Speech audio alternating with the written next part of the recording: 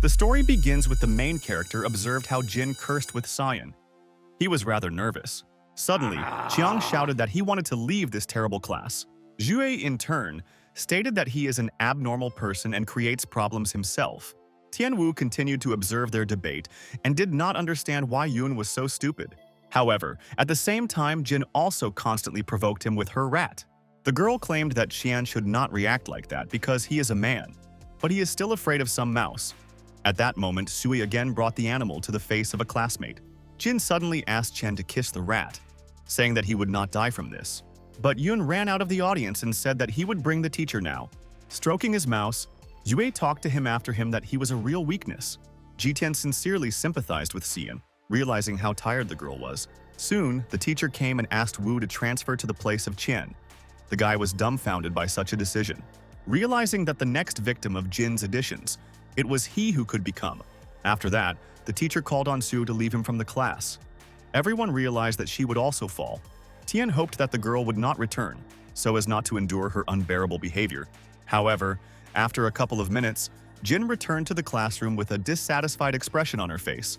Wu realized that now she is clearly not in the mood, from which it could be even more caustic. Suddenly, Zheng said Ji that he was incredibly lucky to sit with Shui.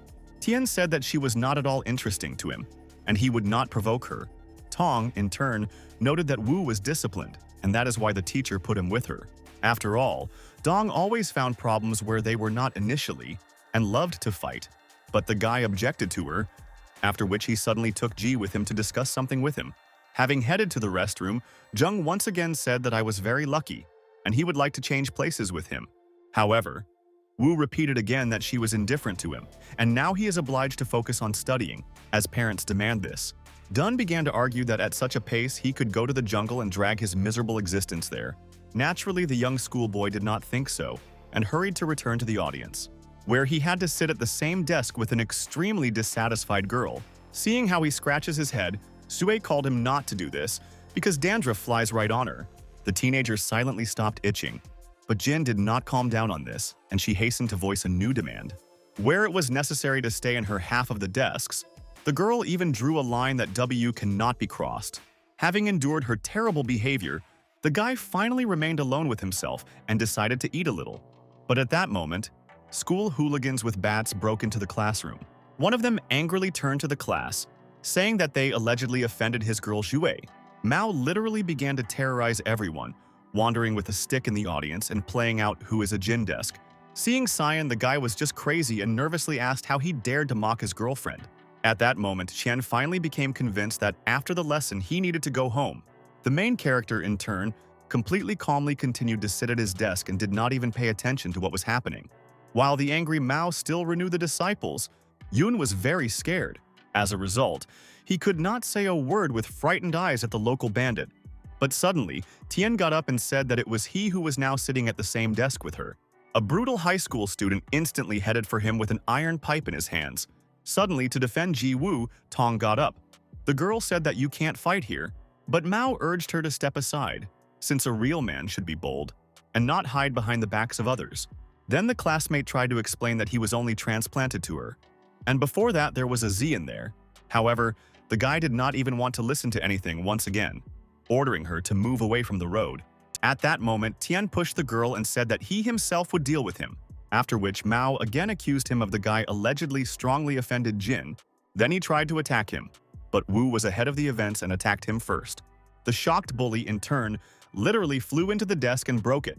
Everyone was horrified by what happened. Even Mao's friends did not expect such a rebuff from Maltz. Ji continued to beat their leader, and everyone simply watched it, afraid to approach Wu. Soon, Tian filled up an arrogant high school student at the desk and began to apply his slap in the face, calling him to continue to express his discontent about this situation. But the Mao quietly fell silent, realizing that he could not cope with him, and his accomplices were simply frightened by the boy. Ji suddenly grabbed a basin standing on the table and smashed him on the head of a high school student. Nobody expected such a turn, and Mao's friends finally decided to help him. One of them took a metal pipe and headed to Wu to hit him from the back. However, Tian seemed to feel his approach and hastened to the first to strike him. Thus, Mao's henchman literally flew into the desk, turning it over. There were fewer people who wanted to beat Ji, Everyone understood that he was really strong. In the end result, school hooligans hurried to escape from the audience, at the same time leaving his pompous leader, who was unexpectedly beaten by Wu. Tian asked him if Mao wanted to once again find out who offended Yue. Naturally covered with bruises, the young man asked him to let him go, saying that he had no more questions. Ji showed him a fragment of a basin and called to bring a new one. Mao Sapopi agreed. Then he also hastened to leave the room after his frightened servants. At that moment, Tong unexpectedly approached Wu and stated that she liked him more, as she had a bad fight. The teenager broke into a smile and replied that he would remember this and try not to arrange this. The protagonist perfectly understood that having repulsed the hooligans, he fell low in the eyes of the girl. Suddenly, Zheng ran to the guy and said that he had found a bird's nest in the backyard of the school. After a moment, they came to a certain tree where the bird's nest was on the upper branch, from which a fountain pen was visible. Tian could not understand how she could get there. Then Ji began to reflect on how to climb a tree to get a pen. After some time, pleased Wu took out a fountain pen, which was incredibly satisfied. Going to the lesson, the young man thought that most likely the bird took her for food and therefore dragged her handle. Surprisingly, the subject turned out to be of high quality, and the teenager began to sign it everywhere. But unexpectedly, the fountain pen literally entered the hand of Tian, while a certain magical glow was created. Ji was very scared and shouted to the whole audience. Everyone immediately paid attention to him. Looking around, Wu came across only the perplexing faces of classmates and realized they did not see what happened. The extremely curious Tong asked him what happened and why he screamed. Tian instantly said that everything was in order and he just dreamed.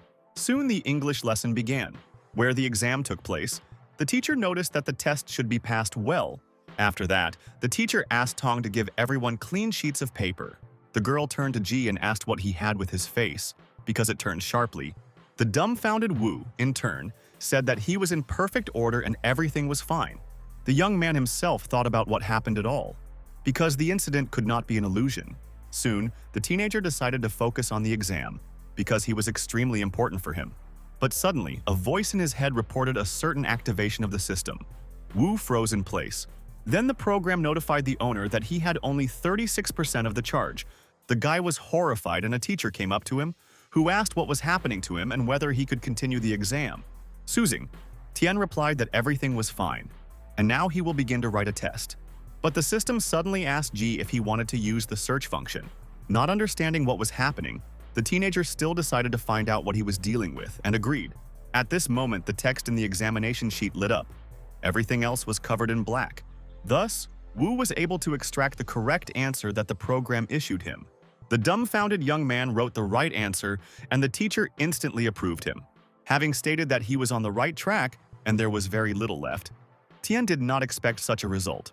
Naturally, the teacher did not know about any system and believed that Ji had prepared well. After making sure that the guy is normal, the teacher returned to his place and said that everyone should write a test well. Meanwhile, Wu finally got used to the program and he even liked it. In this connection, Tian completed this exam point before everyone else and moved to the next task.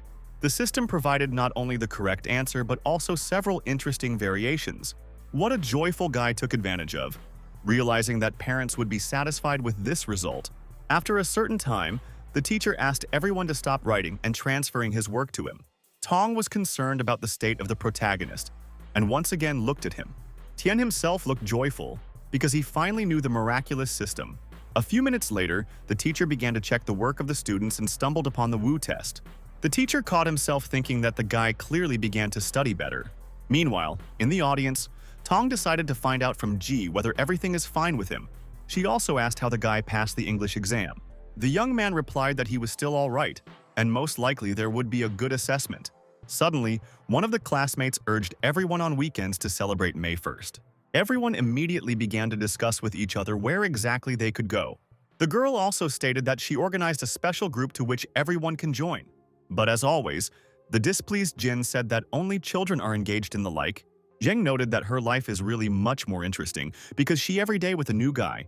Naturally, Zhui was indignant and began to say that he simply decided to slander her. But Dong continued to claim that she was not faithful to his brother, and he personally knows about it. Then the teenager literally began to parody her, which was pretty funny. The whole class laughed at his parody in a voice, and Jin boiled more and more with anger. Suddenly, an angry girl said that he had no right to destroy her reputation. But Jung did not calm down and continued to declare that he personally saw her with another guy, from which Xue literally lost her temper and began to insult the soul. Their dispute did not last long, because Tian urged them to calm down and asked Jen not to provoke her. The young man said that a man like him would not be offended by a woman, after which Dong rushed in an unknown direction. Jin, in turn, turned away from him. Tong constantly looked at Wu and thought that he had changed a bit lately. This was especially true for his manner, which were radically different from the former Ji. At that moment, they ran into glances, and the girl hurried to turn away. Tong blushed instantly from constraint, because it was an unusual eye contact. Tian himself only laughed at the situation and again buried himself in the textbooks. That the restless Jin did not like the restless, who had already considered a plan of revenge Wu. But, without inventing anything worthwhile, Xue began to break her border indicated on the desk. Thus, she literally pushed the guy from her territory, pretending to be carried away by the phone, and did not notice it. The teenager suffered her action. He himself boiled with anger, realizing that she intended provokes him. The girl really was a real devil in female guise, and everyone knew it. Jin was constantly thinking about how to annoy a colleague on the desk, and once again to infuriate him. For a long time, Wei examined the protagonist and suddenly had another plan. The girl immediately pretended that she accidentally dropped her pen to the floor, after which she reached out after her. The smirk did not leave her face, which made Wu think what she thinks about and what exactly starts because anything could be expected from her. Jin continued to play a role, realizing that it is difficult for boys to resist the female spells. In this connection, she leaned even lower behind the handle and suddenly grabbed her hand by Ji's leg. Thus, she leaned on her, from which Tian was bewildered, because he did not expect such a turn of events. For a while, the young man was silent, not giving a look, but soon he could not resist. As a result, Wu took her hand and demanded that she immediately let go of his leg. At this moment, the system said that he could not absorb newborn energy. The teenager could not understand what this means. Jin, in turn, urged him to remove his hands. Tian immediately knocked on it and thought about notification of an unknown program. In this regard, Ji suggested that he could take away the energy of the girls with just one touch. But how exactly he did not know how to do this. Unexpectedly, Vu again touched her and said that he himself would raise her pen. Surprised, Xue thanked him for his help and smiled quite sweetly. But at the same time, Tian did not feel anything. The energy also did not increase. Then, the guy decided to try this ability on other female representatives. At the same time, he constantly thought how to absorb the spiritual powers of the girls. Looking around, Ji tried to find a suitable candidate. Suddenly, it seemed to him an extremely shameful business, and he decided to abandon this venture. But Xue suddenly asked what was happening to him and why he behaved so strangely. Tian began to deny quite ridiculously, saying that everything was in order, and he does not understand what she was talking about. Jin again asked the question why, then he blushed. Wu instantly turned away. Having fastened, he urged her to stop talking, as an interesting lecture was going on. At the end of the lesson, the dumbfounded Jung immediately ran to Ji and asked why Xue climbed to him, assuming that she tied his laces for him because he only saw Jin leaned. Tong could not believe what had happened, because she literally dreamed of Tiana and was again surprised by the act of Xue. But Wu hastened to object to him and said that she had just raised a pen from the floor, as she had previously dropped her. A classmate noted that Dong constantly thinks about one thing, from which all his problems. However, Zheng said that he was at least not pretending to be Ji, who seemed quiet but in fact knows how to fight. Tong continued to blame him for all sinful affairs. The guy still snapped. Then he suddenly noticed that recently she has suspiciously pays a lot of attention to Wu. Since he constantly speaks of him and most likely simply fell in love with him, the girl instantly blushed. Dun literally stuck to the Yu with questions, but the young lady continued to be silent. The main character at that time was on the back desk and heard everything from which he was at a loss. Suddenly, Tong said that her personal affairs do not concern anyone. After that, in tears, she ran out of the audience. All just led her in a surprised look. Soon Zheng went to Tian and stated that he was simply incredible, because the girls are literally sticking to him. In this regard, he thought that Wu took advantage of a certain elixir and asked him to give him a miraculous drug. Ji replied that there was no magic drink. He himself thought about how to touch the Yu in order to check the effect of energy absorption. Very soon, Tong returned to the audience, clearly without a mood. Zheng, in turn, did not miss the opportunity to laugh again at her and called Wu wife. The girl immediately turned away from him and silently went to her place. Piaya did not like that Zheng was constantly pestering her. He also did not leave his thoughts, touch her. At that moment, she approached her and asked for help with one example that he could not decide. The guy immediately realized, perhaps this is his only chance to touch you. The system gave him the correct answer, and Wu lurked behind Li and Tong. The girl said that the right option apparently is A, but Ji noticed the correct answer S. Shai instantly urged Tian not to interfere with solving the problem, since his knowledge is clearly not enough for this. However, again she began to defend the teenager, saying that he was working every day. Li, dumbfounded, asked her why she constantly takes the side of Wu. Tung immediately translated the topic and said that the lesson would begin soon, and therefore he should return to his desk. Then she urged Ji to not pay attention to Shai, but it is better for him to engage in studying to enter the institute. The young man smiled sweetly at her and said that he would do that, because he really needs to go to the university. After that, Tian wrote a certain letter to the girl, realizing that she was located to him. Soon, Wu touched her and asked to take a piece of paper. Yu did not expect this. Having fastened, she asked what it was and why Ji smiles so suspiciously. The teenager once again asked her to read the letter and not attach such significance to this. Then, Tong thought that in fact, he decided to admit her in his feelings and completely forget about study. Yu decided to take a letter to the guy and thereby touch his hand again. The program immediately issued detailed information to the teenager about the girl's body. Thus, the young man found out that he could absorb her 5 energy points. Having a cunning look in the rest of the female half of the class, Tian realized that he would soon conduct a certain experiment over everyone. The main character also understood that with this system he could enter any institution of the country. From good thoughts, the guy smiled. But Ju considered that this was the effect of her touch to him. In this connection, she completely began to think that he was a young man for a long time in love with her, and simply does not show it. Suddenly, Jin took his hand by the face and asked what he thought about. The dumbfounded Wu could not understand why the girl continues to touch him. However, her energy was not absorbed in his program, and he wondered what was the matter. Thinking that there were too few tactile sensations, Ji suddenly took her hand. Suddenly, the system reported that this parasitic body has no energy. Tian was shocked, because Tong and Jin are girls. But he felt the energy of Yu, but she was not. Xue, in turn, asked why the guy still does not let her hand out, and then Wu suggested that this is all because of the lifestyle of girls, since Tong was still quite innocent. While Jin has already known all the charms of relations with men, suddenly, Ji removed her hand on his face and called not to make noise at a lecture. Yu smiled and once again noticed that the teenager blushed with hesitation. In the meantime, Tian's cherished letter unfolded, hoping for his love content. However, to her surprise, a solution to the problem with which she approached her on a piece of paper, the perplexing girl turned to Wu and asked how he found the answer. The joyful guy replied that he personally decided this example. Tong was surprised and asked him, was he really able to solve the problem? Suddenly, Tian began to say that all this thanks to her positive influence on him, and in order to properly thank it, he is even ready to become a slave until the end of the century.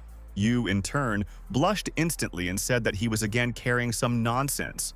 However, Ji said that everything he said is true, and he is really grateful to her. After that, Tong began to stutter, to say that it was better for him to concentrate on studying. Jin by this time generated another action plan in her empty head. As a result, she hurried to translate him into reality and stated that they could not enter a good institute, since they have not the same status. Yu instantly answered her that this was not her mind, and Tian would definitely go to a good university.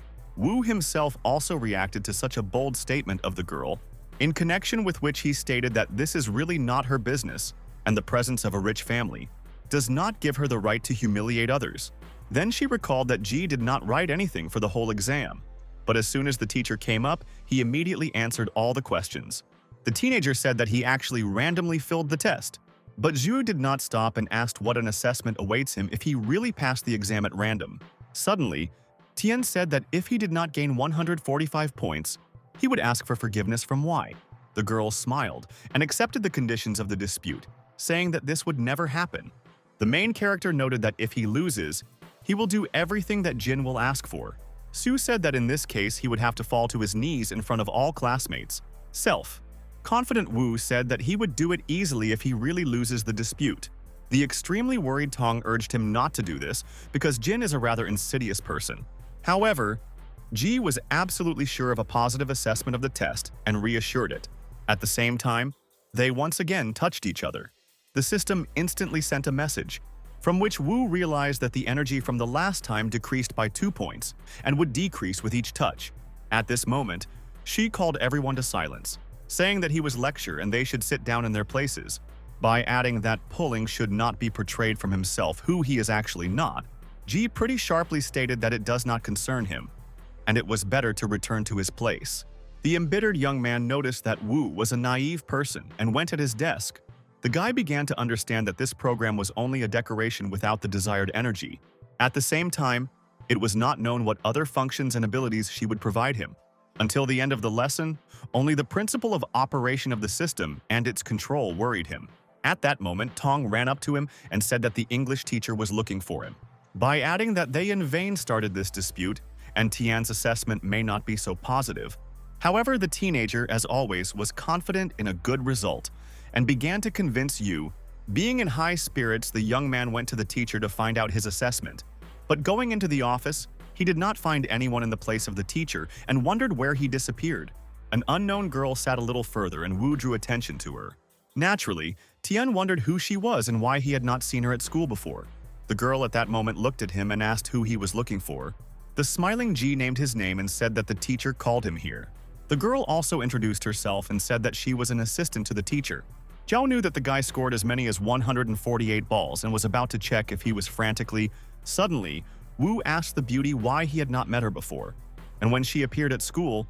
However, she ignored his question and said that the teacher asked her to check Tian. After all, he scored 148 balls, and this is quite suspicious. Besides, they had not had such students for a long time.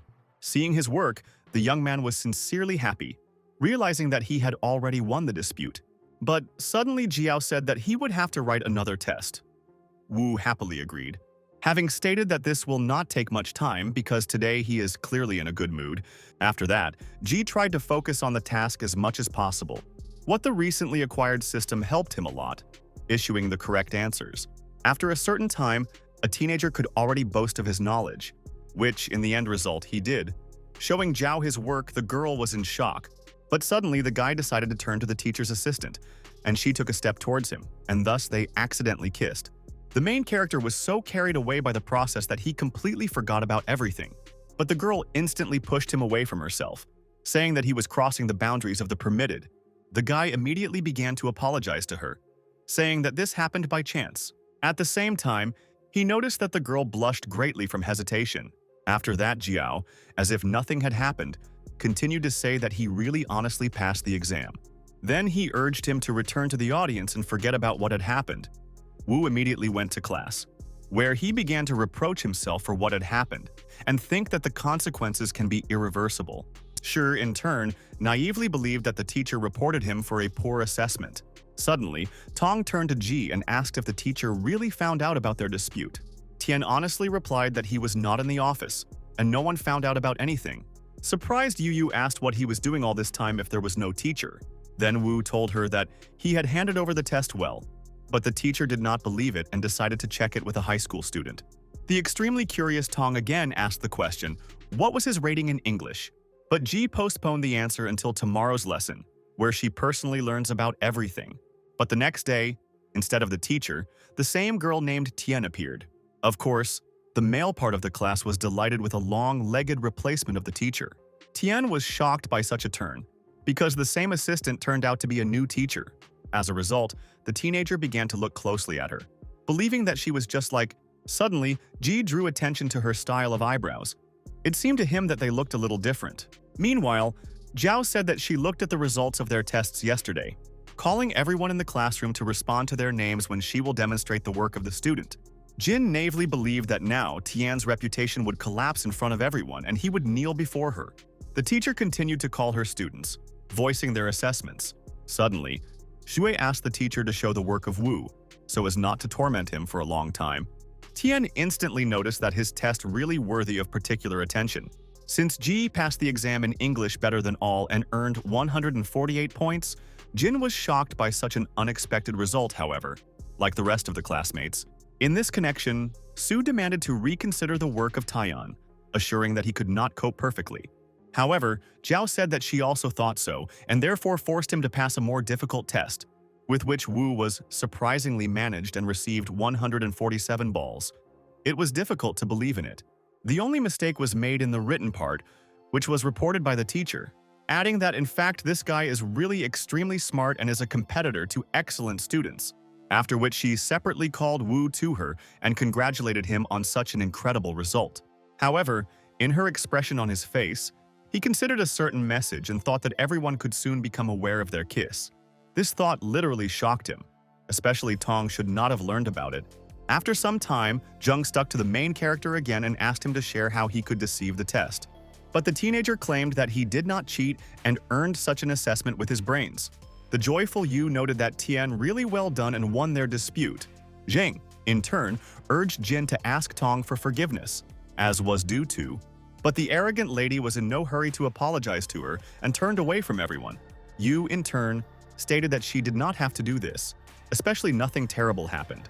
Jai was absolutely in solidarity with Tong and said that he also thinks so. Soo literally boiled with anger, but was able to restrain herself and remain silent, because she lost the dispute. Soon everyone began to diverge home, but Jin was sitting in splendid isolation. Meanwhile, Shai went with his friend Sun to smoke. Van asked why he was so sad. Lee nervously replied that one person appeared who decided to flirt with Tong. Sun knew very well that Shi had experienced warm feelings for her for several years, in connection with which he called on a friend to say the name of this impudent to teach him a lesson. But Lee asked him not to intervene. Besides, Wu had martial arts and had already dealt with a couple of school hooligans. However, Van insisted on his own, saying that he clearly did not meet such an opponent Ji. Then Shi called his name and said that he was his classmate. Without thinking twice, the overly self-confident Zun went to the classroom to find Taeyeon, who, as always, read some book and was passionate as much as possible. Lighted Van literally knocked out the door to the audience and went inside. The students already realized what would happen now, after which the Thunder asked where to be a man named Ji-woo, but everyone was silent. Suddenly, the main character got up and said that it was he, then asked who he was. Tong naturally recognized him and ordered Van to immediately leave their class. But Zun was determined and said that it was time to teach this upstart the manners.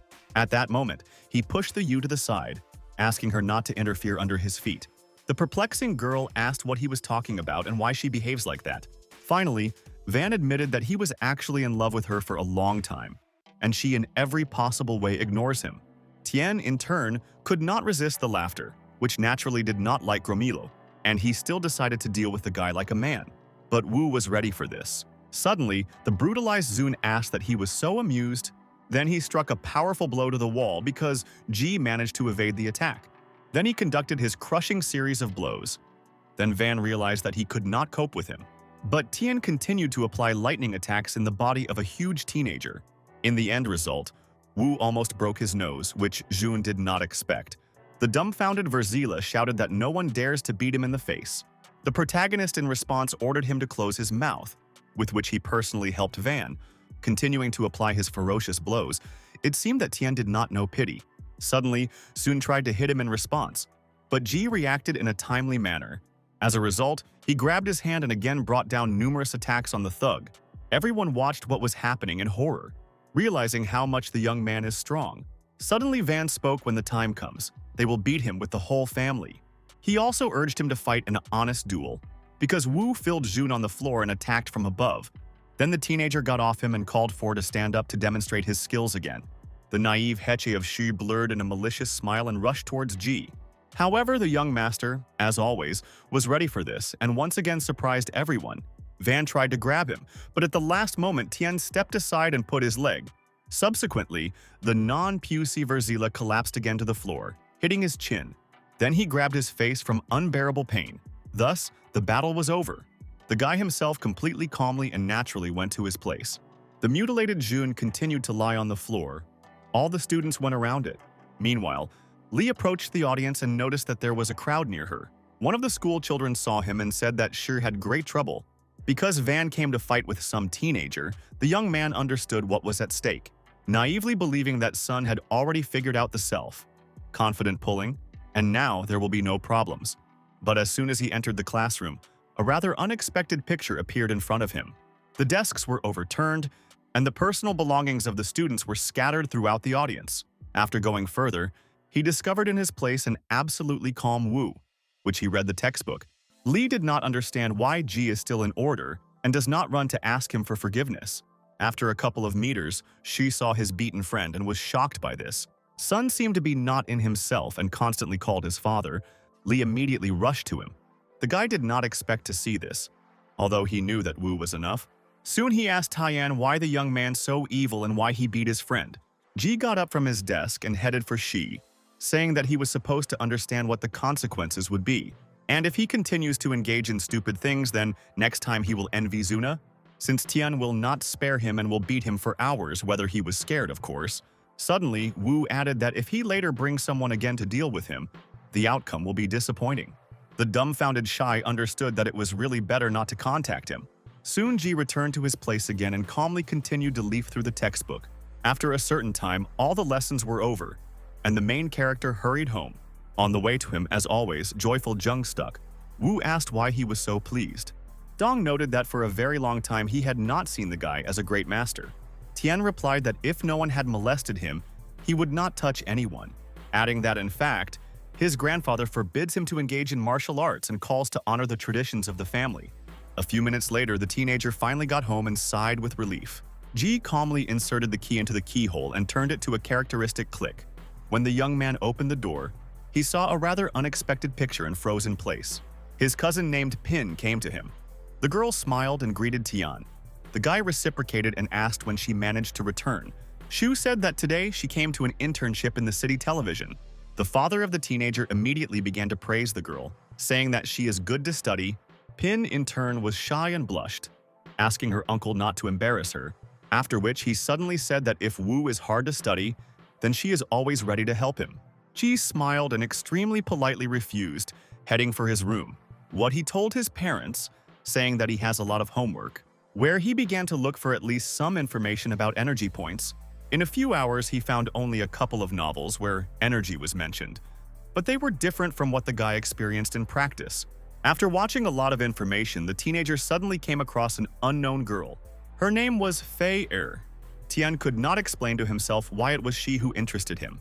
Wu examined her photos for a long time and finally pressed her profile to view all the available information. But suddenly the system asked Ji whether he really wants to start the connection function. Assuming that this is his new ability, the young man pressed the corresponding button. The program said that this process involved 15 energy points. At the same time, the time was limited, and at the disposal of Taiyan was only 1 hour. Wu did not fully understand how this function was working and decided to figure it out. Meanwhile, the image of the Fei screen appeared on his monitor. Ji was surprised. After all, in fact, he literally connected to the computer of a stranger. It was an incredible skill with which Tian could remotely connect to the technique. Soon, the young man stumbled upon correspondence by ER with an unknown but extremely curious person. Wu decided to play a little, and at the request of the guy, send a photo. Ji sent a photo of a man. It seemed to him quite funny, and Tian continued his fascinating game. By that time, only half an hour was left. The young man did not know what else to do and how to have fun. This system had no analogs, and even more than competitors, which fundamentally changed the matter. After all, with its help, Wu could easily change the administrator's rights on any site. The next day, the joyful main character, as always, went to school, where suddenly some students began to call him Mr. G. Taiyan was surprised. Entering the audience, the guy suddenly discovered that Shi had not come to school today. His absence seemed strange to the teenager, but he did not attach any importance to this. At this time, Teacher Tian once again demonstrated the work of Wu, the result of which was simply shocked by all teachers, because there were units of such smart students. Jiao said that she added a couple of tasks from the 4th level textbook, but Ji coped with them.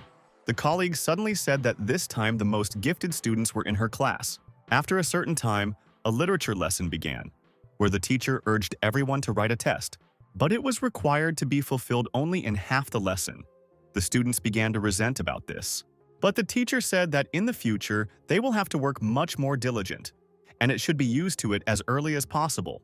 Tian calmly accepted the task and began to work, which the system helped him a lot.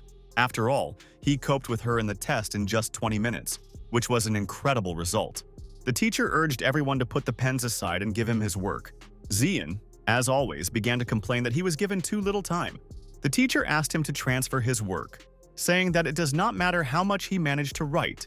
Looking through the tests of the students, the teacher suddenly stumbled upon a sheet of Tian. He immediately stated that the majority did not manage to finish the test to the end.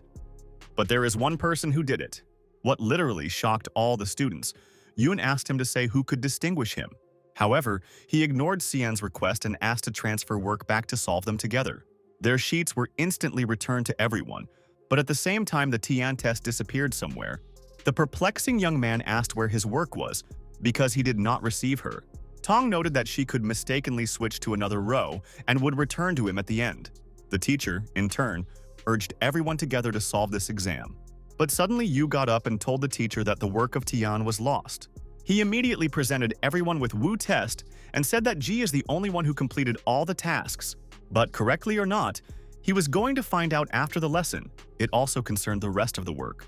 At the end of the lesson, the teacher began to check the tests of students. After a couple of minutes, the joyful teacher said that Tian had earned 140 points. Tong was in the seventh heaven with happiness and noticed that Wu, really capable of a student. Naturally envious, Jin was unhappy with such a result and began to express her dissatisfaction. Everyone ignored her and went to change. The teacher also went out into the corridor, where he suddenly saw the correspondents from the television and wondered what they are doing here. Journalists, in turn, headed up the stairs, discussing an unpleasant incident. Meanwhile, the furious mother Suna came to the school principal and began to sort things out, because her poor boy was beaten. And it was she who sent the reporters to the educational institution to give this event to public. Pin noted that they would do everything possible so that justice triumphantly. One of them called on the operator to prepare for shooting in this outrageous business. However, Din immediately asked them not to shoot the material about the incident. Shu called him not to worry and promised not to broadcast materials without his consent. The director, in turn, understood that the journalists are quite cunning people and you can expect anything from them. After that, the disgruntled Ding called the phone and ordered to bring Ji to his office. The dumbfounded girl asked for, "Is the one who beat Van, is Tian Wu?" At that moment, the assistant director came to the guy and demanded him to go to his superiors. The teenager guessed what could happen and calmly headed for Dai's office. Entering the room, he asked what reason they called him. Pin greeted her cousin. An extremely surprised young man did not expect to see her. Shu said that she did not know about his involvement, because when she came to television, she was immediately ordered to do this matter. The perplexed mother's son angrily asked how they know each other. The girl answered, he was her brother. Naturally, the mother's reaction was negative. The woman literally became furious, believing that everything was against her. In this connection, she rushed the director to make a decision and punish the teenager. Suddenly, Tian asked what exactly they wanted from him. Everyone was silent sharply. But Vanna's mother said that her son in the hospital and Wu is obliged to compensate for all expenses. Ji, in turn, specified what compensation it is talking about and what she wants. The woman demanded 1,000,000 yuan, or an exception to this educational institution. Din looked at the guy, realizing that he would most likely have to exclude him. Suddenly, the director asked if Tian beat Suna. A grave silence stood in the room. A moment later, Ji raised his head and confidently said that he really beat him. Then Din urged him to choose his punishment, 1,000,000 yuan or an exception from school. The guy could not believe that the director would take the side of this bizarre family. Shu also attacked him, saying that her brother could not be ruled out, because his future may depend on this. However, he also did not have such an amount of money, so they came to a standstill. Van's mother instantly began to demand that the young lady objectively looked at things and be on their side, since her son is in the hospital. But Tian said that most likely he was simply pretending, and they decided to arrange a performance here. Because he knows with what force he beat him, the woman came into fury. But Wu stood on his own and claimed that he did not cause severe injuries to her underdeveloped son. At that moment, the cabinet doors suddenly opened. On the threshold stood his father Ji. On his shoulder, he held Van. The dumbfounded director asked Yes what happened and why son was not in the hospital. Hai said that this little one walked around the school and boasted to everyone how he pretended to be sick to blackmail Wu. Sun's shocked mother immediately ran to her non-pound offspring, having stated that for the next beating of her son, you will have to pay a good time. The main character noted that if he is really a vegetative person, why then soft tissues are damaged right now? The woman did not know what to answer and began to indistinctly talk about some kind of illness. Din, however, urged her to take her son and never appear in this school again. Of course, the woman was furious by such a decision of the director and hurried to the exit, realizing that the G family simply destroyed its perfect plan and now there will be no compensation. After that, Din apologized to Father Wu, saying that there was a misunderstanding. Then he began to list the merits of his son and talk about how smart and hardworking he is. Yes, Hai was shocked by hearing about Tian's so flattering reviews because the young man was able to get the first rank. Leaving the director's office, his father urged Ji not to tell anyone about his deception. But Wu reacted negatively, saying that he does not trust him at all and cannot just rejoice for him. Hai said that it is really difficult for him to believe in the mental abilities of his son. The next day, Pin stood at the stop and talked on the phone. Shu asked the operator when he arrives, but Liu replied that he had problems, from which the girl was furious, because this meant that she herself would have to shoot all the material. At that moment, a cousin unexpectedly approached her and asked what happened. Then Pin said that the colleague brought her out and asked for the interview to shoot it. Naturally, Tian was indignant and decided to help his sister, taking her camera and saying that he was her operator today. But Shu began to say that he needed to school. Wu answered he could enter any institute. Moreover, the director himself said about this. But Pin was sure that his brother was clouded. Ji said he earned such grades with his mind. At this moment, he caught himself thinking that the system that helps him is fraud, but at the same moment Tian began to reassure himself, because the program is also his ability. Having driven away bad thoughts away, the teenager decided to focus on the collection of energy, since for the entrance exam she will need. Having entered the bus with his sister, Wu thought about how to absorb this energy. Suddenly, the driver slowed down too sharply, which Pin did not expect. As a result, she literally flew into Tian. The young man managed to react. Wu instantly caught his cousin, thereby preventing her from falling. Realizing that this is his only chance to collect a little energy, the system said that the absorbed energy left 13 points, since this body of ideal quality A. Pern, in turn, urged Shu tighter to hold on to resist his feat. The girl thanked her brother, saying that henceforth would be more attentive. Suddenly, Wu thought, because in the bus falls of people are inevitable, and this is a great way to collect energy. However, if someone suspects something was wrong, it can be considered abnormal. Thus, the protagonist stuffed a lot of energy of the girls and left the pin from the bus. What was equated with 20 energy points, the result was relatively good. Suddenly, she paid attention to her extremely tired brother and asked what was wrong with him. The young master said sadly that he became those whom he hated the most. Before them was a kind of crowd of people and 2 cars. Wu thought that an accident had occurred. But because of a large number of people, nothing was visible. Ji came closer. Shu said that today they will have to work here, as the driver shot down a 4-year-old girl and disappeared from the scene. Making his way through a dissatisfied crowd, Ping and Paizov asked everyone to part, calling themselves journalists. Meanwhile, the doctors took up the injured girl and placed on a stretcher. The sight was clearly not for the faint of heart. At that moment, Shu went to the policeman and presented her certificate. Then she showed her brother how and what to press on the video camera so that the record would go. Then the self-confident girl headed for the police officer and asked Tian to start recording. Shu asked the law enforcement officer what exactly happened and who was the culprit of what happened. The policeman replied that they had received an anonymous call and they arrived at the scene. Then Pin asked about the well-being of the injured child, who was in serious condition. The guy said they were investigating and collecting evidence and the doctors will tell her about the girl. At the same time, he noticed that they still cannot find the parents of the poor child. The young journalist instantly went to the doctor and became interested in the health of a little girl.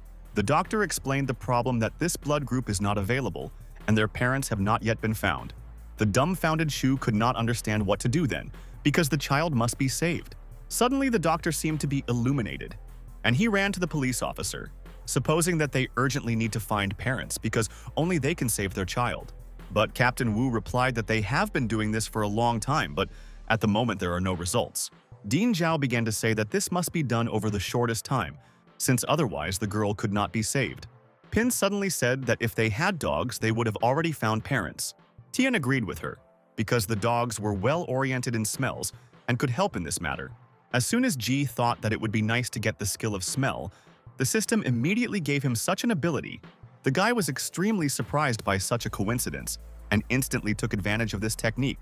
After some time, the program determined the exact location of the familiar people of the child. Wu immediately asked the captain to go to the address to find the girl's parents there. The perplexing Pin asked if Tian really familiar with the child. The teenager quietly said to her that he would explain everything after, and now she had to save the girl. Then, once again, he asked the police officer to send people for the victim's parents. However, the captain said that all his subordinates are busy, especially since they will not listen to the unfounded assumptions of the reporter. The protagonist, in turn, insisted that they go to the apartment of familiar girls together. However, a law enforcement officer still ignored the guy. Then he still asked his ward van to go to this address. A perplexed policeman noticed that this would simply delay their investigation. But Captain Wu said that since this youth is so confident in his words, it is worth checking his version. Tian said that if he is wrong, they can accuse him of obstacle to officials. Van, in turn, rushed Ji to go with him to the apartment of acquaintances of the victim. A few minutes later, they successfully reached the right house and already knocked on the door.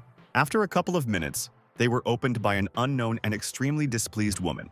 Seeing on the threshold of a policeman and correspondence, the girl immediately changed her face. Having stated that they simply decided to play a little, but not for money at all, behind her a couple of people played in a casino. But Van said that they were here about the accident, which suffered from a 5-year-old girl. One of those present asked him to show a photo, since she has a 5-year-old daughter. Tian instantly said that he had pictures of the child on the camera. The guy immediately showed her a photograph and the woman did not believe her eyes. Being in shock, she began to scream the name of the girl, her eyes instantly filled with tears. Clutching Ji, the girl began to rub him and ask what condition her daughter is in. Pin ran up and tried to calm the victim's mother, saying that she was taken to the hospital. Then Shu abruptly interrupted and lowered her head down. The woman began to panic again. Wu, in turn, said that you should hurry, as the necessary blood group is nowhere to be found, and the child must be saved. The girl said that she had the same rhesus of blood, and she should go to the hospital. But suddenly an unknown thug began to prevent them and said that they could be deceivers. A police officer immediately presented him his certificate, but he did not convince him. After all, the certificate could also be false. Angry Tian called him not to carry nonsense because the life of the child is on the verge, and they have absolutely no time. So you need to urgently go to the hospital, adding that if he really bakes, then why did the girl crawl out? The man silently crouched on the sofa. The dumbfounded teenager asked if he would not go to the hospital with them. The stranger only looked away, demonstrating his attitude to what was happening. After some time, the mother of the injured girl began the process of blood transfusion. She thanked the policeman who found her and announced the accident. But the guy said that this G needs to be thanked, because it was he who insisted that they come to them. Naturally, the woman and thanked him for the salvation of her only child. Meanwhile, Van hastened to report to Wu that they really found the girl's mother and she was saved.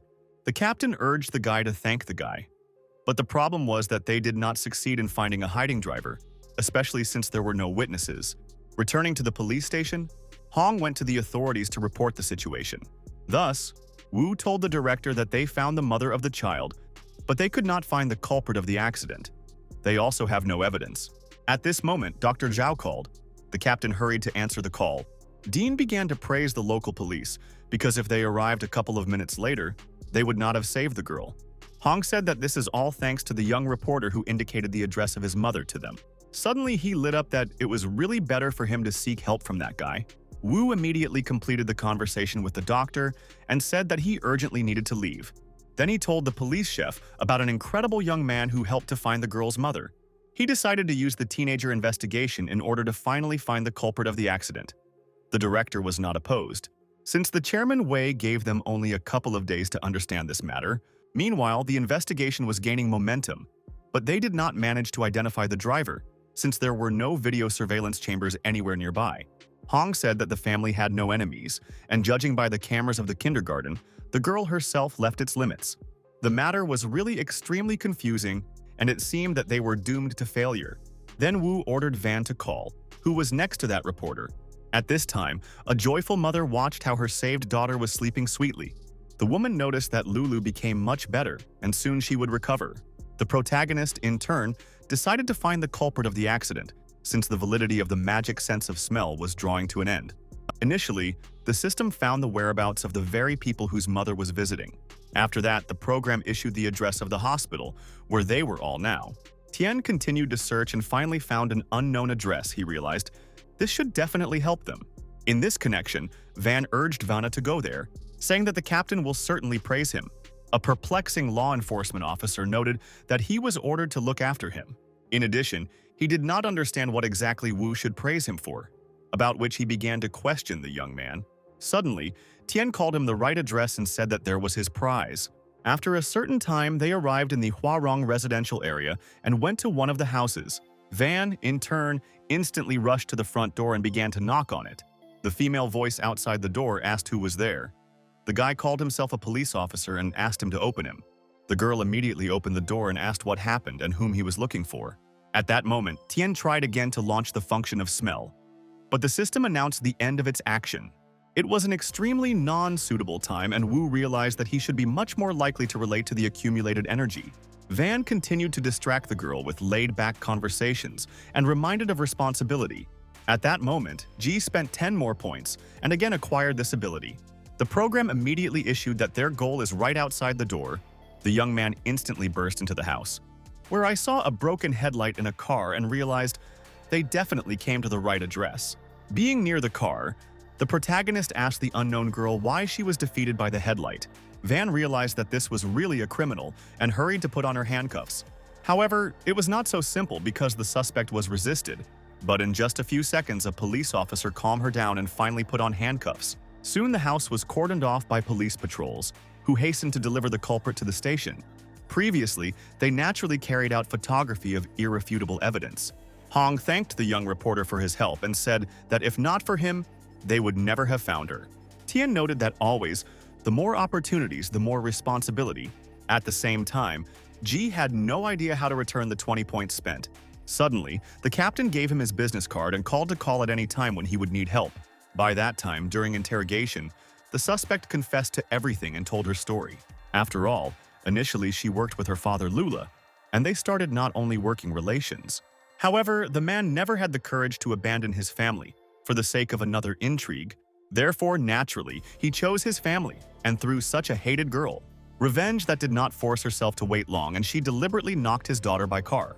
As a result of the incident, a court was waiting for her, where she would be a final sentence. Finally, having figured out everything, Ping thanked her brother for his help and called him to eat. The choice fell on an expensive restaurant, where they decided to visit and reinforce well. A moment later, a kind waitress approached them and asked what they would like to order. The guy asked her to bring something to her taste and asked Shu what she would like. The sister, in turn, was quite suspiciously considering her brother. Then she unexpectedly asked if he had a girlfriend since she had one candidate in her mind.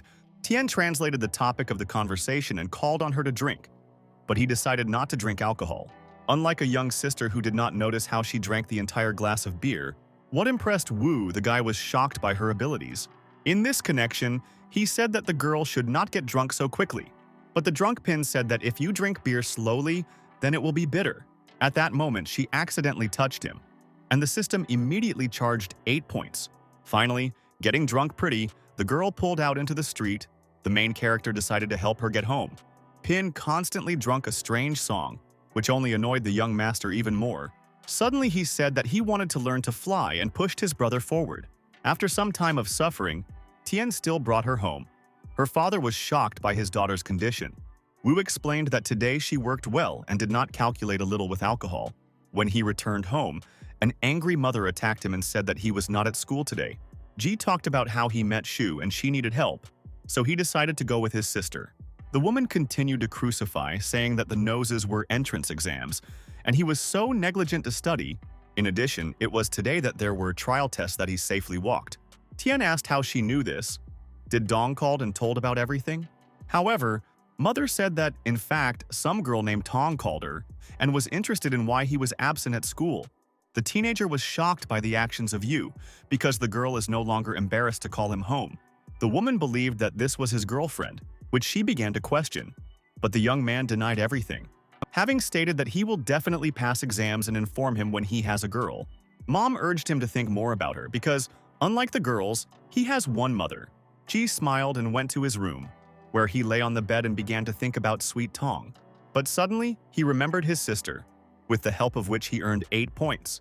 The next day, the young man, as always, went to school and sat down at his desk. Suddenly, a literature teacher approached him and asked to go out with him into the corridor, where he began to ask why he was absent at school yesterday because they had trial tests. In this connection, he called on the malts to go through all the tests in his office.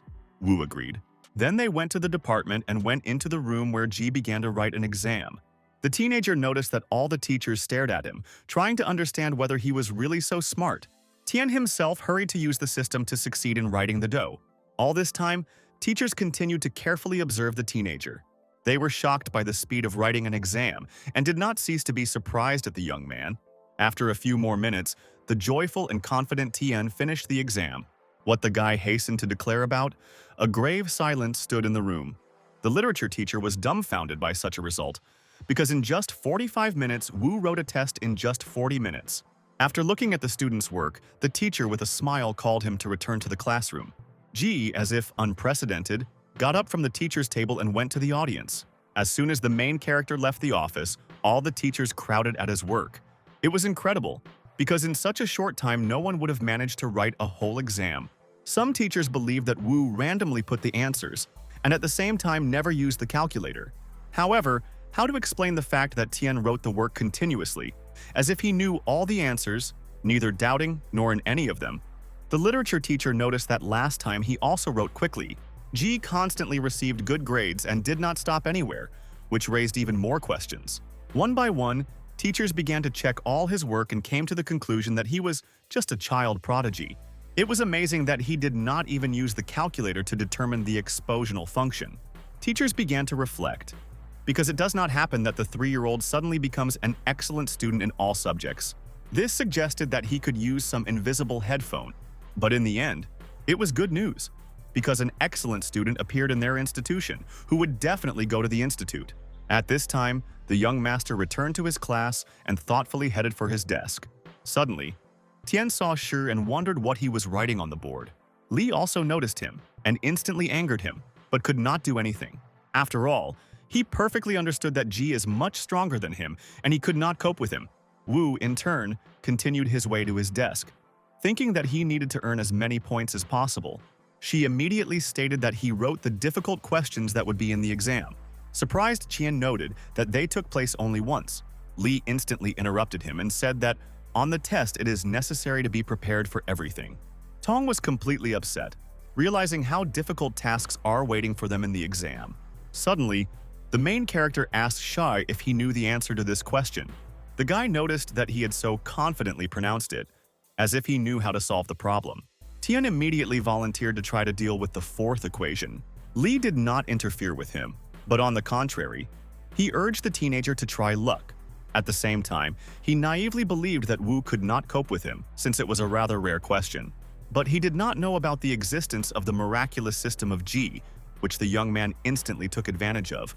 And after a couple of minutes, Tian began to confidently write the solution to the problem on the board.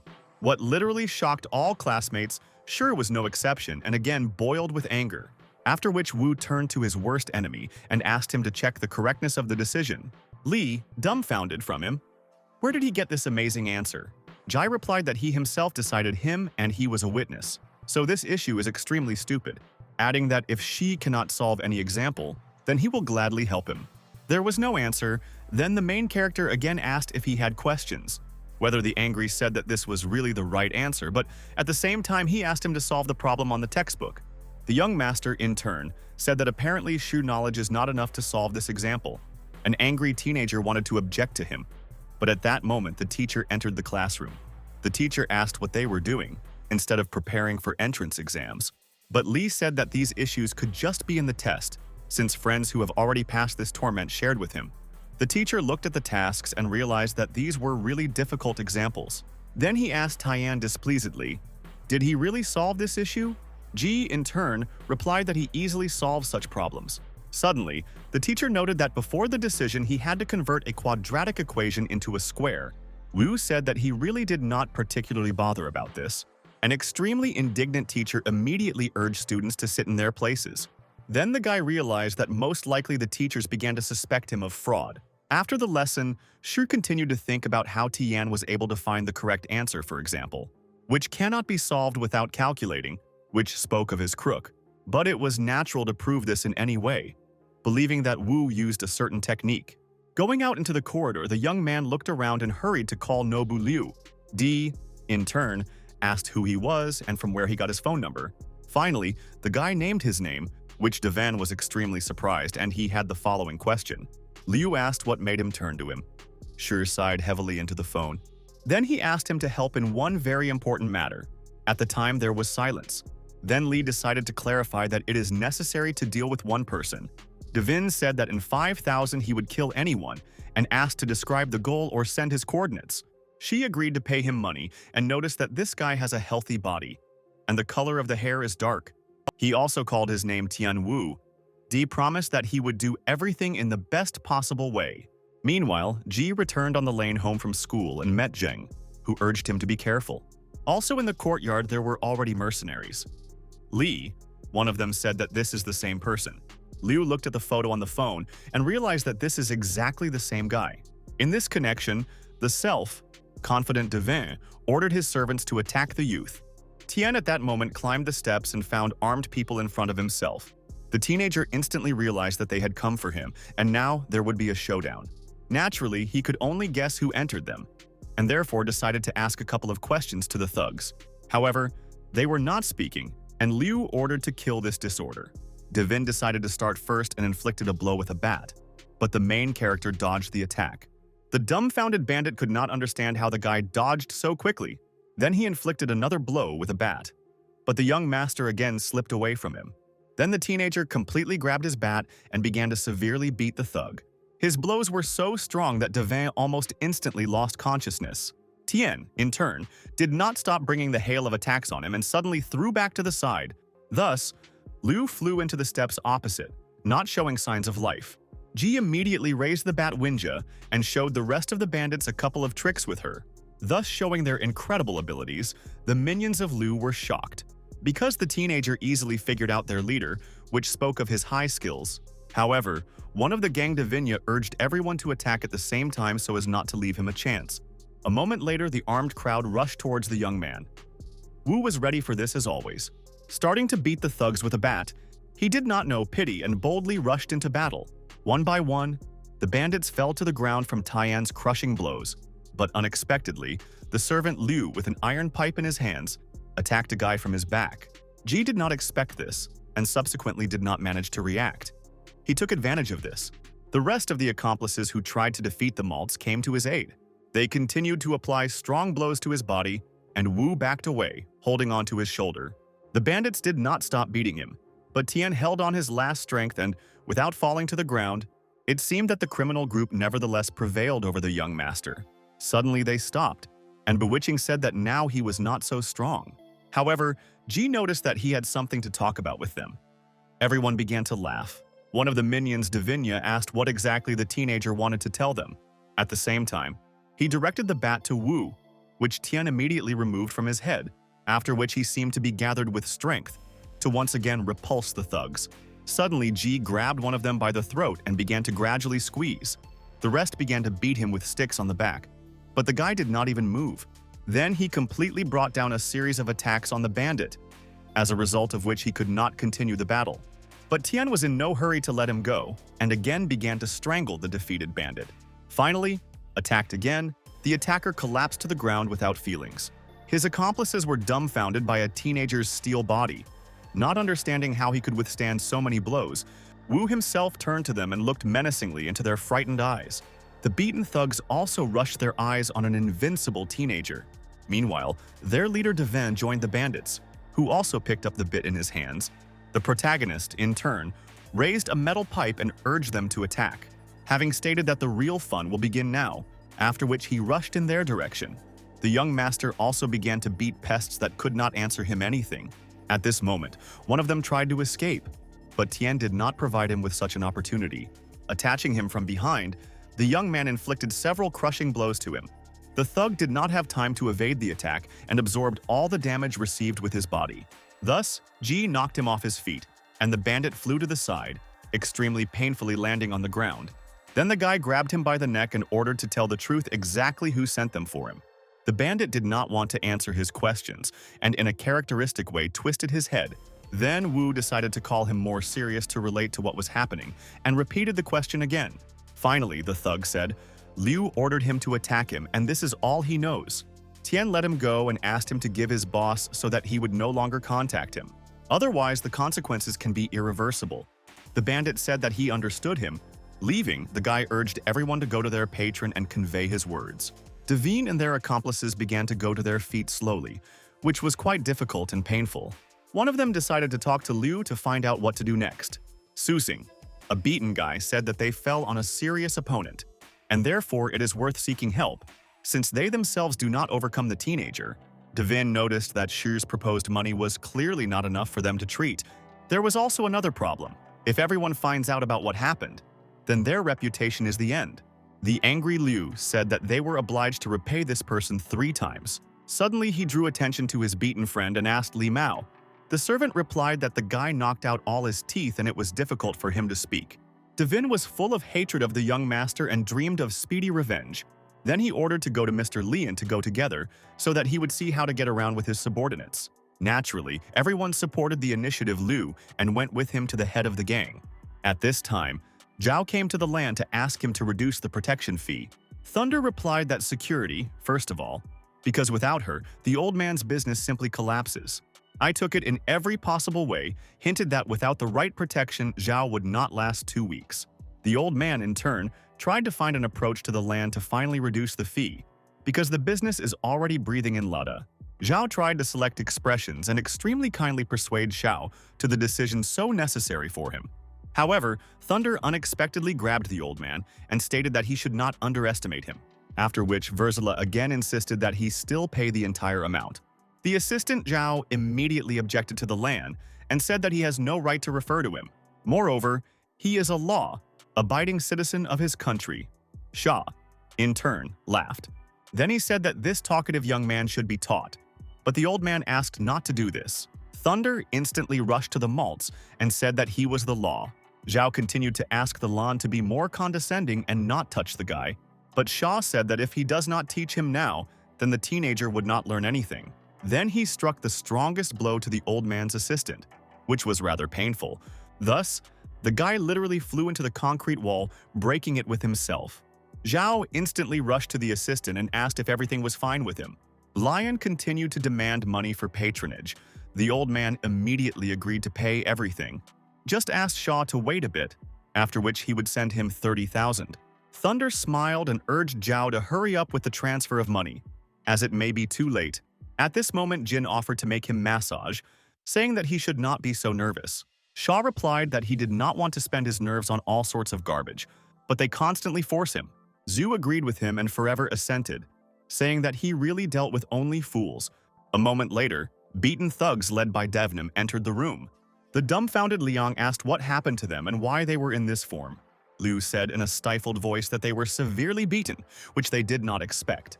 The shocked Verzela again asked how many attackers. One of the defeated minions said that in fact it was 1 person. Xia immediately came into rabies, saying that 1 cannot defeat 4. However, Devin confirmed the words of his subordinate and lowered his head down. Then Lion said that it would be better if they all jumped from the bridge than they came here with shame. Liu said that they really did everything possible and fought to death. He also told the story of how one of his acquaintances paid money so that he would deal with this boy. The perplexed Liang once again asked how it happened that some teenager beat them. Devin replied that this guy really studied martial arts. Then he added that Mao completely lost his teeth because the young man is really strong. Silently returned to his chair and asked Liu how much he was paid. The servant immediately said that only 3,000 yuan fell to him. Liang ordered him to give him 2,000 and spend the remaining money for treatment. Devin thanked his patron and handed over the necessary amount of money. Suddenly, the head of the gang asked what the name of this incredible fighter who got off with them. Liu turned and spoke in the same strained voice. Ji Tian Wu.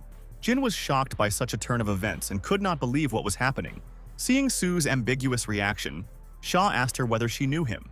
The girl sighed heavily and said that unfortunately, he was her desk neighbor at school. She also began to say that this guy molested her and even offended.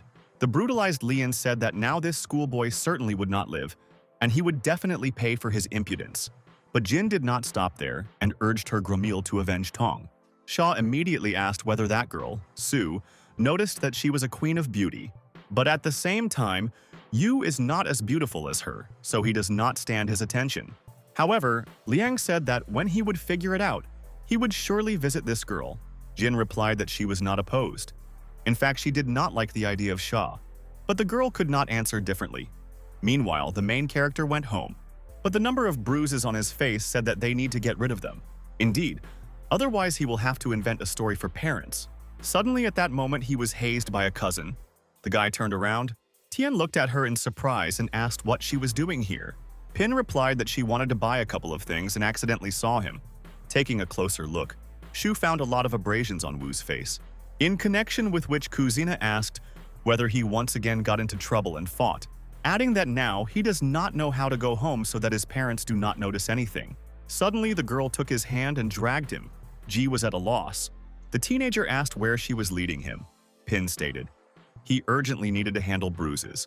Thus, they headed for her home to get rid of abrasions. Seeing that there was nobody in the house, Tian asked where everything. Shu answered. The sister got married, and they left for the whole family in her hometown. After that, Kuzina asked him to sit on the sofa while she brought him then to treat the wounds.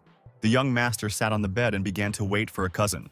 At the same time, Wu thought that they had never remained together in the same apartment. A moment later, Pin appeared and said that first it was necessary to treat abrasions with alcohol. As a result, the girl sat down next to the young man and began to carefully draw a cotton wool in the face. Shu carefully processed every wound of her brother, but they were still visible. Suddenly, the young lady put her hand on his chest and asked if there were wounds on the body. After all, they also need to be treated well. Tian, in turn, was shy, from which Ji, literally in a second, was covered in red and leaned on the back of the sofa. But in fact, Pin intended not only to treat the injuries of the teenager. Subsequently, they suddenly kissed. Wu was shocked by such a turn. The main character continued to slowly melt on the lips of an innocent sister. But at a certain moment, the young master was very ill with his shoulder. As a result, he jerked sharply, which only frightened the worried cousin. Pin, in turn, asked what happened to him and why he jumped up. The young man sighed heavily and replied that in fact his shoulder was ill. Shu immediately urged him to take off his jacket to look at the injuries. Having discovered an inconceivable number of bruises on her brother's back, the girl was horrified, after which she stated that he urgently needs to be in the hospital, as there may be problems with the spine, but Tian said that he had long been accustomed to this because he studied martial arts. Soon, the sister found a certain ointment that, in her words, had to help. Then Shu asked him to take off his t-shirt to carefully process the abrasions. The guy immediately pulled his clothes from his muscular body and put it on the sofa. The girl began to be extremely careful to apply the ointment to all the injury of her brother. A few minutes later, almost the entire Ji back was covered with unknown ointment. But at the same time, she stained her clothes and said that she needed to change clothes. Then she went to her room to take off her dirty dress. Wu caught himself thinking that his back was completely out of place. At that moment, the Shu phone suddenly rang, which lay in front of pulling on the table. Ji noticed that it was her editor Bai. He was embarrassed by such a late bell of his superiors. However, he still took the phone and carried Pin to the bedroom, saying that the editor was calling her. Shooting on the door, she suddenly opened and Tian accidentally saw her sister in linen. Naturally, an extremely displeased girl began to scream so that he left her room. The guy tried to explain that perhaps the editor's call is important and she should answer. However, at this very moment, in a characteristic way, the lock of the front door clicked. The dumbfounded Pin instantly grabbed Wu by the hand and dragged it into the closet, saying that it was her father. The perplexing teenager climbed into the closet and began to wait until she leads his father. As soon as she closed the cabinet door, the girl immediately rushed to leave the bedroom. After a couple of seconds, his father came in and asked that they really had guests, because he heard Pin spoke to someone. But the girl pretended that she had just talked with the editor on the phone. The head of the family asked why then in the house it smells so much ointment for healing wounds. Shu quickly reacted and said that she was bitten by a mosquito, and she accidentally spilled an ointment. Therefore, she needs to change clothes, adding that she also needs to sleep before work. Naturally, his father hastened to leave her room and wished good night. As soon as the man left the bedroom, the young lady instantly closed the door to the lock behind him, after which she freed her brother from the closet, saying that he was afraid to be afraid, since she locked the door. They looked at each other for a long time in love and did not understand what to do next. Pin, in turn, instantly blushed from constraint, as well as her brother. Suddenly, Shu said that they should wait until her father fell asleep, so that Tian calmly leaves the house. Naturally, the main character agreed, continuing to look at his cousin. After some time, the father of the sister fell asleep safely, and the guy rushed to the exit.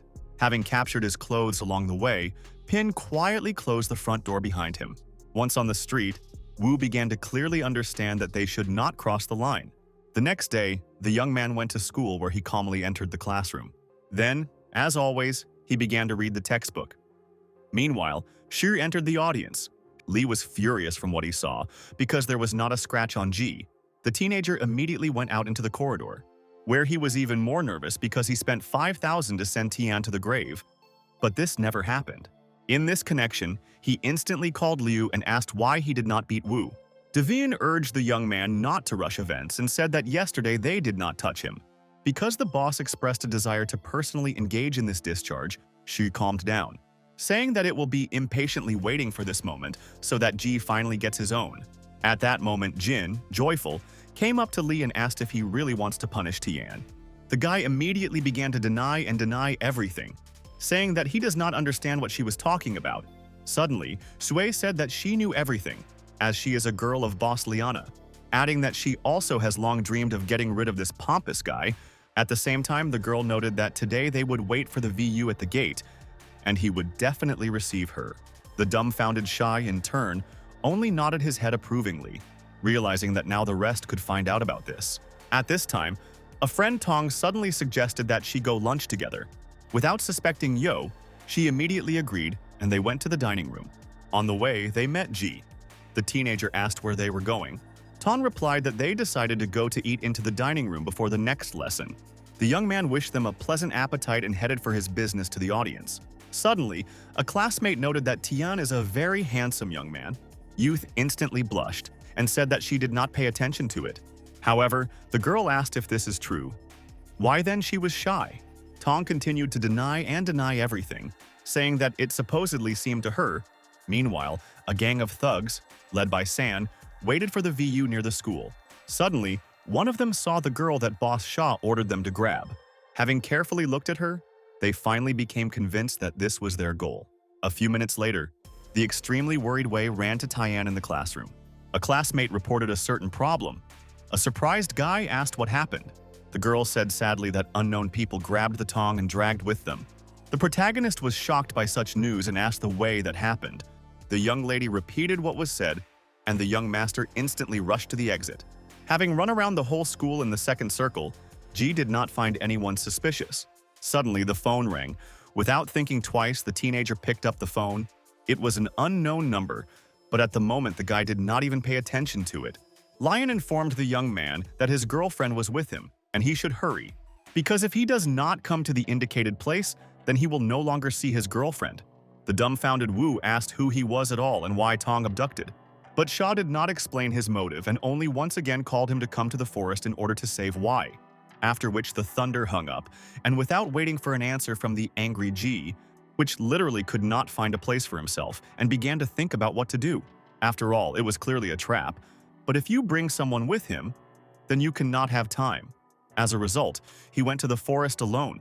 However, Liang shouted that he changed his mind to leave the girl alive, and him too. Then Tian finally became convinced that he had fallen into another trouble. Since there were about 10 people in front of him, among them he recognized the bandits who attacked him yesterday. But how they knew about Tong, he was unknown. Suddenly Xiao ordered his ward to attack the young man. The armed crowd of people instantly rushed towards the self-confident Wu. Understanding that he had another way out, the teenager accepted the battle and began to fight off the thugs, which constantly attacked him and inflicted extremely heavy and painful blows. However, Tian skillfully blocked most of them. While continuing to beat the subordinates of Lan, Shaw, in turn, was surprised by the guy's combat abilities and even praised him, adding that he still cannot withstand the onslaught of so many people. The thugs took advantage of the moment and again rushed towards the exhausted teenager, which with every second was harder to withstand so many bandits. But at the same time, he tried to defeat the battle with his last strength and inflicted his crushing blows. In the end result, the numerical advantage of the thugs made itself felt. Subsequently, the bandits began to beat Tian again with iron pipes. After that, the mutilated Ji was on Earth absolutely without strength.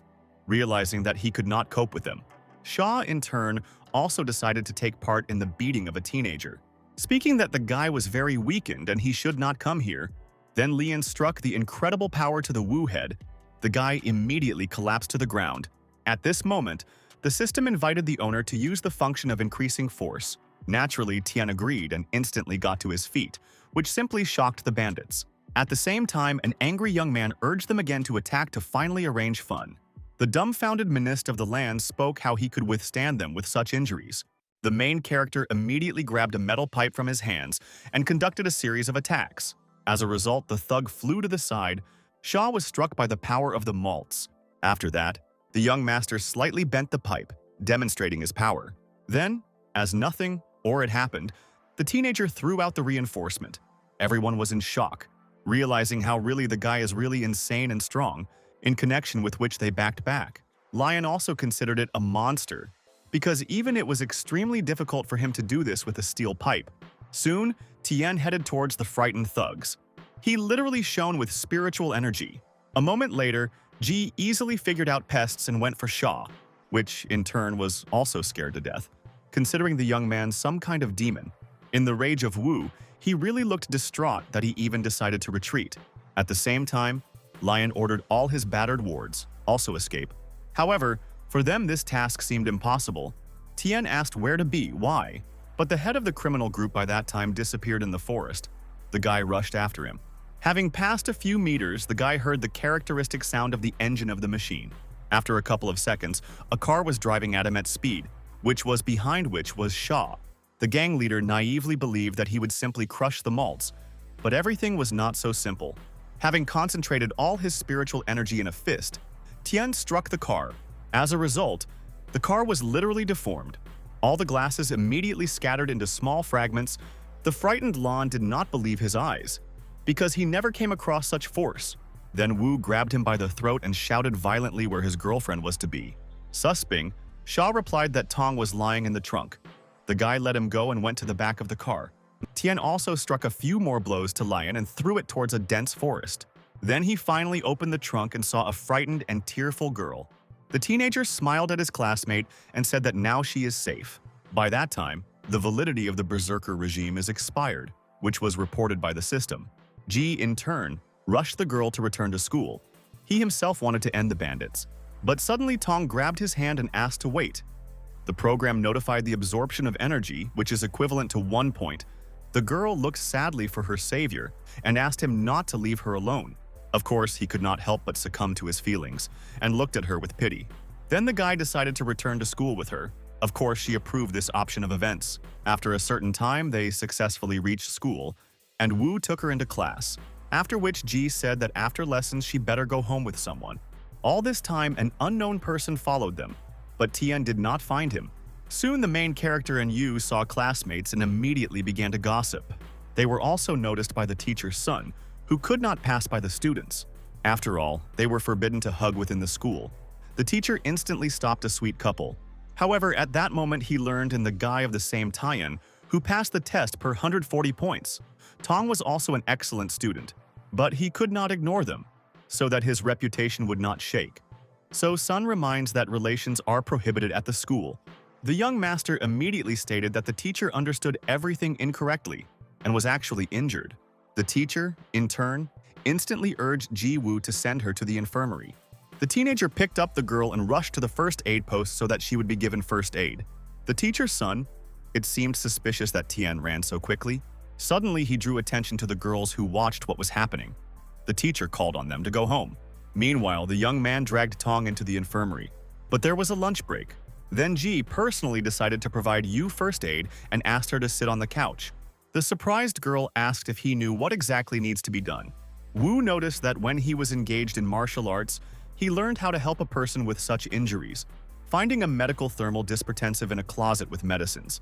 The guy headed for the Yu and began to rub the drug in the leg, saying that now there can be a little stove, but soon the bruise will come off. Tong, in turn, suffered pain. At this time, teachers discussed in the corridor the sudden appearance of Wu. which was carried on the hands of Yu to the first aid post. Tian heard their conversation and asked what happened to Tong and Tong. Sun replied that he and Chan themselves want to find out, so they go to the infirmary. However, Zhao asked to personally go to the first aid post to visit the guys. The teachers were only happy to shift the responsibility to her in order to go about their business. Wandering through the corridors of the school, Tian suddenly heard the voices of the students. Clutching the front door to the infirmary, Zhao began to listen to what they were talking about. The content of the dialogue Ji and Yu sounded quite blurred and ambiguous. In this connection, the teacher decided to personally find out what was happening there and open the doors. As a result, she saw Tian, a thermos on her leg. The perplexing Zhao asked what he did with the Yu and why she was injured. The main character, in turn, did not find anything better than to lie that she allegedly accidentally fell. Naturally, the teacher did not believe him and asked if he was injured. Without letting the guy answer the question, Tian instantly raised him a t-shirt, where she found a huge amount of abrasions and said that he was bruised, after which she completely ripped off his outer clothing from him and called on to sit on the couch. The teenager silently sat her back to her and began to wait until Zhao treated him with wounds. The teacher, meanwhile, took a certain ointment from the closet and headed for the young man. Tong could not understand why the teacher behaves so strangely. Tian, in turn, continued to carefully treat the bruises of Piaya. At some point, the guy became embarrassed, and he lowered his head down, waiting for the end of the procedure. After a couple of minutes, the girl said that she had processed all the abrasions and he could dress. However, Ji was so exhausted that he did not even notice, as he had already asleep. After some time, the main character suddenly woke up at the table in an unknown room. The young master began to look around and realized that he was in the infirmary. But why no one woke him up, he did not know. Soon Tian went home, but suddenly on the street he saw his cousin and wondered what she was doing here. The teenager hurried to block her path to find out why she went for a walk in such a later time. Having caught up with the girl, Ji greeted her. The surprised Pin asked her, "Did the lessons really end?" Wu replied that he had to linger a little, so it dragged on until the evening. Tian also asked her where she gathered at night looking, and also with such makeup. The girl ignored his question and said that today she is really beautiful. Then she said that he might not worry, as she would be brought back home. But the extremely curious brother decided to find out whether her friend is a girl or a guy, adding that he is still her brother and should know who she is walking with. Besides, she put on a short dress. Shu asked if he really considers her so attractive. Then the girl began to pose, demonstrating her appearance fully. Naturally, the teenager said that she was very beautiful, and she herself knows about it very well. Then he repeated his question, who is her mysterious friend, a girl or a guy? However, Pin continued to be silent. Tian began to get nervous and repeated the question again. Finally, she replied that literally a couple of minutes later, she would introduce him to this person. A moment later, a gorgeous car drove up to them. Wu suggested that it was definitely some kind of boyfriend. At the same time, he noticed how quickly his mood rose from his sister. Looking at the car, the young man realized that he was actually Ferrari. At this moment, the stranger lowered the tinted window and greeted Shu. The teenager, in turn, exhaled with relief, realizing that this was still a girl. An unknown lady asked Pin who this young man was and why he is with her. A joyful girl replied that this was her younger cousin named Tian Wu. Ji himself hastened to ask the unknown friend Shu why they decided to take a walk at such a late hour. The stranger said that he had nothing to worry about, but if he is so worried about them, he could go with them. Naturally, Tian worried about his sister and therefore decided to make them a company. Sitting in the back seat, the young man said that he was just curious to find out what to go to Ferrari. The girl, in turn, hurried him to fasten the seatbelt, but she never let him do this because immediately pressed on the pedal. Thus, they took off into the distance in a fraction of a second. Wu said that he did not manage to fasten. However, the stranger, as if she had not heard him or intentionally did not pay attention, after which she completely arranged a whole performance, starting to turn sharply on the bends. Then she again rushed to press the pedal to the floor, which finally shocked the guy. After a certain time, they arrived at the destination, which joyful girls and Wu reported. The main character got out of the car and noticed a huge number of luxurious cars in the parking lot. The young master did not understand where he was and where so many rich people come from. In this connection, Tian was curious with his sister, where they are and what kind of place it is. Pin pointed to an unknown guy and said that he is the son of the richest person in the city and constantly arranges races, adding that it is thanks to the dough that they can be here, as this is a closed event. At that moment, Chen Yun approached them and blurred in a smile greeted C. The girl in turn began to please with him and asked when the fun began. Tin also noticed an attractive shoe and asked who this is a pretty girl. Lan replied that it was a friend who works as a reporter, but Chen may not even try to win her. However, extremely arrogant and self-confident Yoon believed that money was deciding everything. As a result, he offered Pin 30,000 for such a late dinner with him. Naturally, Wu did not endure such behavior from the stranger. Subsequently, Ji pounced on him and ordered to remove his dirty hands from his sister.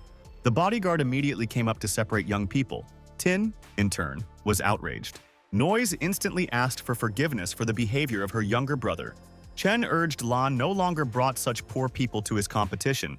At the same time, he called her his baby that he naturally did not like, and she negatively reacted to it. Confident Yoon said that one day he would still achieve her location. In addition, her father was not opposed to marry the land to marry such a rich man as him. Then Tin suddenly said that he would be with her until she finds a guy. The girl in turn thought about it, after which she looked at the young master. Having stated that in fact she already has a guy, Chen was extremely surprised. At that moment, Lan grabbed Tyann and dragged along, saying that this is her young man. Of course, Yoon did not believe her, and noticed that he was too poor for her, so their performance failed. But she was not going to give up and said that now she would confirm her words with deed. A moment later, the young lady kissed Ji. The guy himself did not expect such a turn of events. Just like the rest, dumbfounded Chen seemed to be speechless. Sister Pin was at all shocked by what was happening, not knowing how to react to it. Meanwhile, Sai whispered to the young man so that he would play along with her in this view. The teenager happily agreed, and they began to arrange a rather ridiculous show. As a result, Tien said that they really have been secretly met for more than a year. The indignant Tin continued to claim that they were simply pretending. However, Lan decided to go to the end in order to convince such a pompous youth. Subsequently, what he and Ji once again kissed, portraying a couple in love. The system instantly charged Wu for a certain number of points, which Tien was very happy. Yun at that time literally went crazy, starting to blame the guy of stole her beloved. Suddenly, Ji called him to compete in speed, saying that he would definitely win.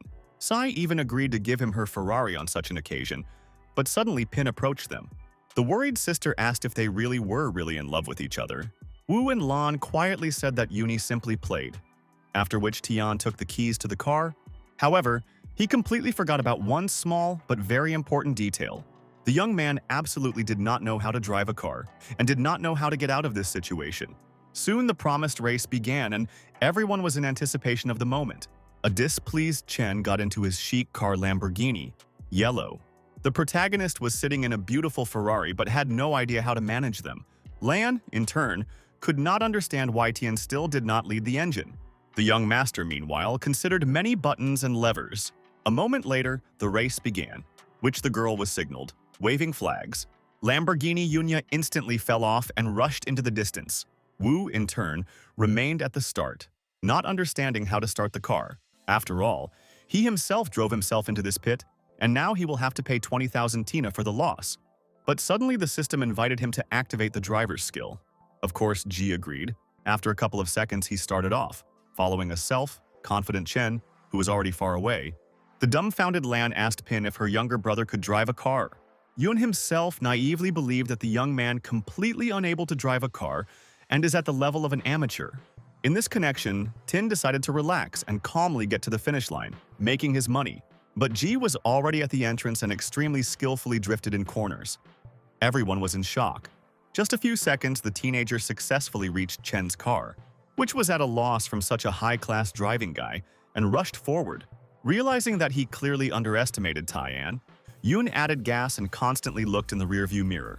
Thus, Tin did not allow Wu to overtake him. Besides, the road was narrow.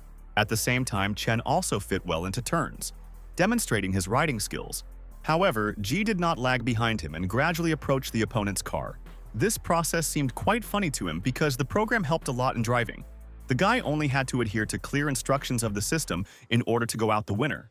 And after a couple of minutes, Tien overtook the self-confident son of the richest man. Yoon was literally covered with his nerves, realizing that he could lose to an amateur, but he could not allow this because the reputation of such people is above all. Then Tin decided to cheat and slowly turned the car towards Wu. Then he turned on the highlight and thereby began to blind the teenager. Thus, Ji absolutely did not see the road and relied only on the program. Over a certain time, Chen was able to catch up with Tian, naively believing that he had already won the race. However, the guy naturally did not give up and continued to follow the instructions of the system. As a result, he once again burst forward, which could not but rejoice his fans. Tin was dumbfounded by what was happening and did not understand how Wu drove the car blindly. Tian, in turn, was also selected with his eyes closed to the finish line. A moment later, Ji crossed the final line and hurried to get out of the car, where joyful girls met him and began to say that he was just an incredible racer. Following him, a furious Chen drove up to the finish line, who literally boiled with anger. Lan noted that now Yoon is obliged to pay Wu 20,000 for victory. Imbalued Tin could not fall into the dirt face and still recognized his defeat. Then he issued a cash prize in the amount of 20,000 yuan the main character. The young master took the money in his hands and did not believe his eyes because he first held such an amount. At this moment, Chen said that from now on Wu is his enemy and next time he was not to do. Ji, in turn, ignored Yuni's attempts and headed for the girls. The bodyguard tried to calm the boss, saying that this amateur was simply lucky, and Lan does not understand his happiness and is not at all worthy of such a handsome man as he. But Tin said that he does not understand anything, because if you marry SI, you can become the owner of a huge business. He will also prove to his father that something stands and is a suitable heir. Meanwhile, Tian brought the money Lan and asked them to take. The girl was surprised.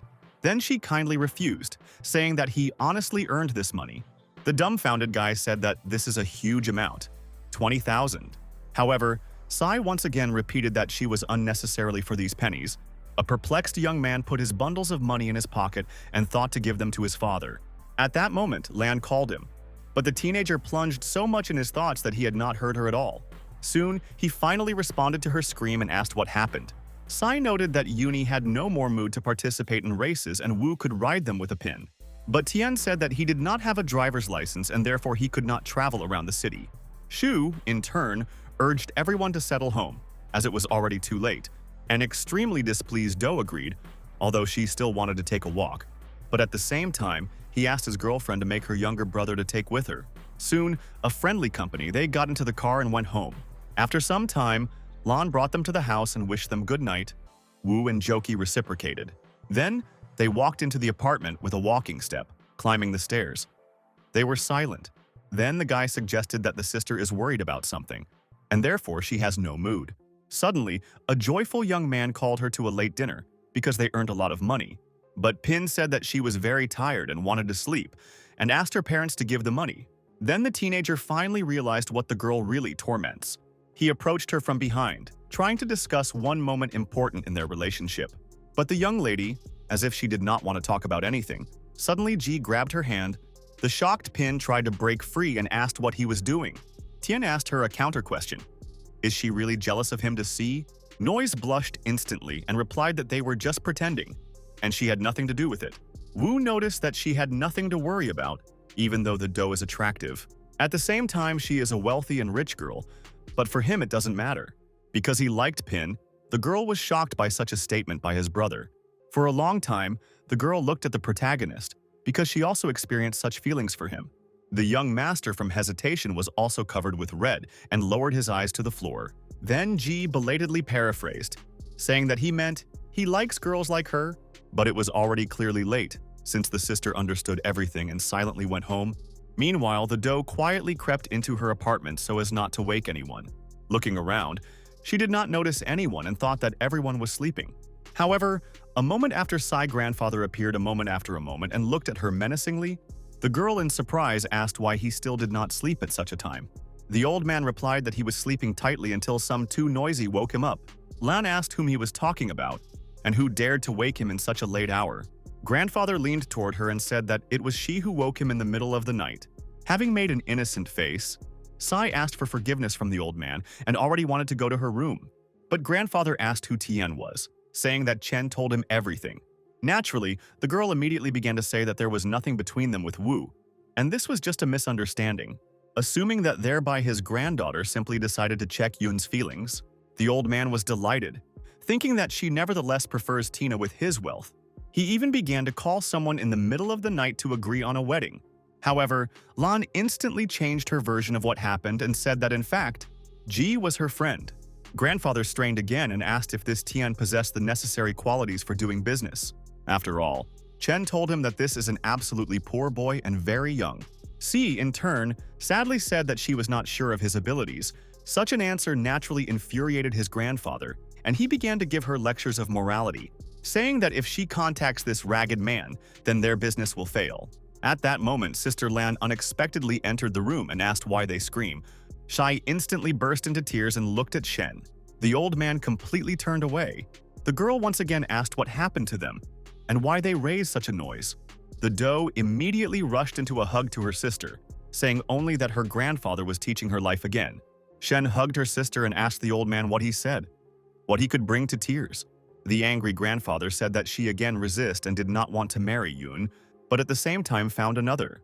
Shen defended her sister and stated that the marriage of calculation is the ancient century and no one lives like that. Moreover, she also does not like this pompous Chen. Lan confirmed her words. Finally, the old man calmed down, realizing that if they were both against him and he was really so bad, then he was mistaken. And since his business is extremely important for him and the whole family, he could not be trusted with such a person. In connection with which the grandfather said that in this case, they will have to remove Tina from the list of candidates. What naturally was very happy, but at the same moment the old man asked her to introduce Wu. At this time the main character went home, where he began to recalculate the money. Having counted 200 banknotes and 100 wen, the young master was delighted. Wu immediately hid the money in the table so that his father would not find and would not determine them in the family budget. But it was at this moment that, yes, Hai came in and asked his son to a spelling. Then he climbed into the table where Tian had already hidden money. Ji instantly stated that there were no pens here. Then he took one of the handles from the bamboo cup and provided it with his father. The joyful Hai ran to his room, saying that he needed to urgently record the number that he had dreamed of, and they would win the lottery. The teenager sighed with relief, realizing that this time he was really lucky. Soon he had an idea. Go to the bank and open his account in order to put money there, which in the next few minutes he did, after which he went home with a calm soul. But suddenly Tian rang the phone. The guy saw an unknown number on the display and picked up the phone. It was a doe, who immediately began to please with him, saying that it was his sister's friend. The perplexed Ji asked in turn, where did she get his number? C calmly admitted that she took him from Shu and wanted to know if he was free today, adding that grandfather and her sister learned about his race yesterday and would like to meet. Therefore, he needs to pretend her boyfriend for only one day. Wu was in shock. In this connection, he replied that her family would look at him as a beggar, especially since he is too young. Suddenly, Lan asked if he could take the winning 20,000 with him. Then the teenager finally realized why she gave this money to him yesterday. However, he did not dare to refuse her, because this is his sister's girlfriend. Therefore, Tian soon agreed to help her and asked when and where they meet. Sai joyfully replied that in an hour she would drive up to his house and ask to dress decent. Exactly an hour later, the doe on her road Ferrari arrived in the indicated place, where Wu was already waiting for her. The girl noticed, such clothes are definitely not suitable. Ji, in turn, said that he had spent 1,000 wen on her, adding that even though he can't compare with her, but this is his maximum. He also understood it perfectly. Therefore, she confidently said that along the way they would come to the store and buy him normal clothes. Tian asked who would pay for her. The doe immediately replied that he might not worry about it. Having driven up to the store, C said that she needed to park the car and he should go to the elite clothing zone for consultants. The young man agreed to wait for her inside and rushed to know the life of rich people. At the entrance, the girl met him and asked how she could help him. He replied that he needed to purchase a decent suit to meet with the girl's family. The woman asked to follow her and began to show various options. Grabbing another suit and a blue strip, she began to say that this is the best choice. But Wu suddenly asked him to take him to the elite clothing zone, which surprised the saleswoman, which stated that he could not afford a similar suit, as it is too expensive for him. The main character began to get nervous and declare that she should not judge people by appearance. The girl immediately asked him for forgiveness and added that there was nothing wrong with buying cheaper. The young master again began to be indignant and said that she was obliged to show respect for him. At that moment, an extremely arrogant woman entered the store and asked who causes her problems. Yan instantly began to serve Chin in every possible way and asked if she was tired of the road. Then she invited her to go into the zone of elite clothes. completely forgetting about Wu, which in turn began to understand how vile the world of rich personalities is. Then Ji went after them, since he also needed to get into the elite clothing zone. Suddenly thick and arrogant, Qin stated that this person annoys her, but Xiao answered they could not drive him out, because this is not provided for at the legislative level. Tian boiled with anger, but held himself in his hands. Meanwhile, the helpful saleswoman began to show Qin various costumes. However, he also liked Wu, and the young man came closer to consider him thoroughly. The woman began to be indignant, saying that she would buy it for her husband, and he should not touch the suit. An angry teenager said that he wanted to buy exactly the same tuxedo, what caused only laughter in the rich old woman who said that it was designer work in a single copy. In addition, the boy clearly will not be able to buy such an expensive suit. Then Piaya was curious how much this tuxedo costs. The price was 1 million, from which Ji shocked and accidentally stained his jacket. Qin began to shout that he had to compensate for this. Naturally, Wu was not going to pay her money and stepped aside. However, the persistent woman followed him and called for him to pay. At that moment, the doe unexpectedly appeared and grabbed the old woman by the hand, saying that she could not indicate anyone. Qin, in turn, of course, found out Sai immediately began to ask for forgiveness. But the girl said that her husband was an ordinary accountant, and she imagined herself the queen, and also insulted her boyfriend. The dumbfounded woman asked for, "Is this young man really her fiancé?" Adding that meeting people by dressing is quite stupid, and soon she will understand it. It seemed not to stop the Lan. Tian was in shock and simply watched what was happening. Suddenly, she spat on the costume that Qin chose for her husband. The guy was completely taken aback, losing the speechless, just like a saleswoman. At this time, Lan ordered that Qin's husband would now go to important meetings in this tuxedo. Otherwise, he would be dismissed.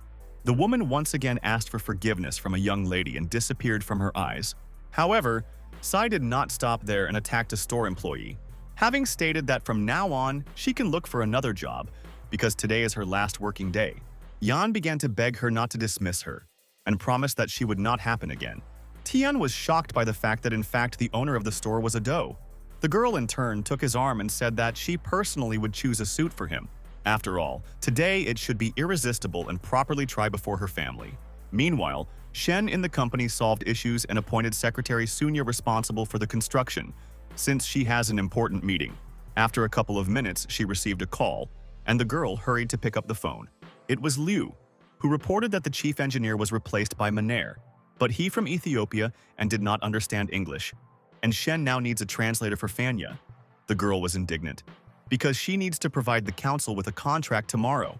Then Dean said that they did not have the opportunity to warn her, as this happened suddenly, and so he ordered Chen. The young lady realized that this is precisely the one who not so long ago dreamed of marrying her sister. After some time, the doe called Shen and said that they had already arrived with Wu.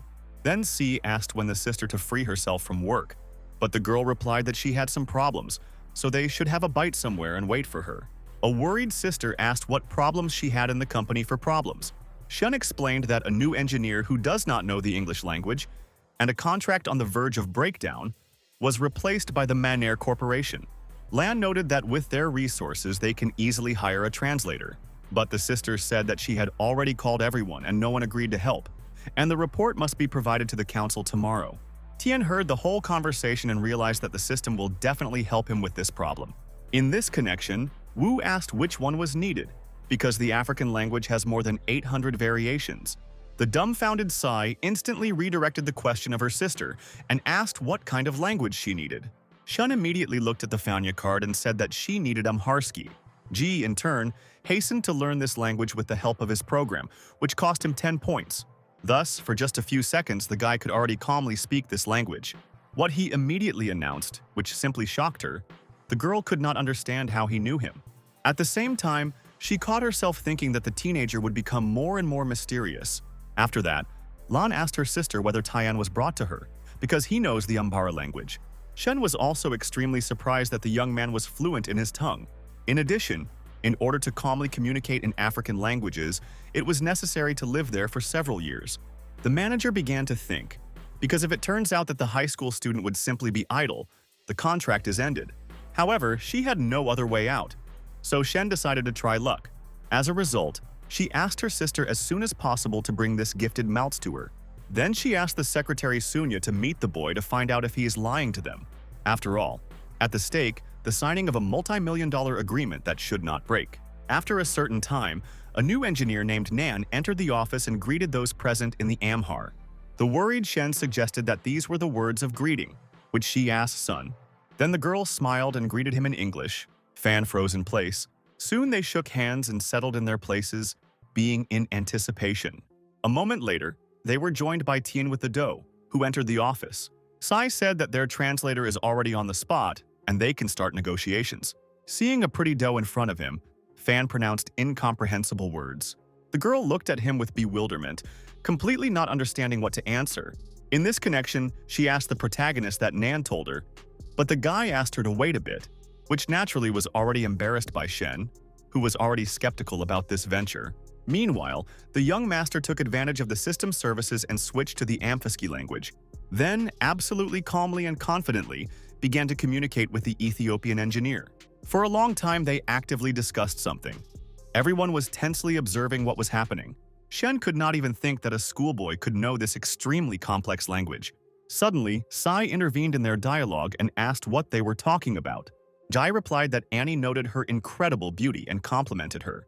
The manager, in turn, rushed to begin the negotiations themselves directly, which surprisingly really went perfectly smoothly, and everyone received only pleasure from them. Meanwhile, the contract for several tens of millions was successfully signed by the parties. And all this naturally thanks to the efforts of the talented Wu, so the teenager has already established himself. Suddenly, Nan turned to Tian. The guy thought that somewhere he still made a mistake, but in fact, Fan invited him to his homeland, where amazing landscapes, the young man kindly agreed. Having stated that how to appear such an opportunity, he will certainly come to visit him. After that, they spent a few more minutes in a friendly way of extremely exciting communication. Suddenly, Dean asked French with a teenager where and whom he actually works. In order not to fall into the mud face, Tian instantly switched the tongue in the system. Then he also answered him in French that he was still studying at school. The dumbfounded Lan asked the guy, "Does he really know French?" Shen thought that this guy surpassed all her expectations, because thanks to him they signed an agreement. After some time, they finally said goodbye to Nan and Dina. Wishing each other good luck, Sai immediately asked her sister whether her young man helped her, which was obvious, was a rhetorical issue. Naturally, Shen thanked him for his help and said that his grandfather should still like him. Ji realized that this would become a complicated task in all this ridiculous story. The girl laughed, seeing the expression on the young man's face, and hurried to calm him down, saying that he would meet him on another day, adding that she completely approves the choice of her sister, and now he is part of their family. The young man exhaled with relief, realizing that half of the test was passed. The secretary's son, in turn, noticed that time flies unnoticed, because only yesterday Sai was small, and she already had a guy. Shen agreed with him, saying that they were all matured and unfortunately old. She also ordered to break a business relationship with Chen, as they had a GI. The next day, the main character went to school in a good mood. He especially liked that recently in the class it was quiet and calm. The young master caught himself thinking that a more restrained lifestyle is more suitable for him. Suddenly, Tong suggested that Tiani take part in the Spring Festival, which will be held on Saturday. Wu happily agreed, especially since the rest would definitely benefit him. I also noted that he could not cook and not carry food with him, because she will personally prepare a bento for him. Ji, in turn, said that if she insists so, then he was happy to treat himself to her cooking.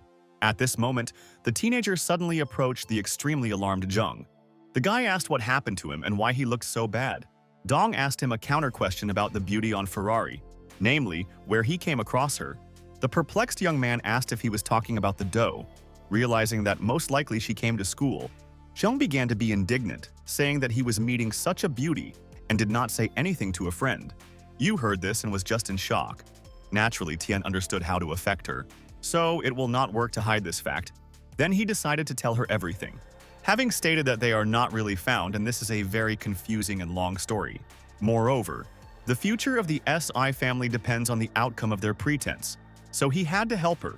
Of course, Tong did not particularly believe in his story, especially since she had already dealt with the guys and knows what they want. In irony, it was at that moment that Tian rang the phone. Everyone was tensing. This was especially true for Yu, which was already configured extremely negatively. Ji picked up the phone, and Lan immediately called for it to go out. because today they should have fun. But Woo explained to her that when there were no relatives nearby, they did not need to pretend to be a couple. Besides, he has studies. The perplexing Shi asked why he had to study if he was all right with performance, and he was an excellent student. Tian began to look for another excuse so that the doe finally lagged behind him. At this time, Zhao entered the room and asked the Dun to repair her computer.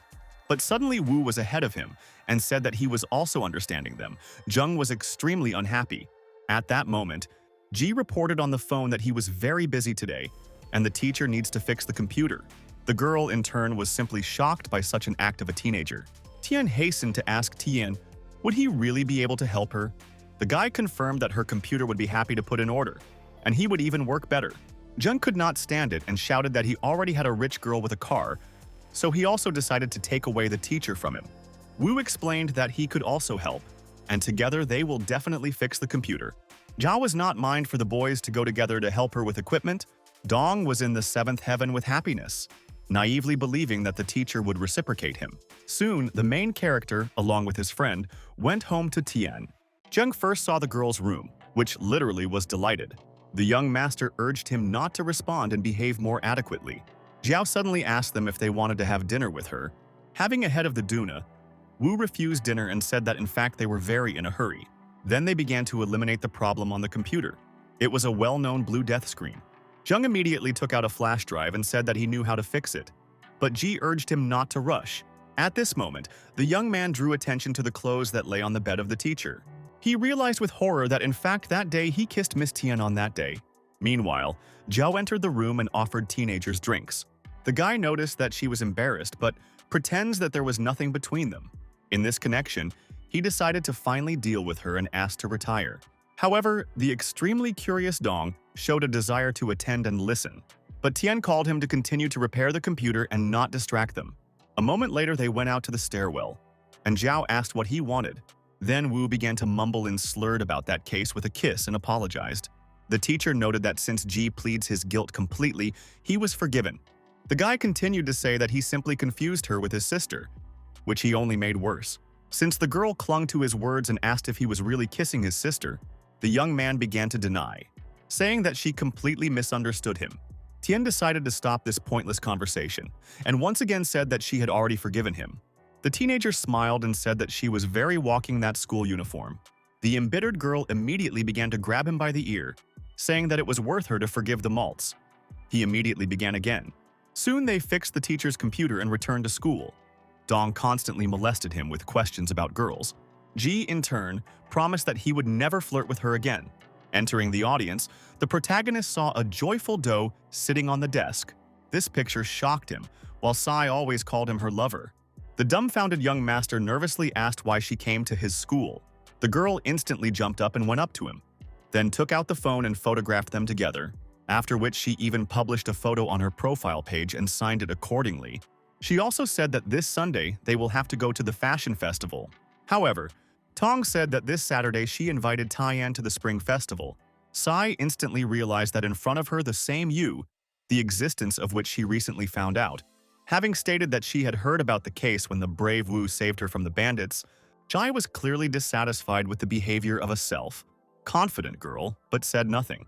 Suddenly, Lan decided to go with them to the spring festival, which she stated. Tian was in shock. The schoolgirl near the desk cunningly asked the protagonist and his girlfriend, "Is it not against her to join them?" The girl answered the partner with displeasure that she could go with them now. The schoolgirl was delighted with her friends and said that she was very happy. The student with the phone went to the main character and told him that she took the Vueling car instead of Ferrari. Z got angry. He asked his girlfriend in displeasure to stop showing. The main character in a dissatisfied voice told the girl that everything that happens here would not reach her grandfather. Around them stood a crowd of dissatisfied and interested schoolchildren. Lan shouted in a dissatisfied voice that she was not at all show-off. She did not understand the guys. Z shouted to her in a dissatisfied voice that the car cost more than 10,000 yuan. The girl reached out and headed for the exit from the office. She said goodbye to friends until Sunday. The next day, at lunch, the protagonist was sitting in the school class behind a girlfriend. Z thought that Dong Yu was not in the mood because of the dough. The guy turned around and showed a photo of a barbecue on his girlfriend. Dun turned around and in a displeased voice told the guy that he could buy anything for himself. She did not care.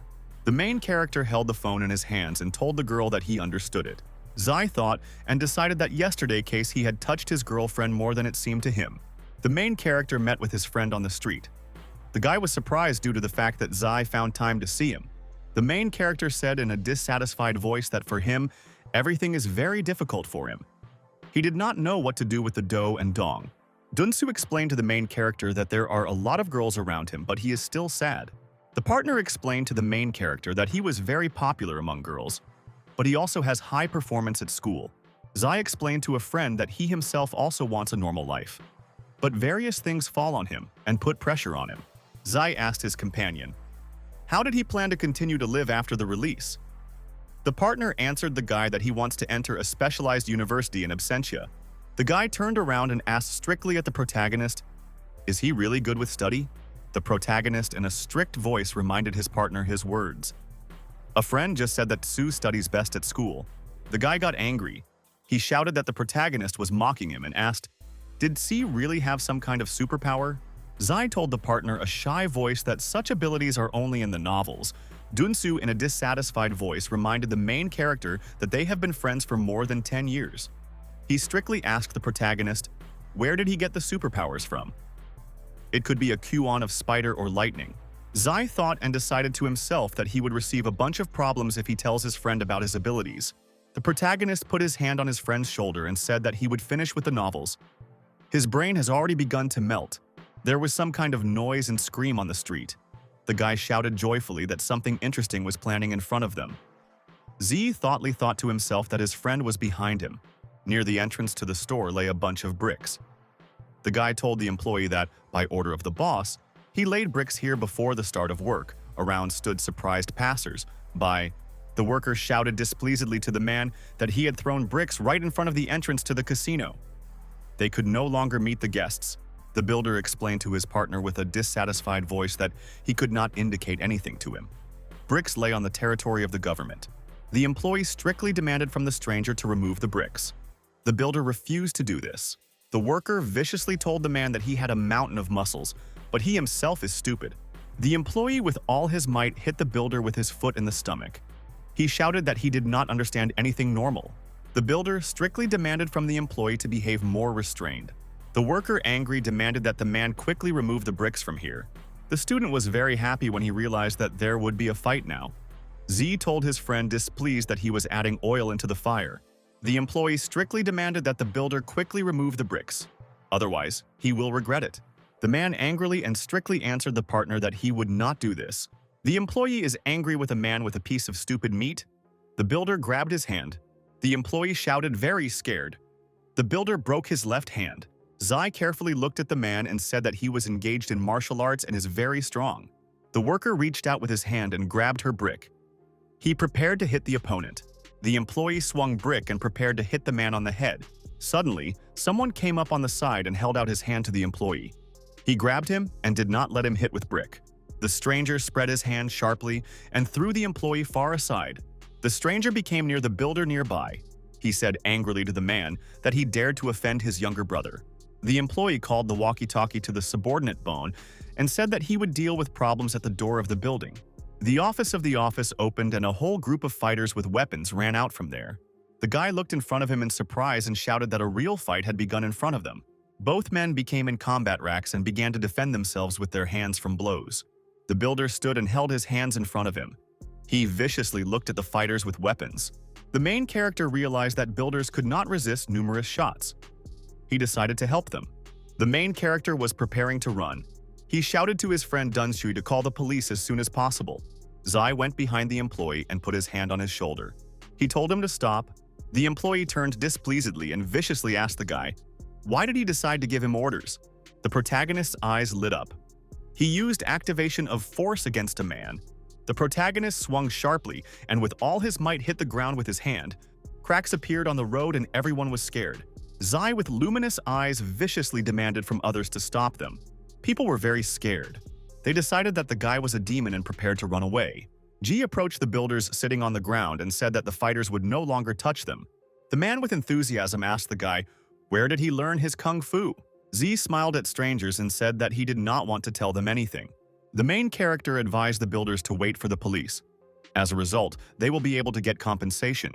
The men were very surprised when they heard from the protagonist about the police.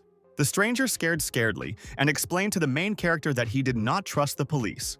The builder came up and explained to the guy that they wanted to earn a living and working bodyguards. The man told the guy that his older brother after a fight went to prison for 5 years. During this time, his kung fu has grown very much. Zai, with confidence in his voice, explained to men that they should always necessarily believe in the police. Police are trying to maintain order in society. A policeman drove up. He was very surprised when he saw the guy in front of him. Z very joyfully told the policeman Van that he had called them with a friend. The main character showed which way the attackers fled and explained to the policeman that a bunch of bandits attacked 2 men. Van carefully examined the man. He said that he had serious injuries. The police stood near the guy. They asked where the bandits ran away. Zai told the police that the attackers called themselves the guards of this casino. The policeman went inside the casino. He decided to find the attackers there. The security forces entered the casino. One of them asked, "Who is the man inside?" The employee was scared. He told the policeman that men had a bunch of bricks at the entrance. This spoiled the image of the institution. Van sternly looked at the casino employee and said that someone should cover him. The employee was very scared. He continued to make excuses in every way before the police. Van shouted in a displeased voice to the employee to walk with them as soon as possible. Dunsu asked the guy with displeasure, what would they do? He explained that they still had to be in time for classes. The protagonist told his friend that the police need witnesses. The remaining classes were not important. Dunsu, a delighted voice, called his friend fair. The main character, accompanied by his companion, drove up to the police building and went inside. The policeman told the main character that the attackers also interfered with neighboring businesses. He promised to conduct an investigation. The policeman handed the money surprised men. It was compensation in the amount of 3,000 yuan. The main character told a surprised man to receive compensation for the harm. Dunsu reached out and headed for the exit. He said in a bored voice that the evening was already coming. The main character looked at the men and asked if they would spend money on treatment. The man answered the guy what they got, but there is no need to go to the hospital for this.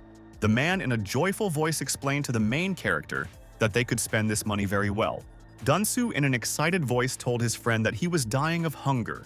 The man hugged his friend and showed him a photo on the phone. He offered him to go to a restaurant. There they took 300 yuan per person. Zai in excited voice explained to his partners to leave the money better for themselves. The man with excitement asked the protagonist so that he would not refuse. Dunsu answered his partner that he himself would also be happy to spend such an amount. He has never been in an expensive restaurant. After a small pause, the protagonist answered his partner that he agreed to go with him. C, accompanied by their companions, arrived at the building of a luxurious restaurant. Dunsu joyfully looked around the room. He said that he would test himself today as a rich man. Z told his companions that they went to another place in ordinary clothes. A surprised girl came out and greeted the protagonist. The guy was surprised when he saw in front of him Lan Si. Lan displeasedly told the guy that he went with someone else instead of her to a restaurant. Z was unhappy due to the fact that he all the time came across this girl. Lan looked displeased at the protagonist and said that some girl was the best choice for the restaurant than she is. Zai pointed his finger back to his companions. He explained to the girl that he had come with them. Lan looked with great surprise and displeased at men next to the main character. A girlfriend looked at the guy and told him a wave and a wave and a wave that she had not even imagined that. Zai decided to justify himself in front of her partner and said that all this is not what she thinks. During a combat test, a huge stone on his body was smashed on a man. A member of the combat do grabbed a large drill and tried to drill his head. During a test on a bed with spikes, a man lay with a stomach on large needles. Lan was very surprised when she heard a story from the protagonist. She patted her hands. The main character asked her girlfriend, how did she like the style of steel kung fu? Z in a calm voice explained to his partner that he decided to help men, and they decided to thank him. Lan in excitement told the main character that they can work in their company with first-class bodyguards. The men bowed to the girl and called her Ash. They thanked her. Dunsu, with great excitement, asked the girl to help him find a job. The guy told the girl that for him, it would be a great honor to work at the land corporation. She explained to the guy that she would see what can be done about. The next day, the guy, along with his companions, went into the building of another store. The saleswoman greeted the guests with a smile. The doe yesterday asked her to take care of customers well. Z asked an employee to help her choose presentable clothes for his companions. The woman told customers that they have Siberian handmade suits from wool. Zai told the employee that costumes would cost more than 10,000 yuan. Simple clothing would be enough for them. The saleswoman joyfully shouted to the head hero that any costumes are available for him for free. Zai walked along the street with men. The saleswoman wished them all the best. The main character, along with the men, approached the front door to the building. Zai was unhappy due to the fact that the front door to the building did not open. Last time it automatically opened. Dunsu explained to the guy that the door has an automatic person recognition. It was necessary to call the girl to help. The man told the guy displeased that the girl did not need to be disturbed. The fighter went to the door and tried to open them with his hands. He said that he knows their structure. Zai shouted to his brother Liu to stop by a frightened voice. The man put a little more effort and glass doors scattered into pieces. Liu looked in front of him in surprise and said that the door was different from those that they had done before. The guards ran from the building. They angrily asked the guests, "How dared to break the main doors of the corporation?" Zai thought very displeasure and frightened to himself that he was again disgraced. A man came up from the side. He looked at the front door and asked, "What was the matter there?" The guard explained to the chief manager that the strangers for some reason broke the main doors. The man turned around in surprise and noticed the protagonist next to him. Zai waved his hand and explained to the chief manager that he brought friends to an interview. All this was an accident. The man said with admiration that some strong man was able to break an automatic door with his bare hands. The chief manager told the guests to follow him. Lan Qian awaited them. The main character went into the office of the girl. He said that Li Xiao and Liu Zhuang came with him. Lan Qian at the table asked men with interest, "What are they capable of?" The fighters became in combat racks. Liu shouted that Pindan Shan style makes it possible to withstand the strength of 1,000 tons. Lan turned to the secretary Sunya and demanded that he experience the guests. The man threw off his clothes. He answered the boss with a strict voice that he would do everything. The soldiers looked at the man in dismay. They shouted to him that they could withstand any damage. Sun swung his hand forward. He used the technique of Buddhist's palm. Both men are nearby. Liu shouted that they activate the internal steel airy stream. Sun swung with his own hands and, with all his might, hit the men standing in front of him.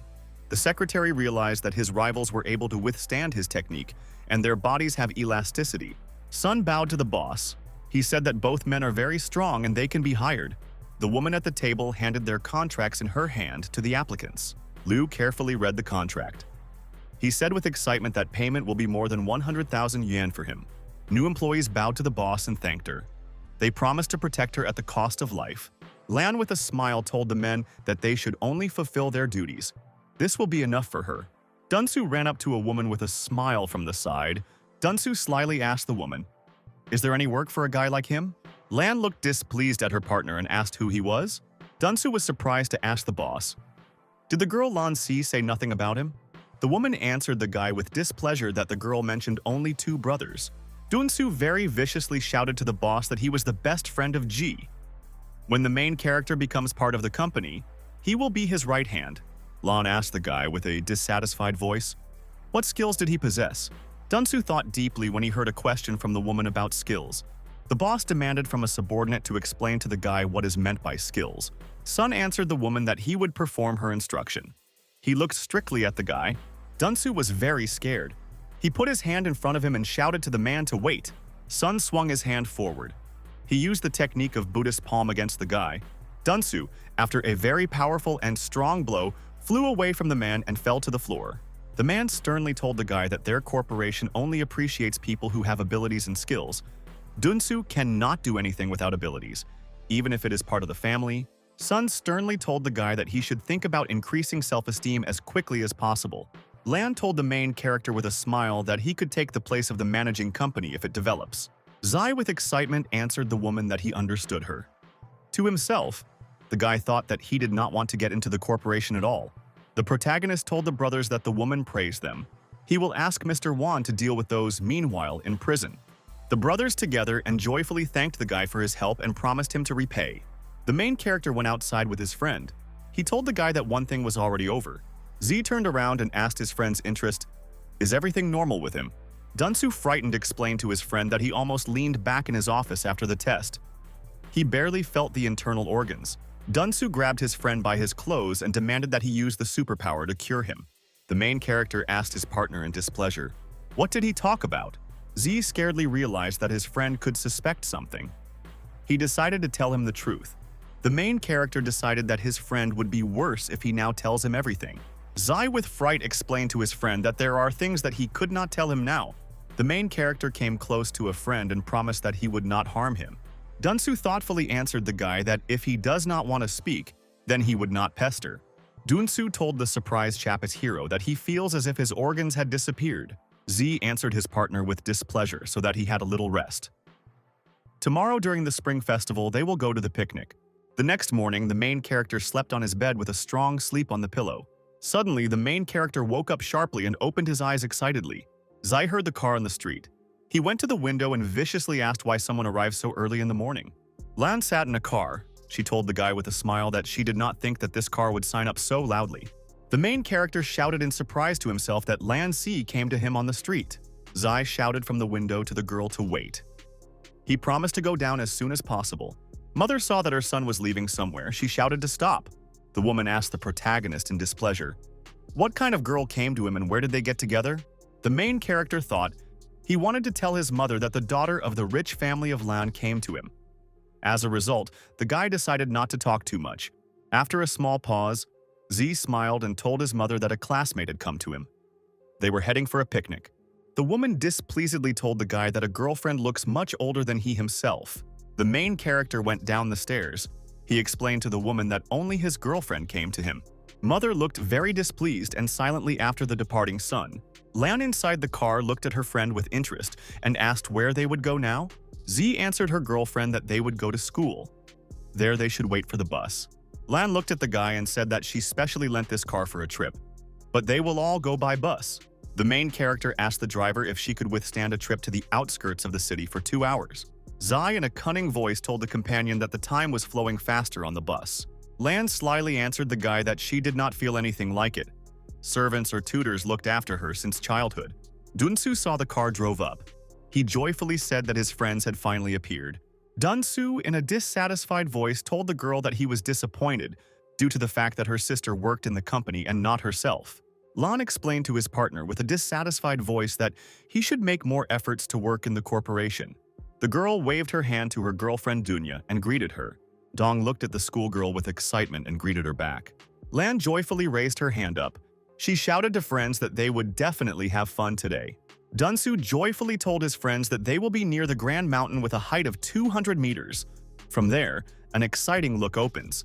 The guy told his friends with an exciting voice that they will have a barbecue. The students stood near the river. Dunsu waved his hand and said that the boys would engage in firewood, and the girls wash the vegetables. Lan displeasedly told the chief hero that she could buy for them the highest grade meat. The guy put various food and drinks on the tablecloth.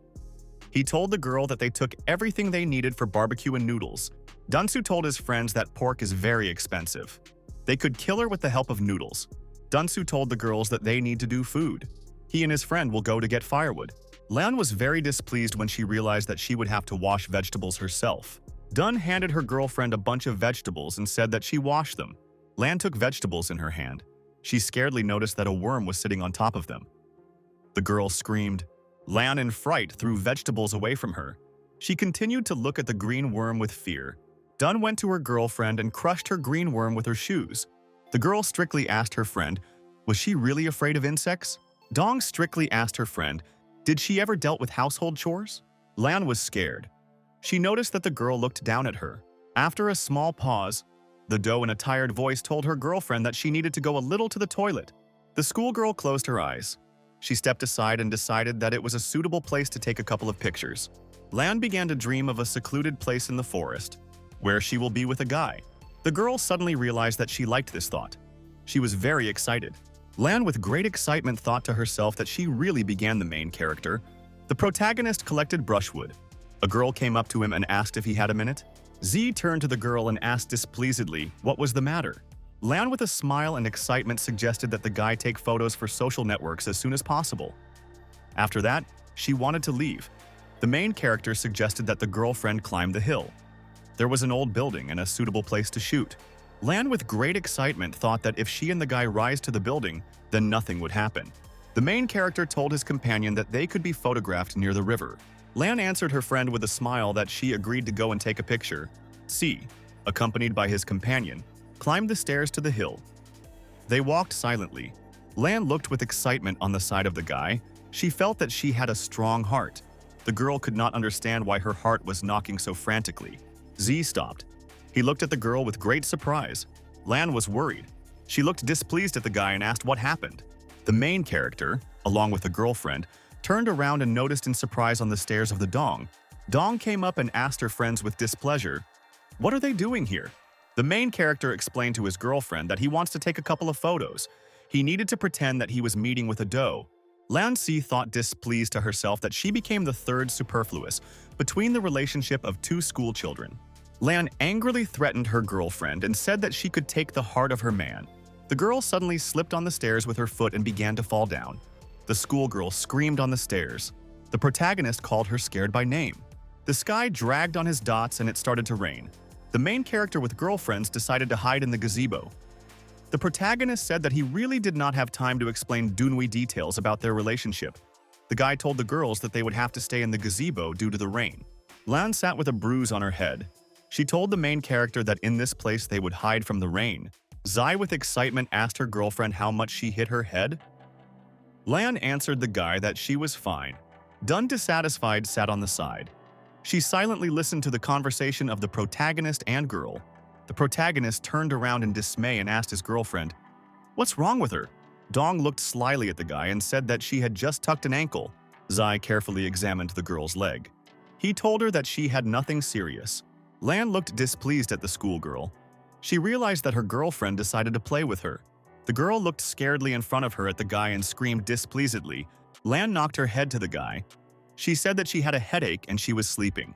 The main character looked in surprise to the side and noticed how his other girlfriend screamed. Dong leaned toward the guy with a wearing voice and said that she was also drowning in sleep. The protagonist looked with great attention with displeasure at the girls next to him. Zai felt heated. Two girls sat around him. On the street, he continued to pour heavy rain from the sky. The protagonist thought displeasedly to himself that very cold rain was coming from the sky. Dunsu came up and saw a shelter. He told his companions that you can hide in this place. A group of students stood and looked in surprise at the protagonist and girls next to him. Zai showed off the girls displeasedly and demanded that they wake up as soon as possible. The girlfriends woke up very sharply and looked in front of them. Dunsu very cunningly told his friend that he did not lose his time in vain. Zai, with great excitement and fright, shouted to his friends that he would explain everything to them now. The old woman approached Miss Ji and decided to tell her something important. The woman in the store with excitement asked Madame Chen, "What happened?" Chen told the woman that her boyfriend started a girl recently. The mother of the protagonist said in amazement that her son said that he had no girlfriend. The old woman slyly looked at her partner and said that her son really has a girlfriend. Chen answered the woman in a serious voice that her son was meeting with the daughter of the head of the Lan Shi Corporation. The main character returned home. He went into the apartment and told his mother that he was at home. Zai went into the room and told his mother that he wanted to relax. The picnic turned out to be more tiring for him and he was very tired. The woman shouted very viciously to the guy to stop. She was unhappy. Mother sternly told the guy that she heard from Miss Chen that he was meeting with the daughter of the Lan family, who management the company. Mother viciously demanded a guy to explain to her what was happening here. The main character was very surprised. He could not understand where Miss Chen could find out about his relationship. The woman viciously demanded from the guy to immediately explain to her in front of her. The guy frightened his hand in front of him. He shouted to the woman that all this was a misunderstanding. Mother strictly asked her son, was he really meeting this girl? The protagonist explained to the woman with a frightened voice that he met a girlfriend recently. Lan was a classmate Shu Pin. Ji explained to his mother that the girl's family makes her go out for a rich guy. Lan does not want this and asked the protagonist to pretend to be her boyfriend. The woman told the guy in an incredulous voice that she would ask Shu Pin about everything. The main character answered the mother that everything was exactly so. It doesn't matter if she would believe in it. At night, a casino worker came to the boss. He told the Lan that they always pay him 3,000, but someone prevented his business. He needs help. The boss displeasedly demanded from his subordinate to call him the name. The employee answered the man that he did not know the name of the guy, but he has a photo. Lion looked strictly at the subordinate. He demanded that he show him a photo. A subordinate showed a photograph of the protagonist for the boss on the phone. The man was very surprised. He realized that in the photo in front of him, Ji Tianu, a subordinate with excitement, asked the boss, "Did he really know this guy?" Lion, in a frightened voice, explained to his subordinate that he might know the guy. Lion told the subordinate that they had recently been patted in a mess. Before him, the beaten fighters were sitting behind him. The boss demanded from his subordinate to give him 10 days to restore. The employee was worried. He called his boss by name with a frightened voice. The employee was surprised. He could not believe that Ji could create this with all the fighters. Suddenly, the boss was very angry. He shouted to his subordinate to shut up. Lion strictly demanded from the employee so that he would not mention the name of the protagonist. At this time, a fighter with glasses and a gold chain entered the room on the side. He looked in surprise at boss Xuanlani. Lian turned displeasedly and was surprised to notice that Huan was standing behind him.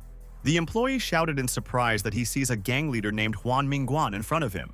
Huan shouted to boss in displeasure that his gang was associated with his group. Their appearance is very important. Ling, with excitement, wanted to explain the problem with the main character to the fighter. Huan answered the boss with an evil voice that he personally would deal with the main character. The main character walked with 2 guards. At this time, the phone suddenly rang in his pocket. Zai picked up the phone and asked displeasedly who was calling him now. A girlfriend with glasses with great excitement asked the protagonist, "Where is he now?" Ji told his girlfriend in a calm voice on the phone that he is now looking for housing for 2 brothers Lin. The girl, with great fright, wanted to tell the main character that something had happened to his parents. The guy was very scared when he heard such news from the girl. He decided to immediately go to the hospital. The main character went to the hospital ward. His father was lying there. The guy scaredly ran into the hospital ward and saw his mother unconscious on the bed. Ji asked his parents in dismay and displeased with, "Who did this with them?" Father told his son that strangers came to them and beat them. They were looking for all the main character. The man scared his son with fright so that he would not go to school. Life was more expensive for him. Ji asked his father with a dissatisfied voice, "Why should he hide?" The man viciously told the guy that the attacker's kung fu was very strong and he could not even fight back. Ji could not cope with the opponent. Ji viciously told his father that his son grew up and he would defend him now. After a small pause, the main character told 2 men to follow him. Ji headed for the exit from the ward. He said that he would not allow anyone to do such things with his family. Father shouted very scared to his son so that he would not go anywhere. Huan stood near the entrance to the building. He shouted after the main character to stop. Ji stopped and asked the stranger, what did he want from him? Huan introduced himself to the guy and asked if his name is Ji Tianu. The bandit laughed joyfully and told the main character that he had taken care of his parents. Ji was very angry when he heard such words from the bandit. He turned to him. The main character shouted to his guards to deal with Huan and would not restrain them. The boss angrily told the guy that for him it will be completely not enough for 1 character in this world. The main character is very angry. He activated in his body an increase in force to the maximum level. Huan angrily told the guy that he had so much strength that his pupils are not even visible. The bandit looked with excitement at the guy and realized who the Xuan Liang beat to half-death. The main character sharply swung his hand and prepared with all his strength to hit the bandit. Huan calmly looked at the guy and said that Kung Fu was supposed not only on strength. The main character, after the next strong scope with all his might, hit the wall with his hand. Ji noticed that he got into the wall with his hand and cracks in all directions went on it. Huan managed to bounce. The main character looked in displeasure to the side and realized that the bandit had managed to deviate. Huan glanced angrily at the guy and shouted that now his turn had to attack. The bandit swung his hand and prepared to hit the guy with the help of a tiger's paw. The bandit held out his hand to the main character. The guard rushed forward to protect the guy. He used steel kung fu. Huan, with all his might, hit a man in his stomach. Liu felt a very strong blow in the body. The man was wounded after a very strong blow. He could no longer stand on his feet. The main character was scared. He saw that the man fell to the ground. He called him by name. Huan shouted in a dissatisfied voice that he had almost broken his fingers because of kung fu. At this time, another guard ran from behind to the bandit and grabbed his hands by the head. Huan shouted in a frightened voice to the main character so that he would beat the bandit as soon as possible. The main character held out his hand forward. He ran at all speed to attack the opponent. Suddenly, Han sharply bent forward and threw Liu with all his strength.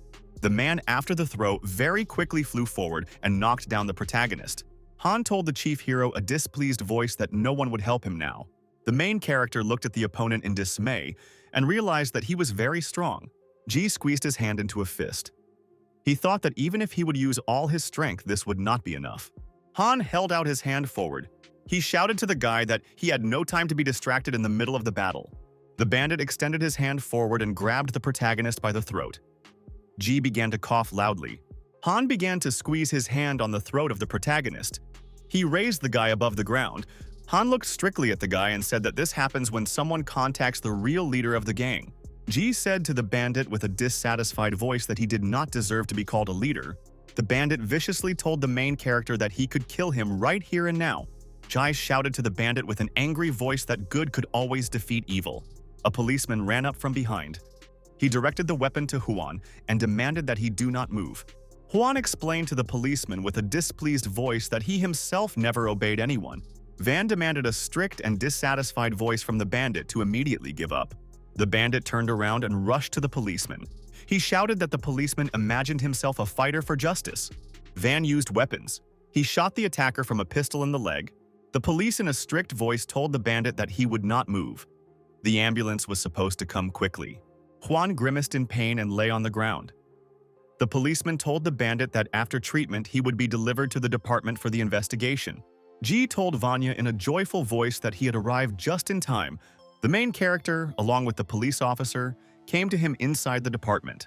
Van thanked the guy with his help. They were able to plant Huan Mingguan. Ji answered the policeman that he was glad to help him. The policeman explained to Liu that Huan committed the crimes that they wanted to hang on him. Van looked strictly at the guy and said that they would conduct an investigation and get to the bottom of the truth. Liu bowed low to the policeman and thanked him for his help. The main character went to the ward to his father with the guard. He told the man that the bandit was seized by the police. They have nothing more to worry about. The man was delighted. He told the guy a joyful voice that he had returned alive. The girl supported the woman with her hands. She told the guy that he had to call them right away. They were worried about him. The main character with excitement asked his mother if she feels better. Next to her stood Shupin. The woman turned around and told the girl to return home with the guy. She came up and looked cunningly at her friend. She said it was time for them to leave. The main character told the mother that two men could live with them for some time. Father told his son to be careful with his friends on the way home. The doctor approached the woman. She recorded something on a piece of paper and told the patient that she was lucky because she had such caring children. The patient answered the doctor that the guy was her son, and the girl was the daughter of the neighbors. But she would like such a daughter for herself. On Monday morning, the protagonist woke up at home in an apartment. The girl scaredly opened her eyes. She gradually woke up and looked up in front of her. The girl began to look around. She saw a guy lay next to her. She jumped sharply on the bed. She asked the guy with displeasure, why did he sleep next to her? Zai shouted with excitement to the girl to calm down. He promised her to explain everything. Last night, the main character returned home. There was completely devastation. Everything was broken. The guy turned around and told the girl that Liu would spend her home. He decided to go at home. The guy turned his head to the side.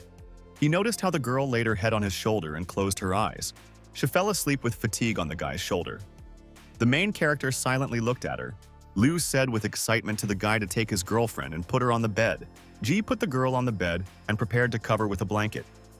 He told the guests to sleep in the parents' room so far. He himself decided to sleep on the couch. The men smiled joyfully at the guy and said that they understood everything and he could no longer say a word to them. The guards slammed the door. The man shouted to the guy that he had a great chance. The main character went to the door and began to pull the handle. He shouted to the men to open him. Liu Kido looked out from the door and told the main character to thank his girlfriend. Ji looked at the girl's body. He felt a strong excitement. The main character scaredly shouted to his girlfriend that he did nothing to her at all. Ji told himself a thoughtful voice that he needed to go to school. He was no longer there for a couple of days. The guy looked at his clothes very carefully. She seemed a little strange to him. Ji heard a very loud cry in front of him. The man screamed to help him. The man fell to the ground. He was surprised to notice the protagonist in front of him. Ji was very surprised. He realized that he sees Xuan Lane in front of him now. Lion clamped the wound on his body. He shouted to the main character that someone wanted to kill him. The main character with excitement asked the man who beat him so much, taking into account his strength. Ji took the phone in his hands. He told the man that he would now call the police and would not intervene in a disassembly of gangs. A stranger with a blade appeared on the side. He viciously shouted to Lian that he would die now. The fighter rushed on the side with a knife to a man. Lian turned his hand to the side to defend from the attack. The man looked with great fright towards the attacker. He could not defend himself from him. The main character activated in his body an increase in force 10 times. Ji held out his hand to the side and grabbed the blade. He broke the knife into several parts in front of a surprised bandit. Ji said to the fighter with a dissatisfied voice that he did not want to ignore the murder. The bandit held a broken knife in his hands. He looked at the protagonist with surprise. Ji pointed his hand to the guy. He said that he had beaten him before in the lane. The fighter belonged to the gang Xuan Larry. The main character strictly accused the fighter of betrayal. He strictly asked him if he knows that price for the murder of a person. A bandit in a strict voice told his accomplice named Li Day that the main character dared to contact the Qing gang. Liu shouted to his friend named Jia Shu with a frightened voice that he was standing in front of Ji Tianu, whom he had talked about before. Liu strictly told the main character that he dared to cross their gang. Only death awaits him. The main character, without thinking twice, sharply swung his hand and hit the bandit on the head with all his might. Ji told the opponent an evil voice that he would not allow him to kill people. The guy held the phone in his hands. He told the bandits that they could do all this in the presence of the police. Liu headed aside with his friend. He shouted to the main character that all this would not get away with him. The main character turned around and asked the man, could he reach the hospital himself? Lion said to the main character with a dissatisfied voice that no one should call him to him. He himself will reach. The man suddenly felt a strong weakness. He fell unconscious to the ground. The main character scaredly called a Lanet by name. The man looked at the guy's face. The main character continued to call a man by name. Liang barely saw the guy with a vague look. The fighter woke up in the hospital with a mask on his face. He opened his eyes and looked in front of him. A man on a hospital bed looked in front of him in surprise and could not understand where he was. Ji asked a man with surprise, did he really woke up? Lion saw the protagonist in front of him. He realized that this guy saved him. The man warned the guy to be careful with the Qing gang. They could kill him because of the wrong movement. Ji answered his partner that the bandits would not do anything to him. The man explained to the main character that criminals could attack his family. Jai recalled that the bandits once had already attacked his family. Similar could repeat. Lian told the guy that his youngest even wanted to kill him himself. He wanted to take his place in the Qing gang. The man extended his hand to his face and prepared to take off the mask. He wanted to tell the guy something important. Lion took off his mask and shouted to the main character that they should unite with him. The main character listened carefully to the man. Lian scaredly invited the guy to destroy the Qing gang. The protagonist answered the man with a dissatisfied voice that he would not unite with him. He was not going to be in the same boat with bandits. Ji told the man a confident voice to find a decent job and did not think about what happened. The protagonist promised strictly to his partner that they would be able to deal with the Qing gang legally. Ji promised the man that they would first receive evidence of the gang crimes. Then they will report everything to the police. The main character explained to the man that his method of struggle according to the rules is impossible. Lion explained to the head hero that he wanted to deal with the Qing gang with any method. The man sat on the bed. He promised the guy to break all the ties with the gang and become an honest citizen. The main character promised the man that when he became better, they would deal with the gang together. Ji headed for the exit from the ward and said that he was leaving. Liang said goodbye to the guy. The main character looked at the phone in surprise. It was 5 o'clock in the evening and there was no sense in school. Ji thought displeasedly to himself that he was walking up for his brothers Liu and they would be at home together. The protagonist arrived in the building of the corporation Lanxi. It was late on the street. Women at the entrance to the building greeted the guy and bowed to him. Ji recalled that last time the guards were not allowed into this house. Now he was respected. The guy was delighted due to the fact that Lan Sil taught his employees well. The main character approached the door of the guard room. He decided that the brothers Liu were working for her. The guy ran into the room. He shouted to the brothers Liu that they could go home together if they were not busy. The main character saw a large commotion inside the guard room. People followed the surveillance cameras and checked the documents. Ji was surprised to himself that security workers are very much busy. Liu saw the main character. He told him that they would finish 20 tasks and then go home. The main character went to the door and prepared to close it. He told the men that he could wait for them outside. The guy was sitting in the corridor. He thought to himself that the brothers Liu are very busy. Everyone is trying to give up the fool. Ji looked at his hand. He decided that he had to do something good for society. The men ran out and approached the main character. Liu asked the guy with interest, how long did he wait for them? The main character turned around and asked the guards, what do they think about their work? The brothers Liu looked at the guy with a frightened look and said that everything was terribly tiring for them. A man with an excited voice said that their subordinates reported information about fire safety. They do not understand such data. A man with tears in his eyes told the main character that he spent all day on the study of the security and control system, but the workers laughed at them. Employees did not believe that they could be the heads of security. Ji told friends that he did not know about the nuances of their work when he offered them to the position. Liu promised the guy that they would do everything possible at work. The main character was sitting on the step.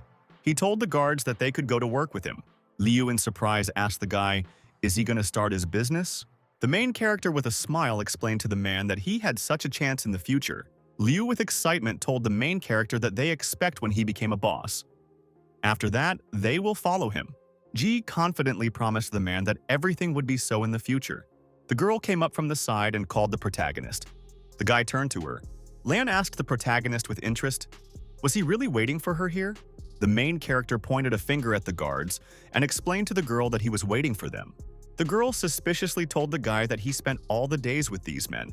Lan slyly told the main character that the guards even spent the night at his house.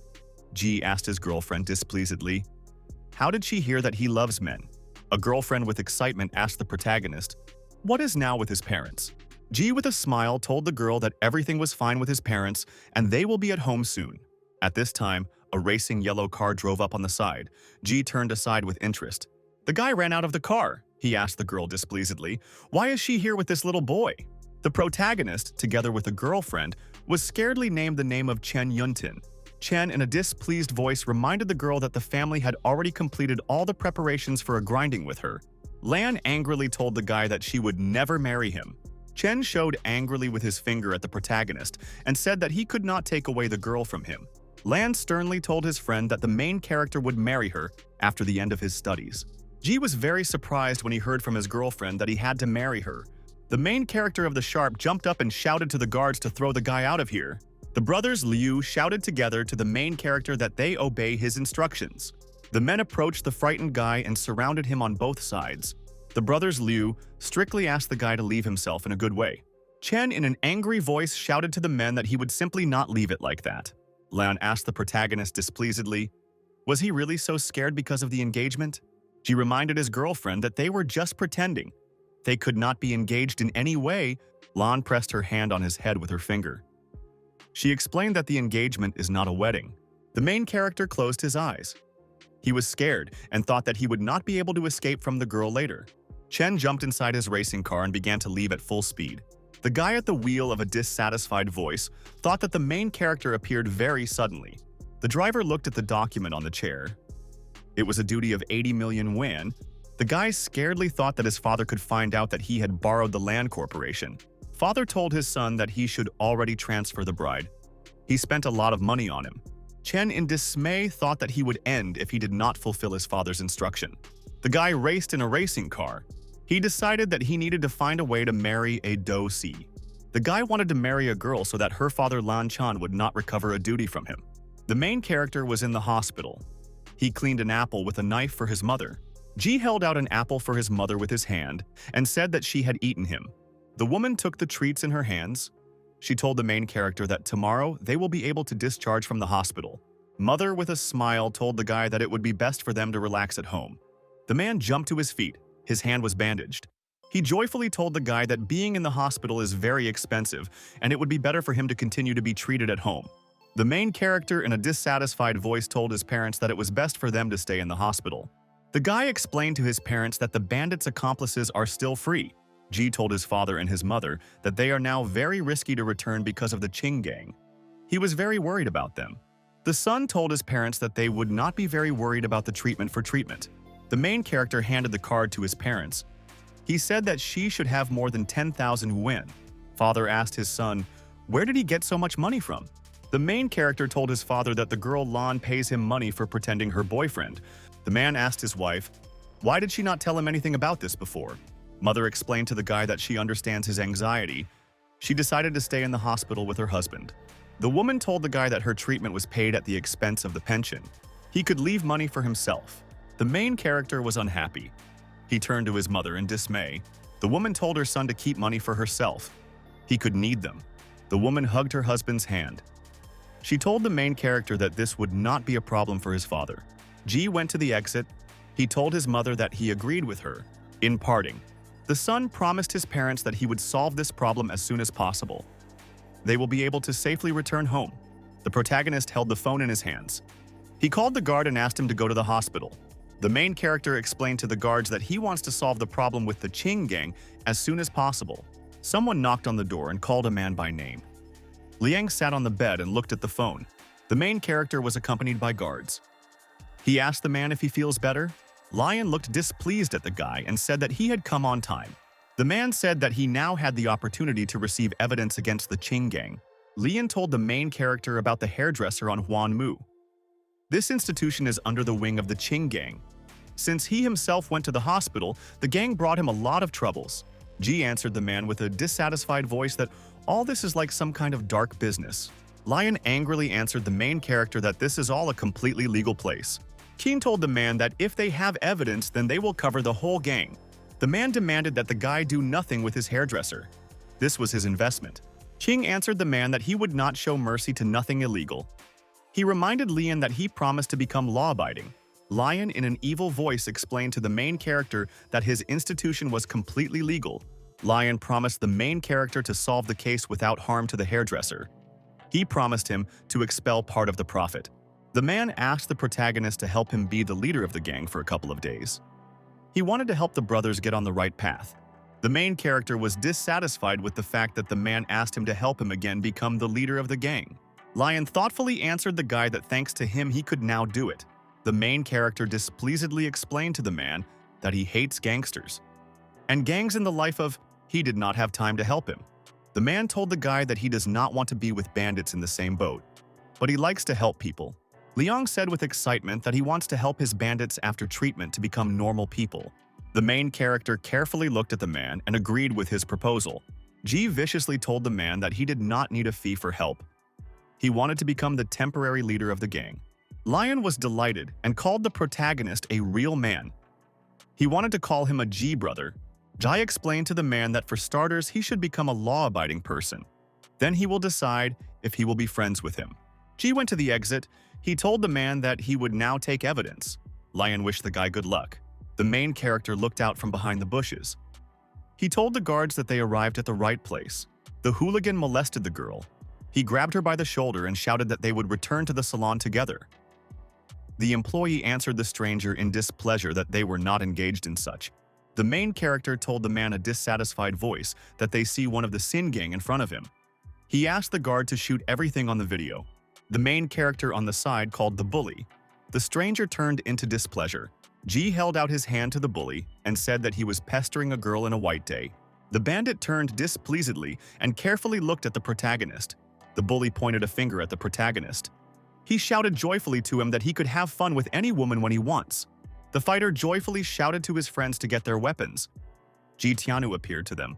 The protagonist, in an evil voice, told the bully that he wants to give him advice. Near the guy stood guards. One of them shot everything in the video.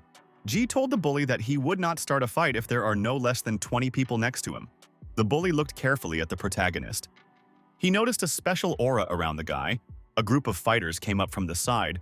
One of the bandits asked the Dong, "Was this the main character beat him last time?" Dun turned and shouted to his subordinates that there were very few of them. The fight was cancelled. Dun went to the side. He shouted to the main character that he would soon collect a whole crowd against him. Ji joyfully looked after the runaway bandit. He shouted that he escaped so that the heels were flashed. The guard in dismay asked the guy what would they do next. The main character asked the man whether he wrote down all the words of the bandit in the video. Liu held a video camera in his hands. He told the main character that everything was recorded on her. Ji explained to the man that there would be enough records only to prove the fact of hooliganism. It will take a little more to finish off the gang. The main character went aside with the guards. He suggested that they discuss everything with the police van. In the building of the corporation Chen Shu, the guy climbed to his floor and prepared to go into the office. Chen held out his hand to the cabinet door and prepared to go to his office. Chen went into the office and saw a man inside. He asked his father, "What did he do in his office?" The man asked his son why he did not tell him anything about the fact that he should be 80 million yuan. The guy scaredly asked his father, how did he learn about his duty? Father told his son that the corporation demanded a return of duty from him. He viciously shouted that 80 million yuan was a large sum. The man took off his glasses. He asked his son, how did he decide to correct such a situation? Chen, in a very frightened voice, asked his father to help him in such a situation. Father told his son a displeased voice that although he was the president of the corporation, he cannot do everything he wants. The man told the guy that his two uncles were only dreaming of taking his place. Father viciously told his son that if he gives him 80 million yuan, he can be shifted from the post. Chen was worried. He asked his father with a frightened voice, what should they do now? The man raised his finger up and reminded his son about the girl Lan Si. Father told his son that he should marry the girl Lan and become part of their family. Then they will forget about the debt. The guy explained to his father that he could not make the girl marry him. She refused. The man told his son that all this was connected with their place in the corporation. At the right time, they can use a sophisticated path. Chen was excited. He asked a man, what did he mean? Father told his son that he should make the girl marry him. There are many ways for this. The son promised his father that he understood everything. They were in the office. The policeman told the main character that his report was made very professionally. Their head of their site will seriously pay attention to the Qing gang. Van promised the guy that the police would investigate every case of the Qing gang. They will be happy to get any information about criminals from citizens. The main character said in a joyful voice that this is the cooperation of the police and ordinary citizens. The door opened and some unfamiliar guy went. He called the protagonist the leader of the JI gang. The main character turned around and asked the stranger with interest, did he really call him the leader of the JI gang? The fighter said that his name is Cha, and he is the second leader of the Shua gang. He asked the protagonist to protect their brothers, as they decided to commit suicide. The policeman strictly asked the guy, did he really become the head of the Shua gang? The main character with a smile explained to the policeman that all this was a very long story. Van answered the guy that now the most important is to save people. He prepared to go. The fighters gathered in a group and held large bowls in their hands. One of them invited friends to drink poison. They should have been lucky in the next life. The main character ran into the room. He held out his hand forward and shouted to the bandits to stop. The fighter turned and asked the protagonist, what did he do here? CH shouted to his friends that their leader Liang said that their temporary boss would now be the main character. G pointed his hand to the bandits. He viciously told them that they remain people and death for them will not be the best decision. The main character angrily asked the fighters, do they really not want to regret themselves? One of the bandits shouted to the main character that they had only full of crimes behind them. They have no other way out. G looked strictly at the bandits and said that he would be their leader. He will help them become honest people and find the meaning of life. G promised the bandits that if they obey him, then everything would be exactly as he said. The girl was driving a car. She said in a dissatisfied voice that she should not buy such a jam. The red minibus stood on the road. The driver said the salon is very small. The engine has stalled 3 times already. The girl extended her hand and grabbed the gear lever in the car. The driver with great amazement noticed how the car suddenly moved. The red minibus began to slowly move back. The driver was very scared. The girl asked in a dissatisfied voice to herself, why did the car go back? The minibus rolled back and crashed into a black parked car. The driver with glasses leaned out of the door. Oh displeasedly asked the girl who taught her to ride. The driver got out of the car. She in a guilty voice told the driver that she quickly pressed the clutch pedal and the engine stalled. Lan thought displeasedly to herself that when she got home, the car would lie in scrap metal. The stranger hid his hand with a napkin behind. He told the girl that repairs would cost her a round amount. The doe carefully looked at the driver. She felt some danger from him. Suddenly, the man abruptly extended his hand with a napkin forward and laid it on the girl's head. The girl felt very strong weakness. She did not understand what was happening to her. Lan felt to herself how to put her sleep in a dream. She closed her eyes. The main character asked the side from the side, what did he mean when he said that he could find the meaning of life? The main character dreamily said that the members of the Shua gang can try to open their own business. The protagonist explained to his partner that the fighters should wait for the recovery of the Lanet and continue to discuss everything in detail with him. The main character asked the fighter about the surveillance of the Qing gang. Cha told the guy that they monitor places where gang members are most often found. They will wait for the rivals to make a mistake. On the side, someone ran up and shouted to the main character that someone had abducted the girl on the street of Manhwa. Jai sternly asked the fighter if the abductors are members of the Qing gang. The man with excitement told the main character that the girl was taken into a salon called the Royal Sauna. This place is located on the territory of the Qing gang. The main character asked the man, did he recorded that moment of abduction? The fighter handed the phone to the main character. He said that he has a record. The main character picked up the phone. He carefully watched the video in him.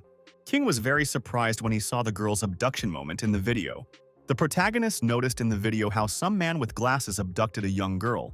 Jai shouted in a surprised voice that someone was tired of living, so that he decided to kidnap the daughter of the Lan family.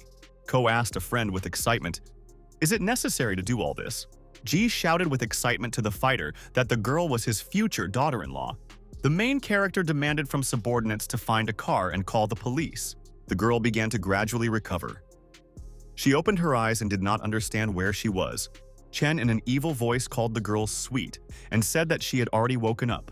Chen held the phone near the girl. He reminded her in an evil voice that she had to belong to him sooner or later. Cha stood near a white jeep. He told the main character that they could only find this car. The main character turned around and said in a strict voice so that the guard Liu would go with him. Ji shouted to the man to go by bus along with the rest of the fighters. Liu strictly looked at the protagonist and answered him that he understood everything. White cars abruptly broke off and drove along the road. The main character rode inside him. Liu was inside the bus. Next to him was a whole group of his fighters. The white jeep rushed along the street quickly. The main character was heading to the place of abduction of the girl. Ji got out of the car with the guard. He looked at the fighters near the building. Liu shouted displeasedly that members of the Shua gang came to them. He did not understand what they forgot here.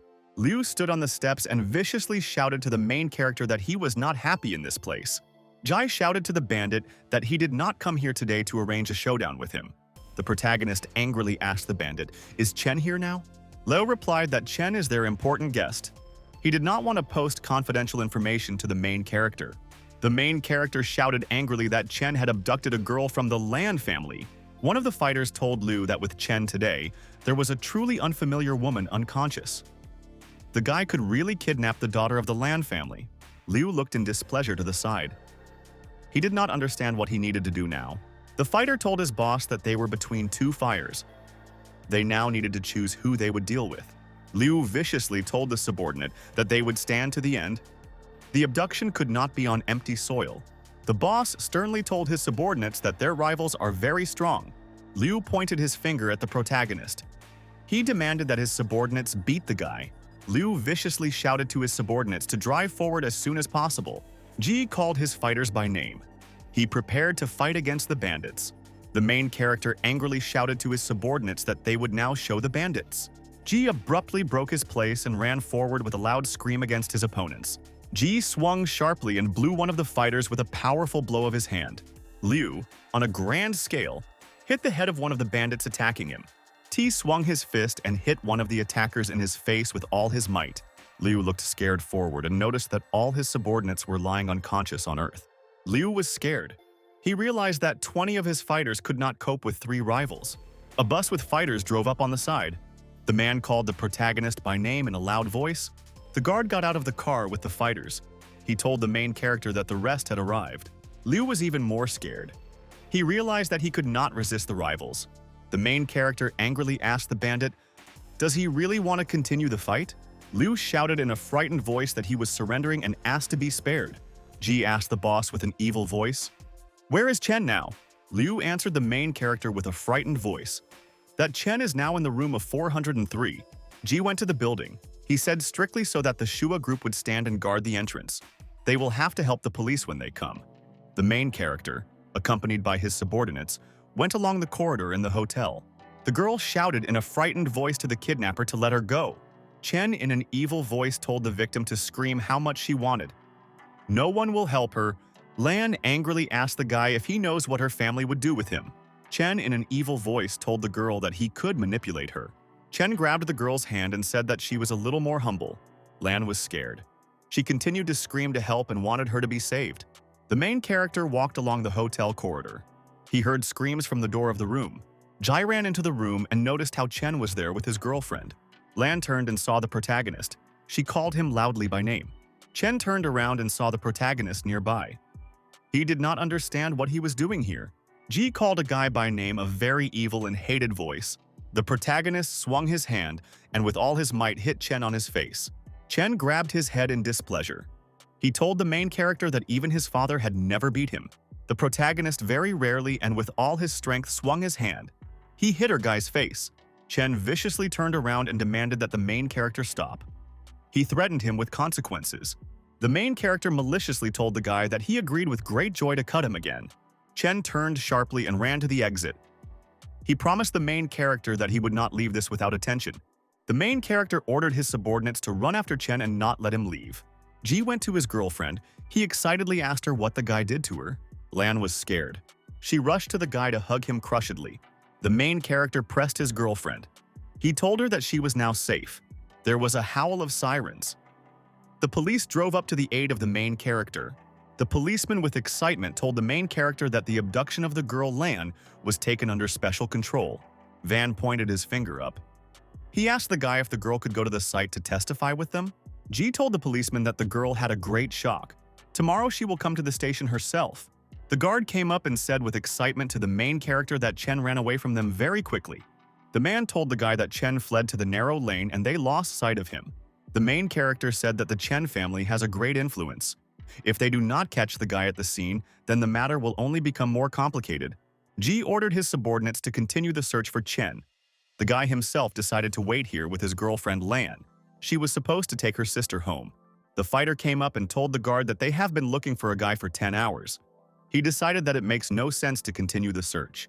The man explained to the subordinate that they should fulfill the instructions of Ji at all costs. One fighter ran up from the side. He scaredly shouted to the man that he had found Charlie. The guard with excitement asked his subordinate, where did he find the fugitive? A fighter in a frightened voice told the man that Chen is now in a police station.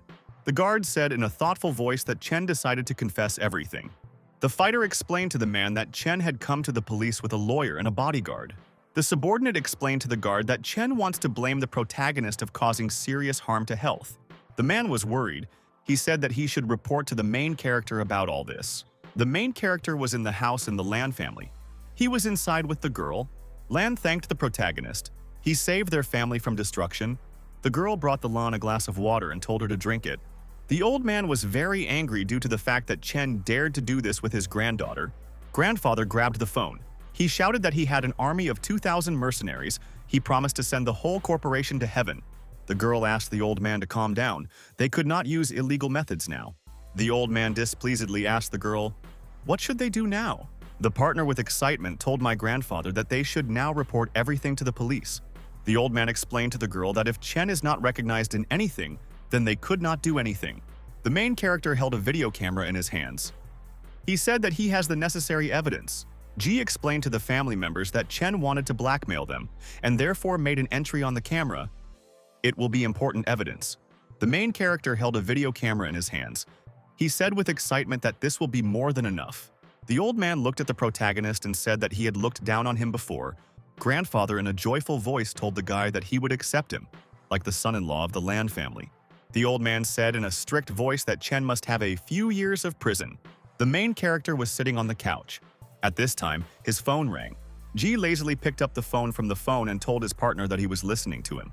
The man with excitement told the guy on the phone that Chen had come to the police station and wants to accuse him of intentionally causing harm to health. The protagonist laughed angrily when he heard that Chen wanted to blame him for something. Ji told his partner on the phone that he would very soon be in the police station. The protagonist said goodbye to his grandfather to take care of the girl. He himself wanted to go to the station. Lan with excitement told the main character that she was ready to go with him now. Ji told the girl that she should rest now. She experienced poor experience in life. The protagonist in a heroic voice said that he should deal with the criminal. Justice must triumph. The main character with a smile. I would look at the partners and told them with a smile that everything would be fine. The guy assured his grandfather and a Qing girlfriend that he could protect the dough. Suddenly, the guy in his pocket rang the phone. He did not expect a new call. Ji thought in surprise to himself that he had received another call on the phone. Ji took the telephone and answered his partner that he was listening to him. The guy heard that his acquaintance of a policeman named Van called him. Ji asked the policeman on the phone, what happened to him? The policeman told the main character that Chen had conceived a dirty game against him. The main character answered the partner that he already knows about Chen's plans. Van told the guy on the phone that the fact of the power of the Chen family attracted their attention. The policeman warned the protagonist that he had already sent a police detachment for him to arrest him. Jai was very frightened. He listened with great excitement the words of the policeman. Van assured the protagonist by phone that he would not participate in his detention. Van advised his partner to collaborate with the police and did not make rash actions. Ji concentratedly answered the policeman that he would do everything that way. The police drove up to the building. They sternly shouted to the main character so that he would go out with his hands. The guy looked out into the street and noticed several police cars there. Lan asked the protagonist in fright and displeased with what is happening here. Ji explained to the girl that Chen submitted an application to him about causing intentional harm to health. Lan was very displeased when she heard such words from the guy. The old man got angry. He did not understand how Chen could accuse the protagonist of something. Grandfather threatened in a strict voice that he would destroy the whole family of Chen. Ji came up and put his hand on his shoulder. He said that he would not reach radical measures. Ji said in a thoughtful voice that he needed to cooperate with the police and everything would be resolved. The main character went to the police and said that he would cooperate with them. The protagonist turned to the side and called the girl Lan Si to him. The guy explained to the girlfriend that she should store the key to the decline in the scales to their side. The girl looked at the guy with a sad look. She answered him that she would do everything. The police put the handcuffs on the protagonist and prepared to take him to the car. The policeman put his hand on the guy's shoulder and prepared to put him in the car. The car, along with the main character, drove up to the police building. Chen stood and carefully watched as the main character with the officer was near the entrance to the police publication.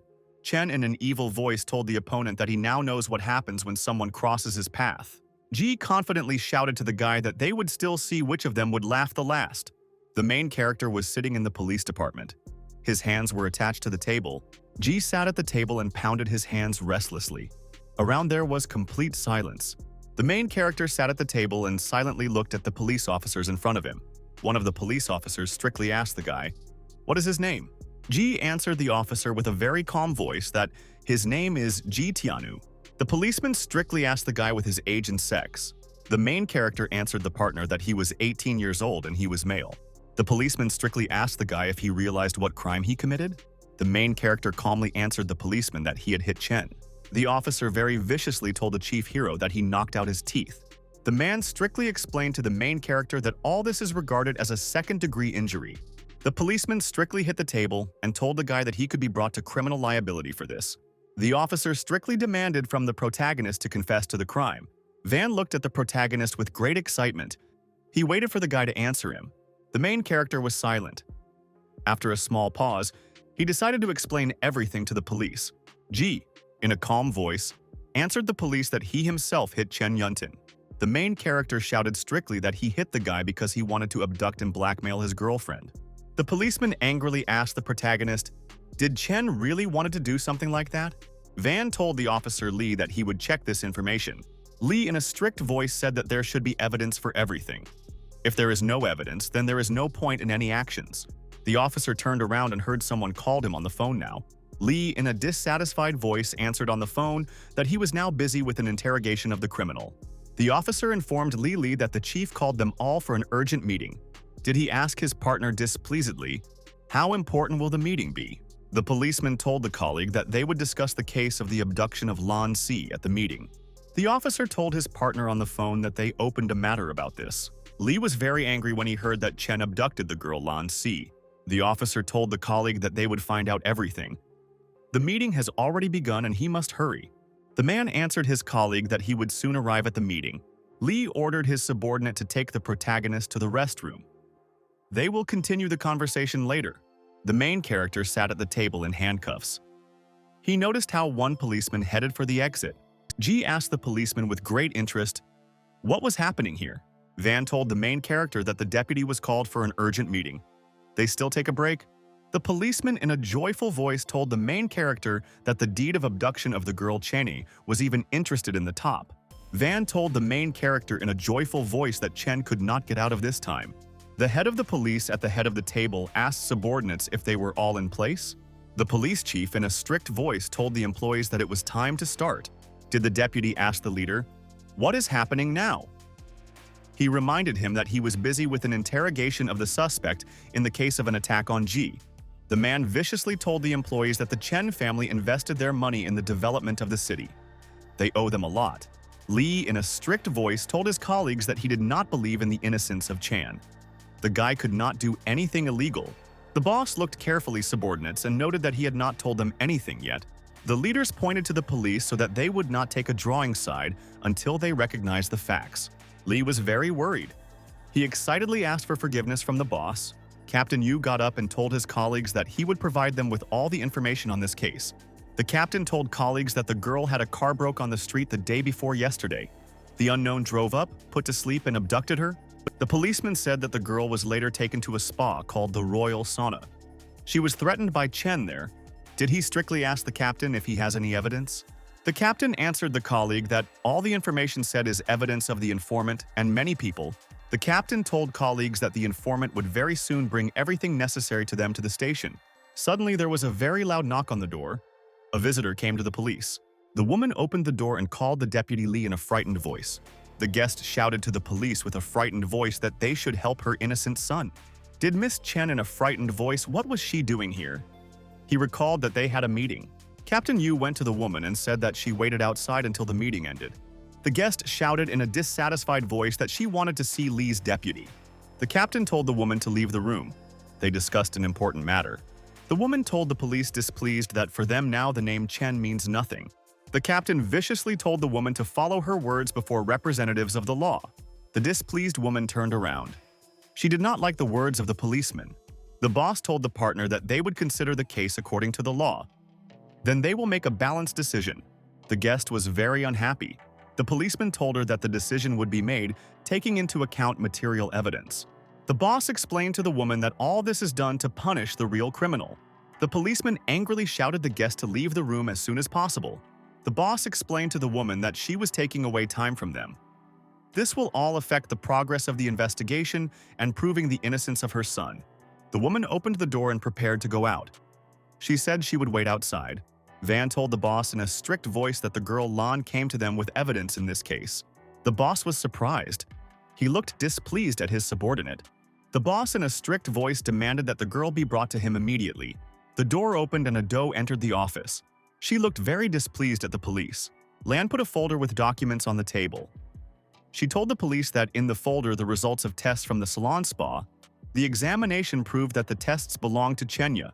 The girl put the documents on the table and said that these are photos from the scene of the crime. Lan showed a police flash drive with a video where her abduction was recorded.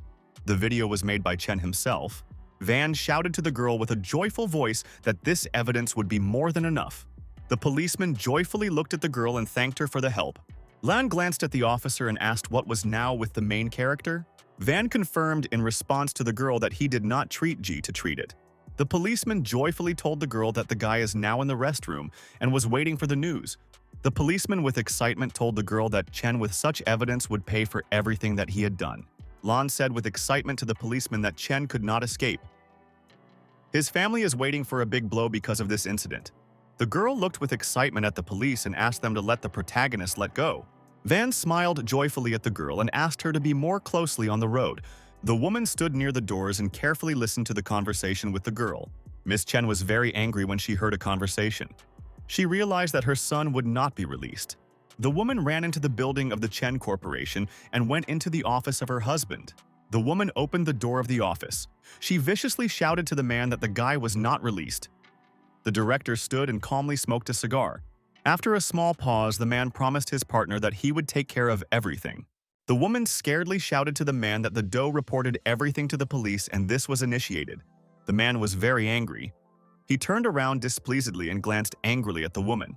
The director grabbed the phone. He was unhappy due to the fact that the guy was started and decided to call Lee deputy. The man was angry with the deputy Lee and strictly asked what was happening. The policeman displeasedly answered the man that he had the courage to speak in such a tone. Lee viciously explained to the man that his son committed a serious crime. There is evidence. The policeman very viciously shouted into the phone to the man that he would be punished if he crosses the line of the law. The director answered the policeman with a frightened voice that there was some kind of misunderstanding. The man looked into the phone and noticed that the policeman had finished the call. The woman viciously told her husband that even a policeman abandoned them. The director scaredly smoked a cigar. Evil's wife reminded her husband that if he had not offered such a son, the guy would not have gone to such a step. The man with an angry voice reminded his wife that she was busy only with drinking, food, and gambling. The director viciously reminded the woman that their family has now lost the only child. The marriage with his family Lan could be their only decision. The wife answered her husband with a dissatisfied voice that after such news their corporation was waiting for a collapse. The son can go to jail. The man thought about it. He carefully looked at his wife and thought what to do. The husband demanded from his wife to dress in the most decent clothes and take all gift certificates. The director explained to his wife that they would now have to ask for forgiveness from the Lan family. The man and his wife came to the mansion of the Lan family. They bowed to the old man at the entrance. The man told grandfather that their families were friends with each other for a long time. He came to ask for forgiveness for his son's act. The old man told guests a strict voice that he would accept an apology. He only wanted his granddaughter to give them another chance. A man in a delighted voice thanked the old man for agreeing to accept an apology. The guest noticed the girl inside the house. He ran joyfully to her and asked her to forgive his son. The man promised the girl that her son would never harm her again. He asked her to recall the prosecution. Lan looked strictly at the man and said that she agreed to fulfill his requirements. She wanted a guest to promise her something. The man in a joyful voice told the girl that he for her to do everything in his power. The girl strictly demanded from a man to return them 80 million yen. Chen lent this money with their family. The guest was surprised and frightened when he heard such requirements from the girl. Lan asked a man with a displeased voice, "Does he really not want to return the money?" The guest looked at the girl with a frightened voice and asked her a little more time. They had a difficult situation in the corporation. Lan explained to the man that this condition is unchanged for her. She threatened him with consequences. After a small pause, the man scaredly answered the girl that she would receive her money, and he understood everything. The guest bowed to the girl and promised her to return 80 million yen. First, she must withdraw the accusations against her son. The girl smiled joyfully. She realized that the man completely agreed to her demands. The main character came to the hospital to visit his father. He went to his ward. The main character opened the door to the ward and told his parents that he helped to solve one big business to the Lan family. The guy handed his parents a pack of money. He said that this is 100,000 yen. He received them as gratitude. Father displeased his son in response that they could not pay 1,000 yen. Jai explained to his father that this money was as a sign of gratitude and not in debt. The main character held a pack of money in his hands. He told the man that he could take this money without any thoughts. Lan ran behind and hugged the guy's hand. She told the man with a smile that all this is so. The girl with a smile told the man that when the engagement is approved and they will be in, the guy will become part of their family. Lan told a man with a woman that they would then spend tens of millions on their well-being. My father asked his son displeasedly, "What kind of girl is standing in front of them now?" The protagonist looked scared from the side to the side. He did not know what to answer his father about the girl. The girlfriend smiled slyly and named her name to a man with a woman. Lan cunningly glanced at the guy's parents and said that she was a girl of the protagonist. The woman slyly told the girl with a smile that the main character told her. The main character heard someone tap the door of the chamber. He did not understand who came to him. Xiu entered the open door. She told the guy with a smile that she brought fruit for his parents. Xiao looked with interest inside the ward and saw that Lan Si stood there. The man asked his son with interest, "Who came to them?" Lan was scared. He realized that he had a con due to the fact that two girls were next to him. Lan joyfully turned to the side and said that the girlfriend of Xiao Zhen also came. The man looked at the girl with surprise and asked if she was a member of the classroom in the classroom. Xiao bowed to the man and said that she really wanted to visit him in hopes for his successful treatment. The protagonist turned around and strictly asked the girl, how did she find out in which hospital his parents are? A girlfriend in a calm voice told the guy what she found out about his parents from Dong Jenga. Suddenly, a loud scream rang out on the side. Some woman called the guy. A woman came in a black suit and with a bag in her hand. She told the main character that his parents were in the hospital. She had no classes today and she decided to visit the patients.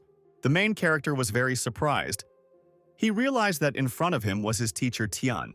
Lan was surprised to ask her friend, "Is their teacher really standing nearby?" Xiao explained to the partner that in front of them is now their teacher in English. The man joyfully asked the teacher to sit down with him. He reminded her that she constantly cares about his son. Tian explained to the man that Ji is her most capable student. She should worry about him. The woman handed the main character the tests. He will have to make them when he has time. Ji smiled at his teacher and joyfully thanked her for his help. Suddenly, someone caught very loudly at the door of the chamber. People were surprised to turn to the door. The main character, along with his girlfriends, was agitated. They did not want someone else to come here from acquaintances. A nurse entered the ward along with a tray of medicines. She wanted to change the bandage to the patient and asked outsiders to leave the ward. The man exhaled, very delighted and relieved. He realized that he was just a nurse in front of him. Lan waved her goodbye to the main character and said that they would see him later. Ji joyfully looked at his girlfriends and said that they cherished themselves. Father looked strictly at his son and demanded that he explain something to him. Father asked his son, "Why did the girls appear next to him today?" He reminded him of Ji Pin. The man displeasedly told the guy that he did not know anything, that he was twisting novels with so many girls. The main character in a calm voice answered his father that Ji Pin was not his girlfriend. Father strictly asked his son, "Why does he know anything about his girlfriend, Lan Si?" The woman explained to the man that Lan and Ji pretended to have a relationship to complicate the life of the Chen family. The main character was sitting on a chair and holding a phone in his hands. The girl Pin entered the open door. She told her friend that she would stay here overnight. The man was delighted to shout to the girl that she finally came. The woman slyly told her husband that if the main character becomes part of the Lan family, then he will not be able to control the girl Lan Si. Pin asked a man with a woman with interest, "What are they whispering now?" A girlfriend looked at the guy with interest and asked if he would be free tomorrow. Pin with a smile told the guy that tomorrow their station was opening the Treasure Search Festival. She will be the leading there. The girl looked at the guy and suggested that he help her in search of treasures tomorrow. Ji joyfully told the girl that the Treasure Festival has recently become very popular. Therefore, they wanted to spend it on television. The girl looked cunningly at the guy and very much asked if he wanted to come. I, with a joyful voice, explained to his partner that he would definitely come to her. The next day, a lot of people gathered at television. There were many people in the noisy crowd. They waited with interest to the beginning of the performance. The host asked the guest with the box with interest, "What did he bring him?" The guest opened the box. Inside it was a small porcelain kettle. People around were very surprised and interested. They looked with admiration inside the box with a kettle. The guy looked at the artifact and asked with the interest of what century he belongs to. The guest with admiration explained to his partner that he attributed this kettle to one master. People looked with interest at the box at the artifact. The master said that this porcelain kettle belongs to the Sun Dynasty. People around were very surprised when they heard that the kettle belongs to the Sun Dynasty. The viewer said in surprise that the price of the Song Dynasty will be at least 600,000 yen. The old man came up from the side. He looked at the artifact and said that this kettle is completely new. The man shouted to the old man with a displeased voice that he had already attributed this kettle to a real expert. Pin told the main character that he would begin soon and she had to go on stage. He could watch her. The main character smiled widely and joyfully and said that he agreed. 15. The main character saw from the side how a man talked with the old man. He did not understand what kind of noise was there. The old man looked at his partner and said that he was ready to buy a kettle for 150,000 yen. The owner answered his partner with displeasure that he decided to hold him for a fool. Ji looked in displeasure to the side. He thought to himself that he himself was very poorly versed in antiques. The owner decided to activate the system of assessing cultural religions. It would take 20 points for this. Ji remembered to himself that because of the last events, he completely forgot about his system. The main character saw a system window in front of him. He decided to choose objects for himself. The guy's eyes lit up. He prepared to choose a suitable artifact for himself. Ji looked very carefully in front of him and studied the kettle in the box in detail. The main character realized that the kettle can be considered a treasure, but he did not belong to the Sun Dynasty. Ji thought very joyfully to himself that he could be lucky today. The seller told the old man that they together could approach the judges and listen to what they would say. The old man displeasedly explained to his partner that if the judges confirm his guesses, then the teapot will be a muffled price. The man went to the scene leading. He shouted to the old man that it was useless to talk to him. Pin decided to declare to the audience what they would show them further. The woman shouted to the guests that they were offered a porcelain kettle from the time of the Sun Dynasty. The audience in the hall became very worried. Someone shouted that the kettle of the Sun Dynasty would cost more than 600,000 yen. Pin joyfully shouted to the audience that they would wait for what their judges and experts would tell them. The judges were sitting at the table silently. They carefully looked at the artifact. The man asked the judge with interest, "What will they say about his teapot?" The judge answered the man that his kettle is completely new. He does not belong to the Sun dynasty. The expert carefully looked at the kettle and said that this artifact cannot be compared with the present. The man scaredly asked Master Shai, "Is he really an expert?" Shai expert calmly explained to his partner that the kettle looks just new. Shai explained to the man that he could find someone else to assess the antiques. He himself, together with Lao Zhou, has many years of experience in the examination of antiques. The expert strictly answered the partner that they would be able to distinguish the original, even if there are 100 new dummies and there is one real among them. The old man stood in the hall and looked after what was happening. He told an important voice that from the very beginning he knew that the artifact was not genuine. A man with a teapot in his hands in fright told his partner that he agreed to sell him for the proposed price. The old man explained to his partner that he offered him 150,000 for the opportunity to consider him as real. Grandfather in a very strict voice explained to the seller that the masters Li and Zhou confirmed that the kettle was completely new. The client was unhappy with his voice told the man that he did not agree to pay a very large amount. She told the man with a reasonable voice that he could sell this kettle with difficulty for a couple of thousand yen. The client said in a displeased voice to himself that he had become fertilized and lost his chance. Suddenly on the side, the main character told the man that he was ready to buy his kettle for 8,000 yen. The man joyfully handed the guy a kettle and said that he agreed to his price. The audience around with excitement spoke among themselves. Someone said that G is very rich if he decided to buy a fake for a high price. After the broadcast, the protagonist, together with his girlfriend, were in the office of the building. Pin asked the guy displeasedly, "Why did he waste money?" The protagonist explained to his partner that he did not waste money. He has a plan about the teapot? The protagonist suggested to the experts to look at the kettle again. Lao answered the guy with a dissatisfied voice that they guarantee their reputation that the kettle is completely new. The main character told the Master Zhou in a cunning voice that the kettle is not just new. The guy handed the artifact in the hands of the experts. He said that the kettle can be considered a real treasure. Shai explained to the guy that modern methods were used to make a teapot. Porcelain in it is not considered a rarity. Therefore, Ji in vain lost 8,000 yen. The main character with excitement told the experts that they carefully read the inscription under the teapot. Lao reminded the guy with displeasure that the kettle is completely new. He did not understand what kind of inscription he needed to see. The expert began to carefully inspect the artifact. He noticed something very interesting on him. Lao turned. The kettle turned over and looked carefully at the bottom. He noticed 2 initials there. The expert scaredly and joyfully shouted that the bottom of the teapot was a signature of the named after the Chinese president. Lao was very happy. He shouted in surprise that he overlooked something incredible. Lao held a kettle in his hands. He shouted in a joyful voice that this artifact is a national gift for their country. Lao asked the protagonist with a frightened voice to sell him a kettle. He said that this thing is a national treasure. The main character in a joyful voice told the partner that he could sell a kettle in 80,000 yen. Lao joyfully answered the guy that he agreed to such an offer.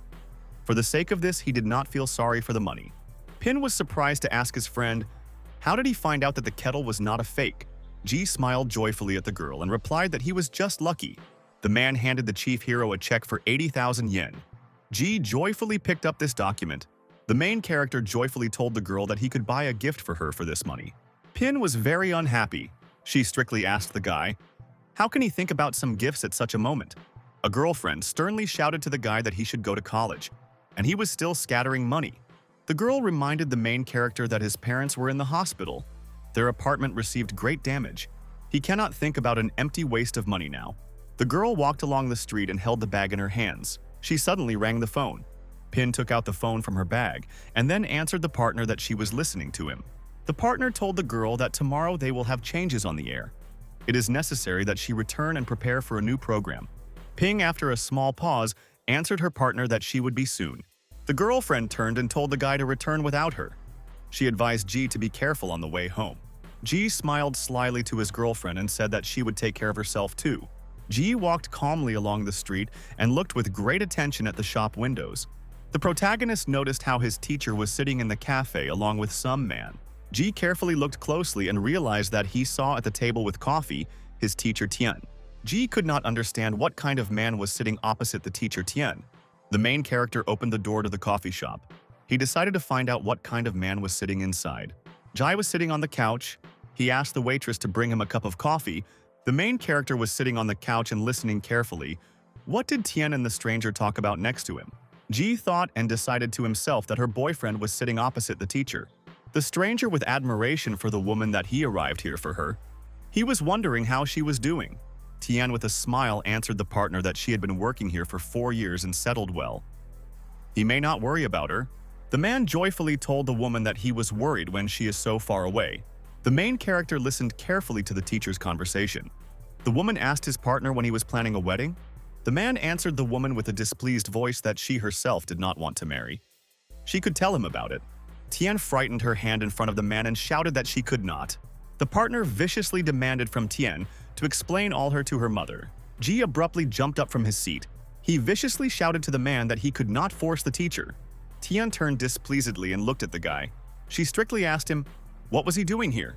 The man turned around and looked at the guy with great surprise. He did not expect him to see him here. The stranger in a cunning voice told the partner that she has a boyfriend. The man told a surprised woman that he realized why she did not want to show her house. Jai realized to himself in surprise that the man was not a guy of his teacher. The man smiled slyly and explained to the main character that a misunderstanding had happened. After a small pause, the stranger said that his name is Tian, and he is the brother of the teacher. The main character scaredly pointed a finger at the man and asked, was he really his brother's brother? The man smiled slyly and confirmed to the guy that he was a woman's brother Tian. Ji slyly smiled at his partner and explained that he understood everything incorrectly. The protagonist said that he decided, as if a man had molested his teacher to make her marry him. Tian was very surprised when the main character called his sister a teacher. After a small pause, a woman confirmed her brother that the main character is her student. Tian very viciously warned his sister that she might have consequences if someone learns about her love with the student. The woman answered her brother in displeasure that she had no close relationship with the guy. Brother scaredly asked his sister, was she really not meeting with Ji? The teacher fell silent in displeasure. Next to her stood a disgruntled protagonist. Tian laughed in dismay. He told his sister that he misunderstood everything. The main character, together with his companion, arrived at the airport. She sent her brother to fly. The plane broke away from the ground and began to take off. Ji, along with his girlfriend, watched him after. The protagonist told his companion that they had sent her brother and can now leave. Tian turned around and asked his friend, was he going to go home to her after that? Ji told the girl a strict voice that she was very dangerous to walk at a later time. He decided to conduct it. Tian turned around and began to leave. She told the guy that he should not accompany him. The main character ran around the area of the woman. He shouted to wait for him. Ji fled behind the teacher. He asked her displeasedly why she was going so fast. The main character stopped abruptly. He saw something very frightening in front of him. The building was very bright on the street. People around shouted loudly about the fire. Ji screamed in a frightened voice that a shopping center was on in front of him. The fire blazed very brightly on the street. The firefighters drove up and began to extinguish the flame. Firefighters stood with hoses with water and stewed a bright fire in the building. The man scaredly fell to his knees. He scaredly shouted that all his goods burned in the fire. An old woman appeared on the side. She fell to her knees and shouted that her grandson Xian had disappeared. The old woman shouted with tears in her eyes that she could not live without a grandson. Ji came up and asked the stranger with interest, what happened to her grandson? The stranger told the main character that during the fire, they were on the 5th floor. Her grandson did not obey and ran to another part of the building. The firefighter turned around and said that people still remain in the building and hard to reach places. The firefighter shouted to the captain that their stairs could not reach the 5th floor. They will not be able to get people from there. The captain displeasedly asked the subordinate why they could not go through the building from the 4th to the 5th floor. The firefighter answered the commander that there was a high temperature inside the building. Their people cannot get there. The captain in a strict voice explained to the subordinate that they now needed to come up with something. They could not just leave people. A policeman ran up from the side. He asked the firefighter Lao Zhang, what is the situation? Lao greeted and looked with excitement at the police captain Yu. The fireman told the policeman that a man was still upstairs. They still did not manage to evacuate them. Yu strictly asked the firefighter, how many people remain in the building? Lao answered the captain that 3 people are still in the building. They have no exact information. The captain shouted in a frightened voice that they could request 2 helicopters to save people. He could provide it. Lau told the policeman that before the arrival of helicopters, people would not be able to hold out in the building. The fire in a large house continued to rage. Frightened people stood on the street.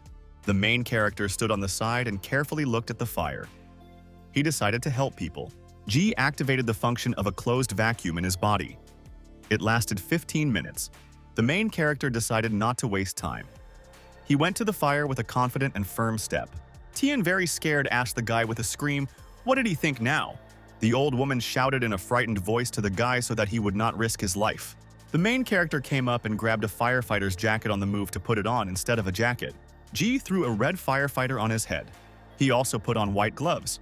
The main character, with a confident step, headed forward to the burning building. Jai sharply climbed the stairs to the desired floor to the building.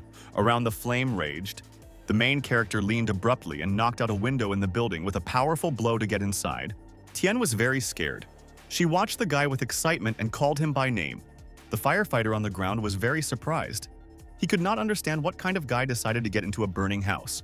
The firefighter on the ground was very dissatisfied. He shouted that the police were not following civilian people. The fireman told the boss that the unfamiliar guy himself rushed inside the fire, therefore they are not responsible for him. The main character sharply ran into the burning building. Everything around was glowing brightly. Ji moved along the floor with the help of a magical skill. He was able to hold his breath. Everything on the floor after the fire was wrapped in very dense and opaque smoke. The main character ran to the big stairs and looked up. He decided to rise on her. Ji thought in dismay to himself that the temperature in this place was unbearable. Ji carefully looked around. The flame was supposed to reach the 5th floor, and the smoke was very strong. He did not see anything around him. The main character activated in the system the search for biosignals to find surviving people. Ji saw in front of him on a map of people in the room. He decided to help them. Ji, with excitement, thought to himself that he sees 3 people above him. The main character activated in his body an increase in force 10 times. The guy abruptly jumped up to reach the upper floor. Ji jumped upwardly and abruptly and struck the floor in the top floor.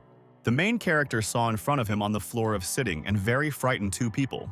A frightened man shouted to his wife that a firefighter was next to them and they were saved.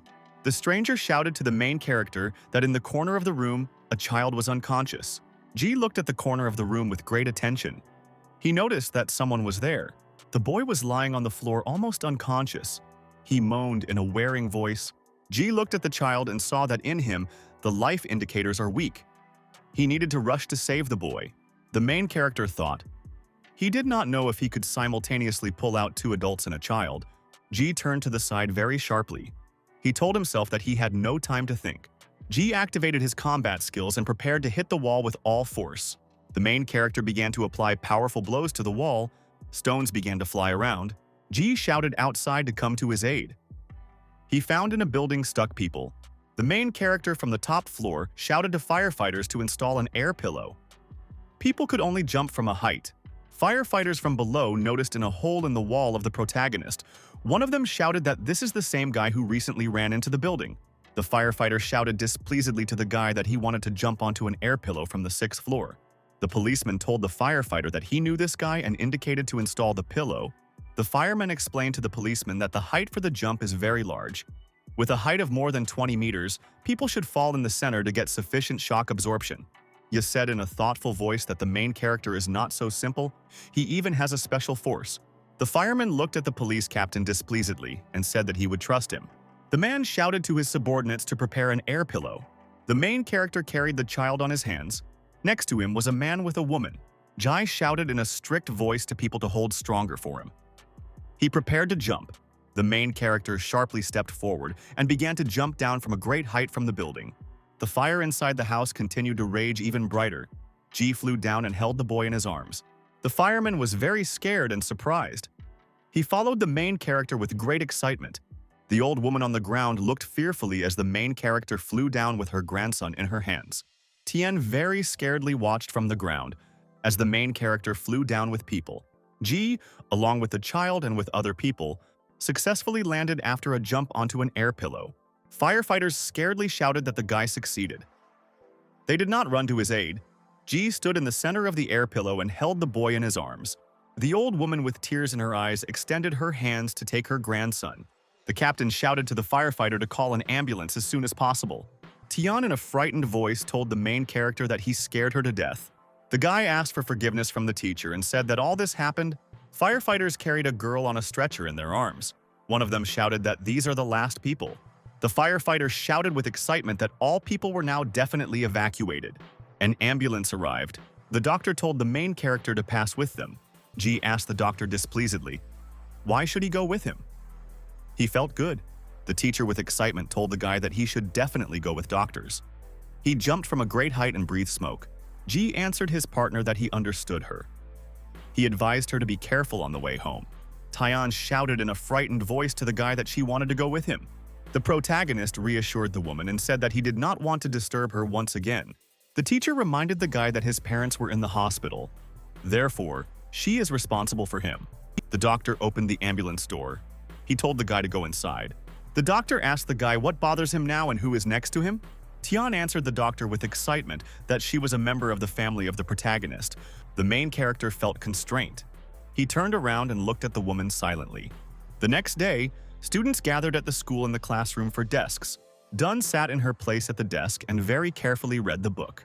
The girlfriend came up and asked with excitement to the schoolgirl, was the main character today? Dong sternly said to her girlfriend, Suli, so that she no longer draws the guy into trouble. He was no longer at school for several days. Suli with excitement explained to her girlfriend that she wanted to talk with her about the protagonist. Dong asked her friend with great interest and excitement, what happened to the guy? Sulia told the student with excitement that the main character was seen yesterday in a fire in the Taemin shopping center. Dong with excitement told her girlfriend that the main character should now take care of parents in the hospital. He could not be in the center of the fire. Sulia said with the excitement of the girl that when the main character is faced with the like, he will not just look at it. Dong asked the girl with great interest if the guy is healthy after the fire. Suli in a disappointed voice told the girl that the guy did not take anything. It is completely whole. Suli asked the girl with an exciting voice to guess what is now next to the main character. Dun turned aside and explained to the girl that she does not even know who could be with Ji now. The schoolgirl said with excitement that the main character is now with their teacher in English, Ji Tian. Dong looked at her girlfriend with great excitement. She did not know whether to believe her words. Sulia told her girlfriend with the excitement that yesterday someone saw how the main character met with a teacher. The schoolgirl showed photos of the protagonist next to Tian. She told her girlfriend with excitement that probably the guy meets a woman. Dun was very worried. She looked at her girlfriend with great excitement. Suli with great excitement explained to the schoolgirl that the difference in the age of the guy and the woman is decent. Suli cunningly told her girlfriend that she still has good chances compared to the teacher. Dun was very upset. Tears appeared on her face. She could not say anything. Suli told her girlfriend a frightened voice so that she would not cry because of a misunderstanding. The door opened and a teacher entered the classroom. She told the students that they were starting a lesson. Sulia in a joyful voice told her girlfriend that she was leaving. Dun looked silently in front of her. The woman near the table asked the students, "Is there really no main character here again?" The guy at the table raised his hand and explained to the teacher that there was no main character, since something happened to his parents. The teacher told schoolchildren Chen Dunya, so that the next time he would take tasks to the chief hero. Dun thought about something in her and smiled very joyfully. Schoolchildren on the side were surprised to look at her. The door to the class opened, and the main character went there. He asked the teacher forgiveness for being late. The woman asked the guy with surprise, "What's with his parents now?" Ji answered the teacher with a joyful voice that his parents had just been discharged today. Dun sat silently. She carefully looked at the textbook under her arms. Ji looked at the girl and said that he was grateful to the headman for taking care of him for so many days. Dunsu, along with his friends from the side, went to the main character. Schoolchildren in a joyful voice shouted to their friend that he was able to order the teacher Tian. Ji answered friends with a dissatisfied voice that all this is just a mutual assistance between the teacher and the student. The main character stood in the classroom opposite the students. The teacher hit her hand on the table and said that the lesson had not ended yet. The teacher angrily shouted to schoolchildren to return to their places. A little later, the main character went outside. Near the school, there were students walking there. Ji went to Dong's girlfriend and asked what would she eat for lunch. The schoolgirl looked at her friend in dismay and replied that she had not yet decided. Ji looked at the girl and invited her to go and eat together. Dun turned and very joyfully answered the guy that she agreed with him. The main character, along with the girl, walked outside the school. There were street food merchants. The man was sitting near large pots. He shouted to people to fit and fly to his food. The seller suggested that the main character with a girl buy Turkish meat with rice from him. The woman rolled a large metal pan in front of her. She offered people hot sweet rice. Ji turned to the side with surprise. He told himself that next to the school there are many merchants of various street foods. The main character looked aside and asked a girlfriend, what did she want to choose for herself? The girl with excitement told the guy that she wants to choose the same thing he would take. The protagonist suggested that the girlfriend go into the home kitchen and order fried potatoes there. At this time, the phone rang in the pocket of the protagonist. He held out his hand to pick up the phone. The main character from the street was called by his acquaintance boss named Sha Lian. Ji asked his friend with excitement, did he really have been discharged from the hospital? Lian told the guy on the phone that they had already found the main clue on the Qing gang. The protagonist answered the fighter on the phone with excitement that he was listening carefully to him. Lian told the main character that the Yuchun group was reborn. It is they who are now engaged in the sponsorship of the Qing group. The main character asked his partner about Pavilion Yuchun. Lian answered the main character that the members of the group helped Chenya with the kidnapping of the girl. Ji told boss to continue observing the bandits. He needed more evidence. Lian answered the guy on the phone that he understood him. The man stood in a small alley. The main character said goodbye to his partner and turned off the connection on the phone. Ji looked at his girlfriend with interest and invited her to go and eat. Dong asked the guy with great interest, did he really want to do something risky with these people? Ji strictly explained to the girl that he would like to introduce a calm and normal life, but the bandits are a threat to his friends. Therefore, he cannot close his eyes to this. Dun looked very sadly at her friend and replied that she understood him. The schoolboy suddenly hit the stranger in the lane. The guy in glasses shouted displeasedly to the student to look where he was going. The student politely bowed to the stranger and asked him for forgiveness. The stranger with all his might hit the student with his foot and shouted to fail. After the blow, the schoolboy fell on his back. The stranger viciously looked at the student and said that the poor from the state school lacking equality. The guy came up from the side and asked Kim what they will do when they come to this miserable school. Kim, in a very cunning voice, answered the partner that even phoenixes can be found in a chicken coop. The guy strictly asked his companion, did he prepare everything? The student answered Kimu that he had prepared everything. He took out love posters and held in his hands a bouquet of flowers. The guy held a poster in his hands. He said in a cunning voice that Kim decided to find the most beautiful girl in school here. Kim stood and held in his hands a bouquet with flowers. A friend with a side said with admiration that the girl should be beautiful, because of which Kim decided to go for such a thing for her. Kim smiled slyly and answered his friend that this girl is one of the best in the whole district. The guy turned around with interest and asked his friend how close his relationship with the girl came close. Kim with a bouquet of flowers told his friends that they were lined up as they agreed before. The girl should belong to him that night. Kim walked along the street with his companions. They sang a loud love song. Ji looked in front of him in surprise. He did not understand what was happening in front of him. Dun, in a cunning voice, said that in front of them are students from a rich school. Kim decided to admit to some girl. Kim stopped with his friends and said that they would continue to shout. He himself decided to rest a little.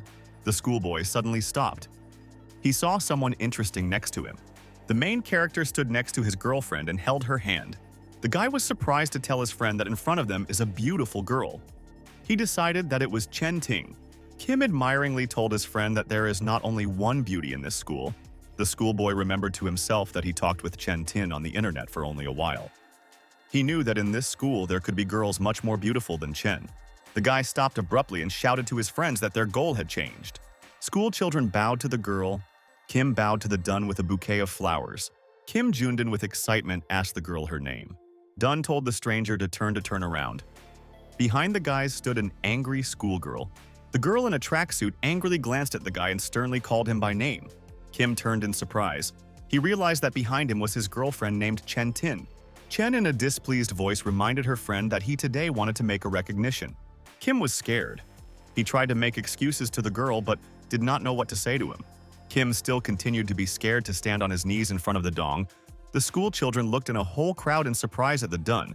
Chen, in a displeased voice, said that the dong is now the first, and she was only the second behind her. Dong shouted to the girl with a frightened voice that they did not even really know each other. Chen rushed forward to the schoolgirl and viciously accused her of taking her boyfriend. The protagonist thought displeasedly that school children and Chen Tin had a very problem with his head. Chen pointed a finger at the schoolgirl and said that she had little one guy, and she decided to arrange a harem.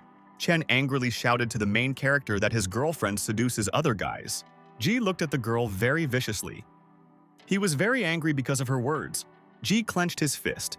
He called the girl Eurodina and threatened that he would cut her. Chen was very angry due to the fact that the guy called her ugly.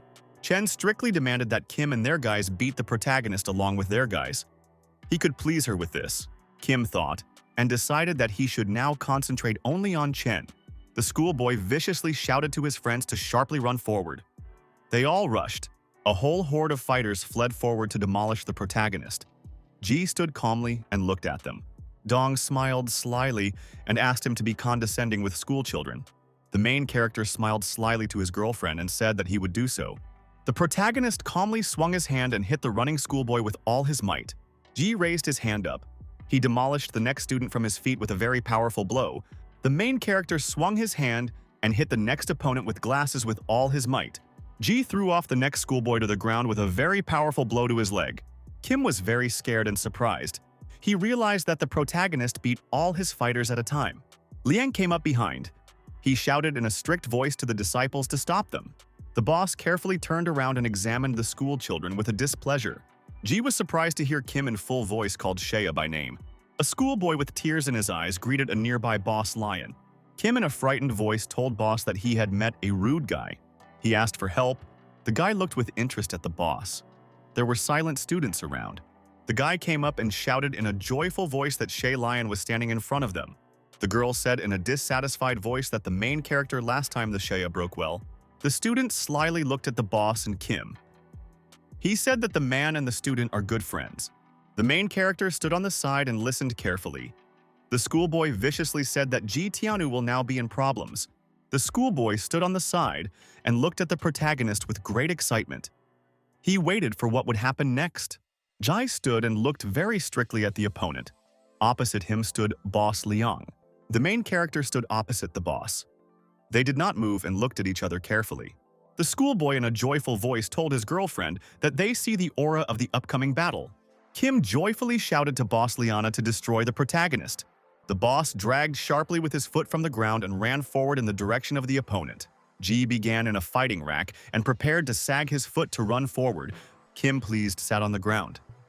He expected that the boss would now crush the protagonist. Ji looked very strictly and unblinking a look in front of him. He saw Lian swing his hand on him. The boss swung sharply and with all his might hit Kim's face with his hand. The schoolboy was very scared.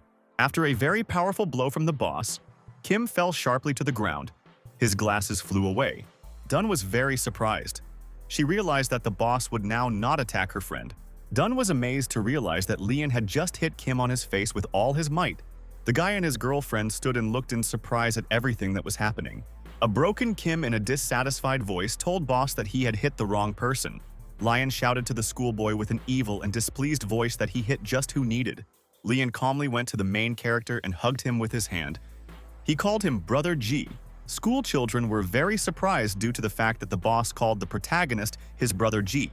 Lian told the guy that he himself could crawl to school children if necessary, or can tell him about it. The boss turned around and saw the girl. He called her in a cunning and the daughter-in-law and offered to dine together. Dun was very angry and shy. She did not like that the man called her a daughter-in-law. The girl at full speed ran to the side along the road.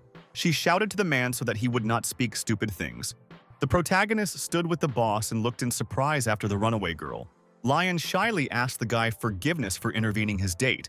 The main character explained to the man that he just wanted to have lunch with the girl. It was not a date. Lian smiled slyly to the guy and explained that he could help him with a girl. The protagonist explained to the man with a dissatisfied voice that his girl was frightened to death as soon as she saw. Lion put his hand on his shoulder. He said that they could move to another place. The boss told a broken schoolboy so that he would not think that all the girls are the same. He would not be able to take possession of each of them. Kim lay on the ground. He answered the man in a weak voice that he understood everything. The main character in the lane told boss that he could tell him everything now. Lion glanced angrily at the guy and said that he should first listen to him. Ji answered the man strictly so that he would not be worried and told him everything. Lian told the main character that they caught a man from the Yuchin pavilion and locked him. The main character in fright asked the boss, Did they really locked the man illegally? Lion explained to the main character that the bandit did not want to say anything and therefore they locked him for several days. The main character viciously demanded from the boss to immediately let the guy go. Lion explained to the guy that they were just trying to get on the right path. Therefore, they are at this stage. G viciously told boss that it is impossible to use a crime for the sake of any purpose. The protagonist viciously demanded from the boss to release the detained bandit. Lion promised the guy that they would let the bandit be released after they returned. At this time, the phone rang in the pocket of the protagonist. The guy held out his hand to take it. Jai raised his phone into his hands and prepared to communicate with his partner. The police officer Yu called the main character and wanted to tell something. Ji asked Captain Yu with interest on the phone, "What happened?" The policeman was sitting in a car. He asked the protagonist on the phone if he remembers the child whom he saved the other day. The main character told the partner on the phone that the boy was called Chanson and asked, "But what's the matter?" The policeman told the main character that his parents were looking for him to thank him. They are now waiting for him in one of the hospitals. The main character asked the policeman, why did he personally call him? Yu, in a dissatisfied voice, explained to the guy on the phone that the rescued child had an unusual origin. Ji had to visit the boy in the hospital. The main character asked the policeman with interest what could be unusual in the origin of the boy. Yu explained to the main character that he would understand everything himself when he arrived in the hospital. The policeman asked the guy not to forget about him. Ji held the phone in his hands. He joyfully answered the policeman that he would not forget about him. Ye sat in a car. He told the main character to hurry. The main character, after a conversation with the police, turned off the phone. Opposite him stood a boss. The man strictly asked the guy if his help was needed if the police are looking for him. Ji explained to boss that he had saved the boy from a fire a couple of days ago with a special origin. The captain asked him to spend this child. Lian was very interested in when he heard about the special origin of the boy. He wanted to go to the hospital with the main character. Ji answered the man that he could go with him now, but then Lion would have to free the bandit. Lion very cunningly answered the main character that he knows about his request. Ji, along with their companion, arrived in the hospital building. They headed for the boy. The main character, together with a man, approached the nurse near the registration rack. The guy asked where the patient Chanson is located. The nurse looked at the guy with interest and asked who he was. The main character introduced himself and told the nurse that his name is Ji Tianu. The woman was very happy. She told the guy that the family of Chanson was looking for him. The nurse told the guy that the patient is in the ward 1802 on the 3rd floor. The ward is located right to the right from the elevator. The protagonist and boss arrived on the 3rd floor in the elevator and prepared to go out. Ji walked along the corridor of the hospital and carefully searched for the desired ward. He noticed a guard near her. A huge man stood near the door of the chamber. He blocked the entrance. The guard viciously asked the guests, what did they need here? The main character told Verzili near the doors that he came to visit the patient. The guard, in an evil voice, told the guy that no one could pass without the permission of the younger sister. Lion grabbed the guard by the clothes and strictly demanded that he let them go inside. The guard looked very angrily at the uninvited guests. He prepared to attack them. Verzila swung her hand and prepared with all his strength to hit the boss. The guard swung his huge hand and tried to hit the boss with all his strength. Lian dodged in time. Verzila looked very angrily at the boss and called that frantic dog. Lion found a suitable moment and swung his hand in order to hit the guard with all his strength. The guard fearfully noticed how the boss's hand stopped straight near his face. The main character stopped the boss and grabbed his hand. He reminded him that they came here to visit the patient and not to arrange a fight. Lion turned around and in a displeased voice told the chief hero that he would not be very kind with people like a guard. Boss, in an evil voice, told the guard that the master invited them. At the same time, I cried them disrespectfully. The guard frightenedly turned to the guy and asked the name of the protagonist. Verzila looked with interest at the protagonist and asked his name. The guard bowed to the guy. He asked for forgiveness and thanked Ji for saving the young master. Verzila opened the door and in an exciting voice told the girl that Ji Tianu had come here.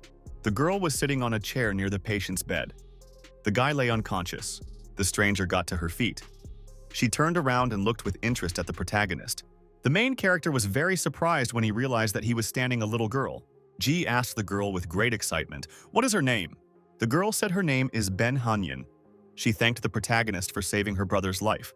Ji, with excitement, asked the girl to call one of the adults. He explained that he wanted to meet with her parents. Ben displeasedly told the guy that she was already 18 years old and she did not want him to call her a little friend. She explained that she cares about her brother named Gu Kong. The guard invited the main character to ask the guard about everything near the door. Ji went to the guard and said that he would like to talk with someone from the elders of his family. At this time, a woman came up on the side and told a guard named Zhang Zhenji that she had already come. The guard bowed and greeted Madame Ji Yu in front of him. The woman looked at him carefully. Madame Guise carefully looked at the protagonist and asked his name. Ji, with great excitement and smile, greeted Madame Gu. The woman thanked the guy for the salvation of her son. She called him a benefactor of their family. The lady handed the main character a small pack of money. She said, "This is a small gift." Ji explained to the woman that he did what he had to. "He cannot do this money." Ji Yu looked with interest at the guy and said that he has good skills and character. The lady looked at the guy with interest and said that he could always call her if there are problems with something. Gu's smile told the guy that their family would never forget his kindness. He can ask for help at any time. Ji, with a smile, explained to the woman that any person in his place would have done exactly that. No one could calmly watch the child dies in the fire. Gu asked the protagonist, "Will he have entrance exams very soon?" The main character joyfully answered the woman that she could call him just by name. Ji Yu laughed and explained to the main character that he could simply call her aunt. Ji was very surprised when he heard from a woman that he could call her aunt. Benya ran up to the guy on the side and grabbed his hands. She asked how old he was and where he was studying. Ji Yu strictly demanded from the girl to call the protagonist brother Tianu. Benya turned displeasedly to the woman and asked her forgiveness. The guy explained to his partner that he was 20 years old and he was still studying in high school. Soon he will have entrance exams. Benya looked at the guy with great surprise when she heard detailed information about him. Benya grabbed her mother by the hands and scared her, told her that she also wanted to in high school. Ji Yu explained to her daughter that the guy after exams will go to the university. Benny will have nothing to do there, the girl thought. The guard looked into the office and told the lady wary that the young lady came to visit the young master. The guard told the madam that the guest said that together with Ji Tianu, they delivered a guy here after a fire. Jai was very unpleasantly surprised and amazed when he realized that now, a teacher of Tien appeared in front of him. A teacher with long blonde hair went into the hospital corridor. The boss, in dismay, asked the protagonist to introduce him to the teacher. Ji put his hand on his shoulder and said that his teacher had strong and mysterious origin. Gu looked joyfully at the teacher and thanked her for the visit. The teacher asked the mistress, "What is now with the guy Kyung?"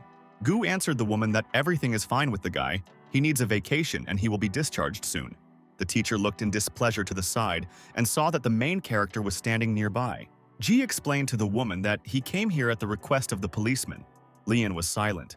He looked aside and studied the teacher Tian with great interest. Ji Yu came up and asked a woman, "Tian, where does she work?" The teacher said that she works in high school, where the main character is studying.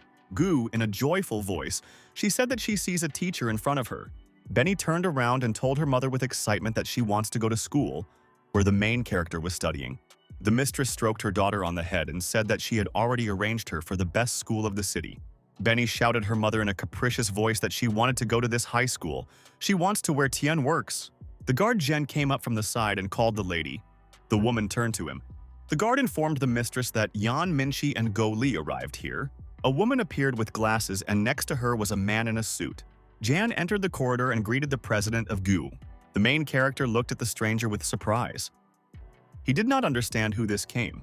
Ji Yu extended her hand to the guests and very joyfully thanked them for their work. Yang handed the envelope to the lady and said that there are training materials for her daughter.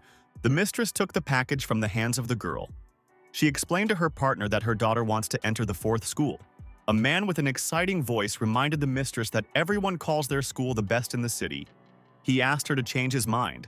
Benya looked strictly at the man and replied that she did not agree. Benny angrily looked at Yang. The girl looked at the student with fright. Jan, in an exciting voice, told the mistress that in the 4th school a good teaching environment and a teacher, her sister also wants to go to study in this school. Ji Yu explained to the partner that it is better for the child to choose what he himself wants.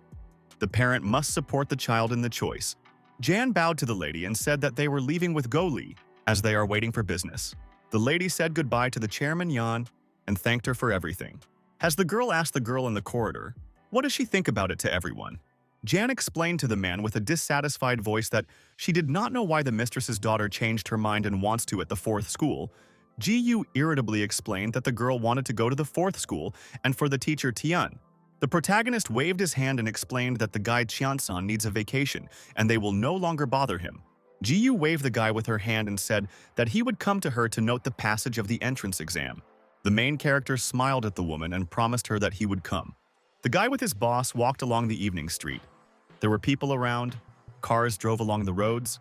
Lion told the guy a thoughtful voice that they are now alone again. Ji looked at him in surprise. The main character reminded Boss about the man whom they had previously captured. Lion told for the protagonist about a call from Cha. They handed over the detained bandit by a police officer. The main character asked Boss, why did they grab the bandit? Lion explained to his companion that the bandit was the younger boss of Pavilion Yuchen. The boss explained to the guy that he did not understand the whole situation. He wanted to tell him more and more. Lian said that the history of the Pavilion Yuchen originates decades before the day. Over the past couple of years, the pavilion's connections first reached the highest circles and then fell to the lower classes. The Pavilion Yuchen has changed many times a leader, but his foundation remained indestructible even under the threat of collapse.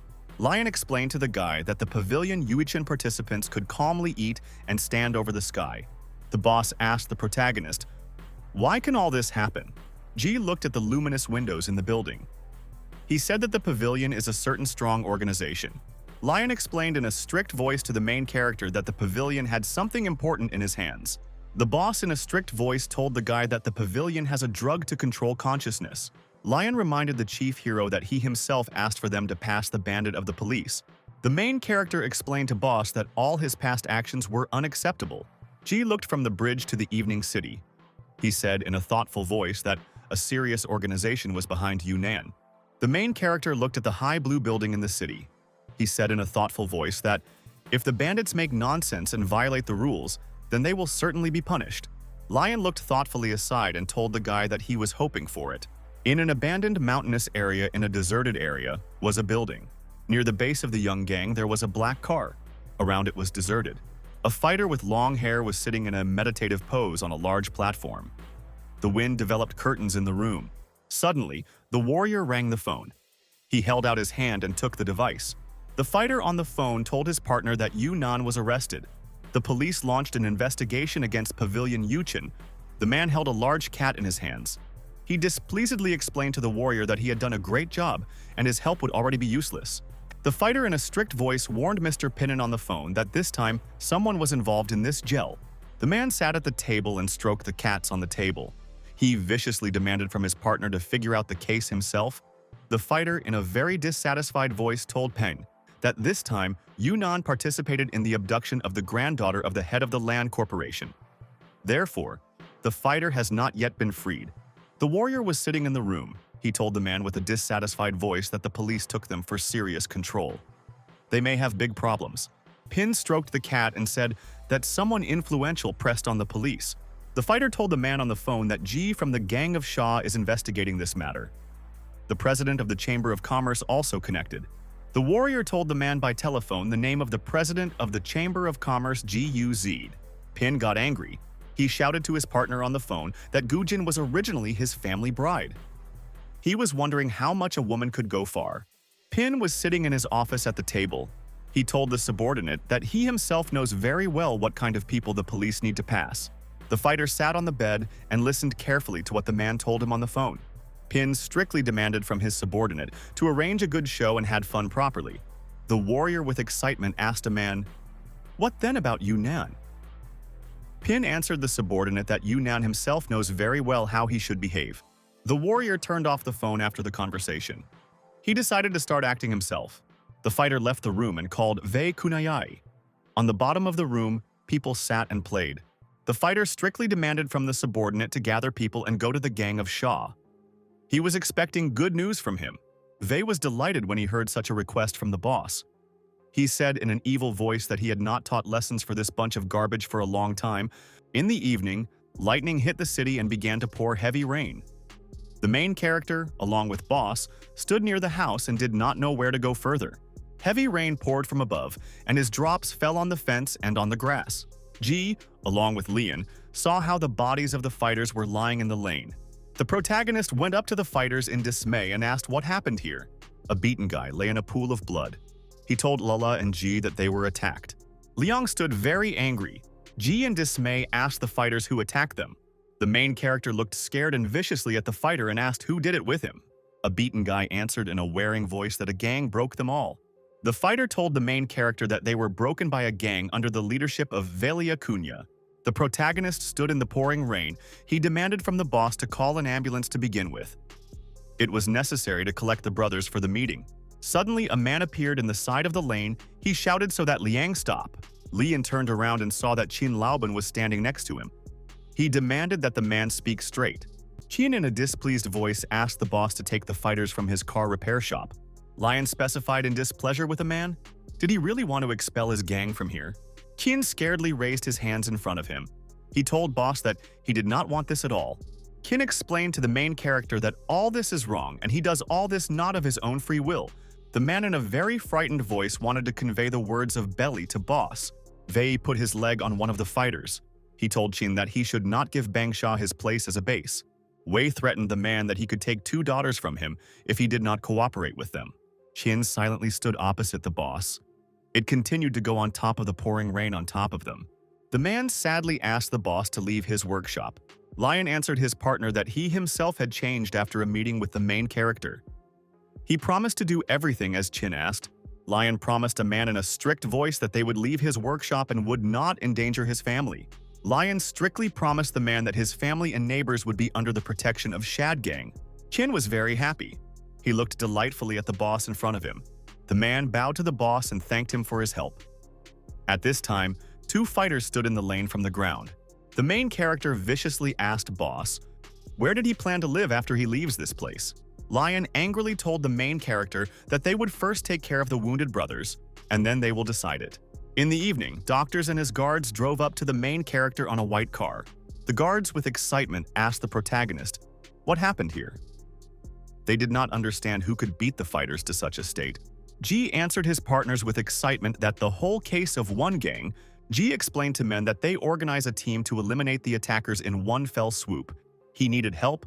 Liu, with excitement and confidence in his voice, promised the main character that they would help him. The protagonist said in a pleased voice that he would now inform Shanya about it. The main character approached the boss and said that the Liu brothers joined them. As a result, they will have 10 people. Lion did not answer the guy. He sat and looked silently in front of him. The main character was worried. He called the boss with a frightened voice. Lion was very upset by the words of the doctor about one of his fighters. The boss, in a frightened voice, told his friends that Xiaoan stopped breathing. Liang stood on his feet. He said in a sad voice that the fighter should not be saved by his body ended. The boss sadly said that Xiaoan was one of the first to join his gang Sha. Lion angrily demanded that the protagonist be forced to pay rivals to pay 100 times price. The corpse of a fighter was lying in a morgue on a table, and he was covered with a white blanket. The silent Liang stood with his friends and looked at the fighter's body in the morgue. The boss sternly asked a fighter named Hong Ju, how much money did they have in the account in the gang? Hong opened the document. He told boss that they had a little more than 1,000,000 yuan on the account. Lion demanded from his subordinate to transfer 800,000 yuan, the family of the deceased fighter. Hong shouted to boss with a displeasure in a dissatisfied voice that even a large gang of Lan Hui did not pay such amounts to any of the highest circles. The boss stood near the body of a fighter. He said that he made a great contribution to their gang.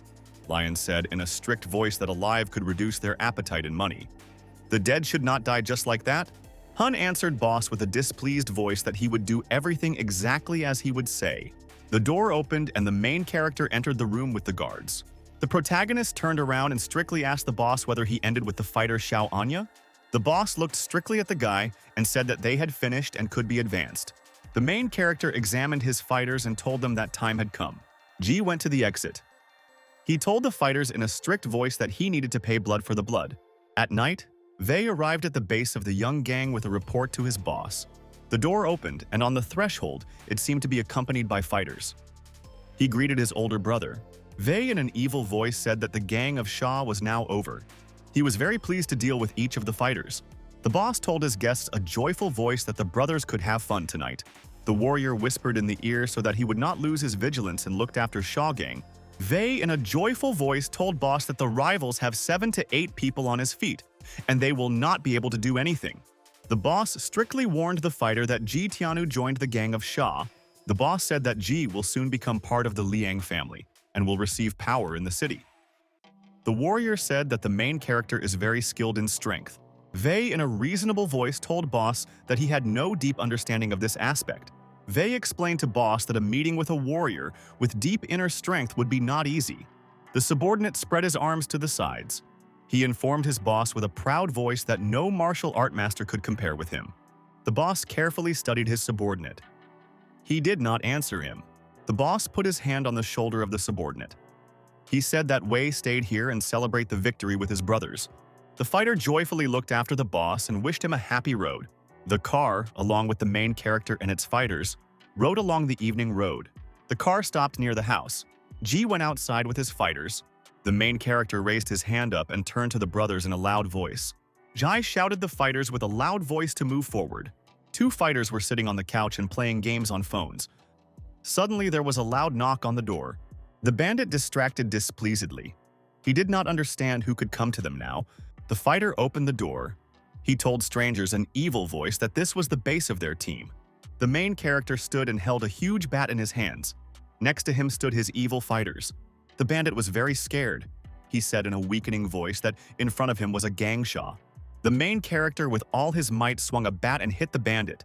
He flew off and rolled around the room. The fighter knocked sharply from his seat. He was surprised that he was a gang of Shaw. Liang sharply ran into the room. He sharply launched the bit straight into the schoolboy. The boss came close to the bandit and grabbed his hand by the clothes. He pulled him to him. Lion handed a beaten bandit to him and strictly asked where Wei was now. The battered Wei, in a trembling voice, told Boss that all the bandits are now below in the bar. In the bar below was a cheerful party. Two fighters hit their glasses and offered each other to drink. In a large room, a group of fighters walked cheerfully. There were several girls next to them. Wei drank alcohol from a glass and sat, closing his eyes. He thought about something of his own. Wei, after a small pause, turned the contents of the glass straight into himself. The protagonist approached the guards near the doors in the corridor. The bandits near the entrance were worried. The drunk fighter looked at the uninvited guests with a displeased look. The main character approached with a club to the door. The guard near the door told uninvited guests that this was the place of Brother Wei. The protagonist swung his hand and, with all his might, hit the guard on the head on a grand scale. The fighter looked displeased at the boss and in a strict voice asked who was the one. Lion, in an evil voice, told the bandit that he sees his father in front of him. The fighters inside the room continued to have fun with the girls. Music played around.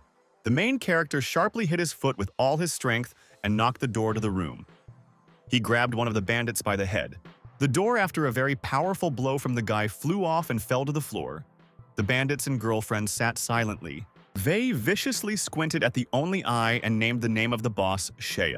Wei angrily asked Laos, did he really want him to deal with his remaining brothers?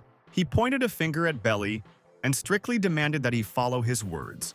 Lion seemed to threaten the fighter that today, the gang of Shah would commit justice over him. Wei smiled very viciously when he heard a word about justice from his opponent. Wei abruptly jumped to his feet. He told the bandits that they could not even pull one hair from him. Liang looked angry at the fighter. He decided to attack him without wasting time. The boss jumped up and swung a bat. He shouted to the bandit that he would pay today for everything he did. The main character was scared. He shouted to the man so that he was not impulsive. Wei stood and calmly watched a man flew at him with a bat in his hands. Wei stood calmly and watched the boss Liana with a large club in his hands flew on top of him. Wei unexpectedly spread his hands to the side and prepared to fight off the bandit. The bandit raised his hand and bent at the elbow. He prepared to use a distracting blow. Wei swung his hands and with all his might hit them with a lady flying on him on the head. The bandit knocked out the bat from the hands of the boss. He used a reception against him called Tai Chi. Wei waved his hands in all directions. He activated the release of energy in his body. Liang looked at the bandit in dismay. He realized that the man would attack him now. Wei swung sharply with his own hands. He beat off the boss with a powerful blow and he flew far to the side. The main character was very scared. He called the Lanet in a very loud voice. Lion, after a very powerful blow from the guy, flew far and fell to the floor. The beaten boss grabbed his hands by his face. He thought displeasedly that the martial art of the belly should be very slow. The fighters ran to the boss on the side. Hong asked the man with a frightened voice, "Is he all right?" The boss very viciously demanded from his subordinate to give him a bat. Hong took the bat in his hand. He scaredly wanted to tell Boss what happened when Vei threw him. The guy held in his hands a broken and angry bat. He told Boss that the bat broke down after the blow. The protagonist told Boss in evil voice to deal with the rest of the fighters. He decided to do it. Liang shouted with excitement to the main character that he was now counting on him. Vei turned around and looked with great interest at the protagonist. He had already heard about the guy from the boss before. Vei studied the guy with a careful look. He thought at first that G was a serious gang. After that, Vei laughed loudly. He shouted that he sees just a boy in front of him. Jai shouted to his friends in evil voice so that they would not listen to the bandit and act according to plan. The guards strictly looked at Vei and prepared to help the main character. The main character activated a 10-fold increase in force in his body. The bandit looked at the guy in surprise and noted that he had a strong aura. Vei became a fighting rack. He shouted that an interesting show was waiting for him that night. The bandit held in front of him. He shouted to the protagonist that he could attack him. The main character swung his hand. He prepared with all his strength to hit his opponent. G crushed Vei with very powerful and quick blows. The bandit very deftly evaded to the sides. G viciously told the bandit that he could evade some of his blows, but he would not last long. Vei looked angry at the guy. He did not understand where he could have power in his hand. The bandit activated a special light surge against the protagonist. The main character felt a strong blow in the body. He realized that his opponent was very strong. G thought about himself with excitement that an end came for the bandit. The brothers Liu ran up behind the below and prepared to grab him by the hands. A fierce battle continued in the hall. The bandits beat each other with their hands and weapons.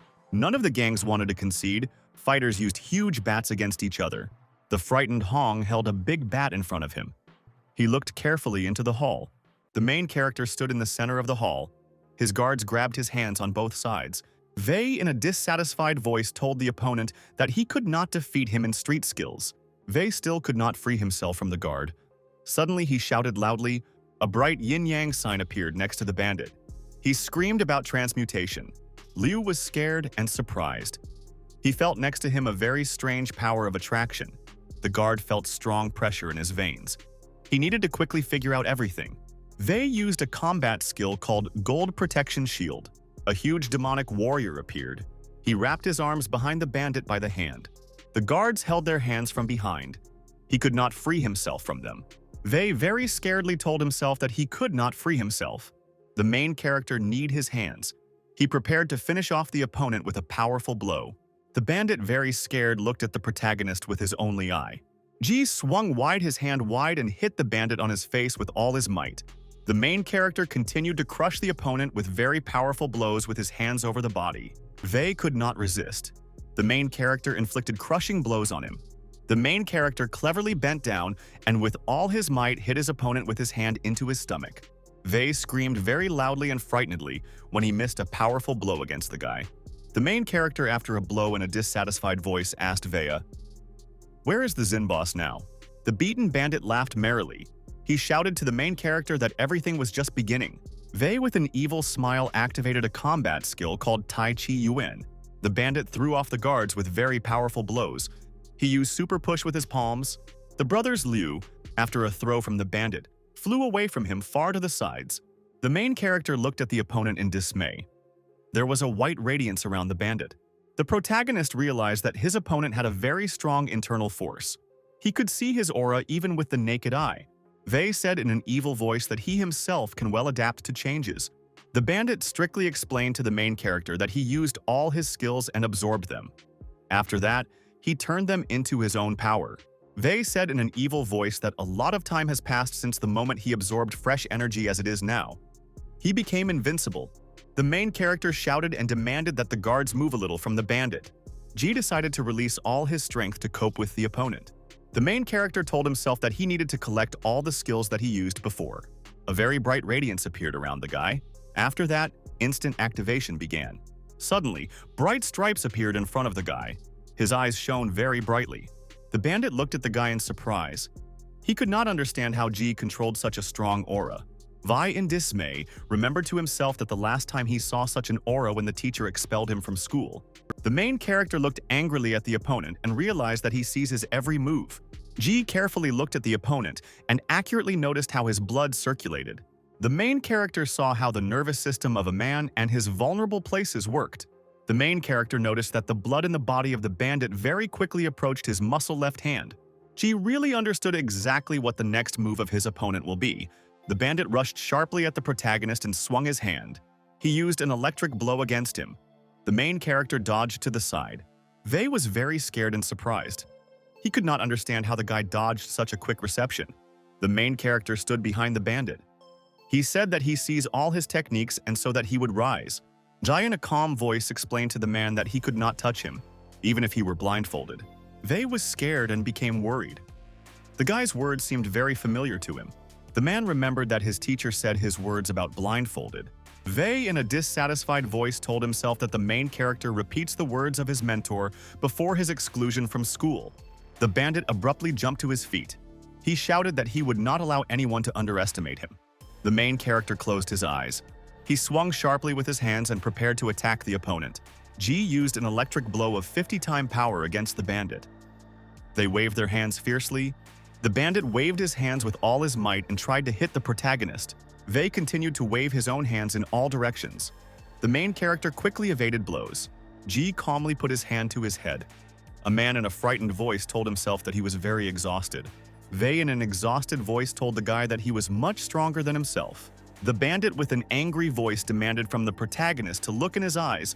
Ji spread his hand sharply and hit his opponent on the head with all his might. After a very powerful blow, the man flew to the side and fell to the ground.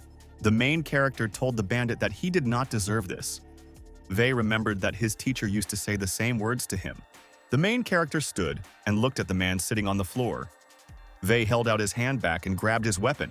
Wei took out a gun in front of him and shouted to the main character that he would take him with himself. At this time, the bandit remembered how he stabbed his teacher with a big blade.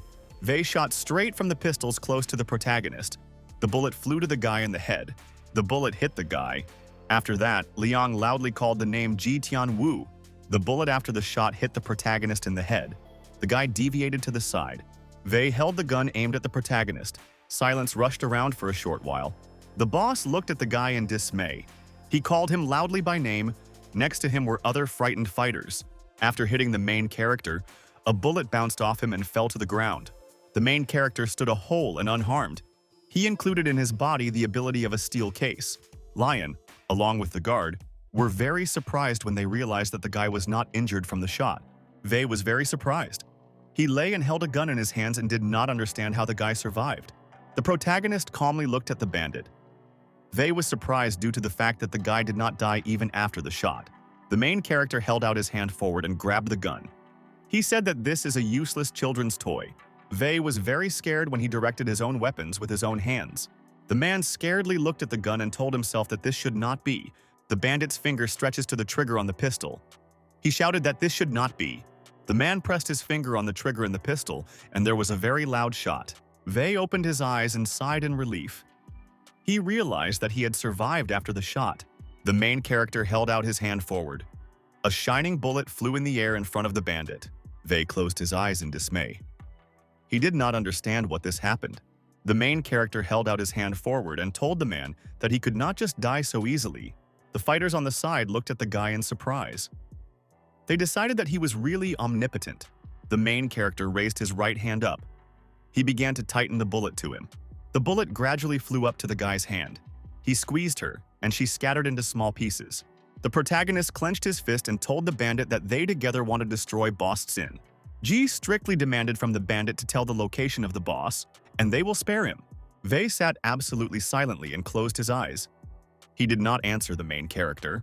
Suddenly, the bandit opened his eyes and shouted in a crazy voice that the weapon was fake and everything around the fake.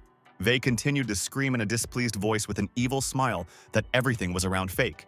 Ji looked at the man with great fright and said that he had a roof.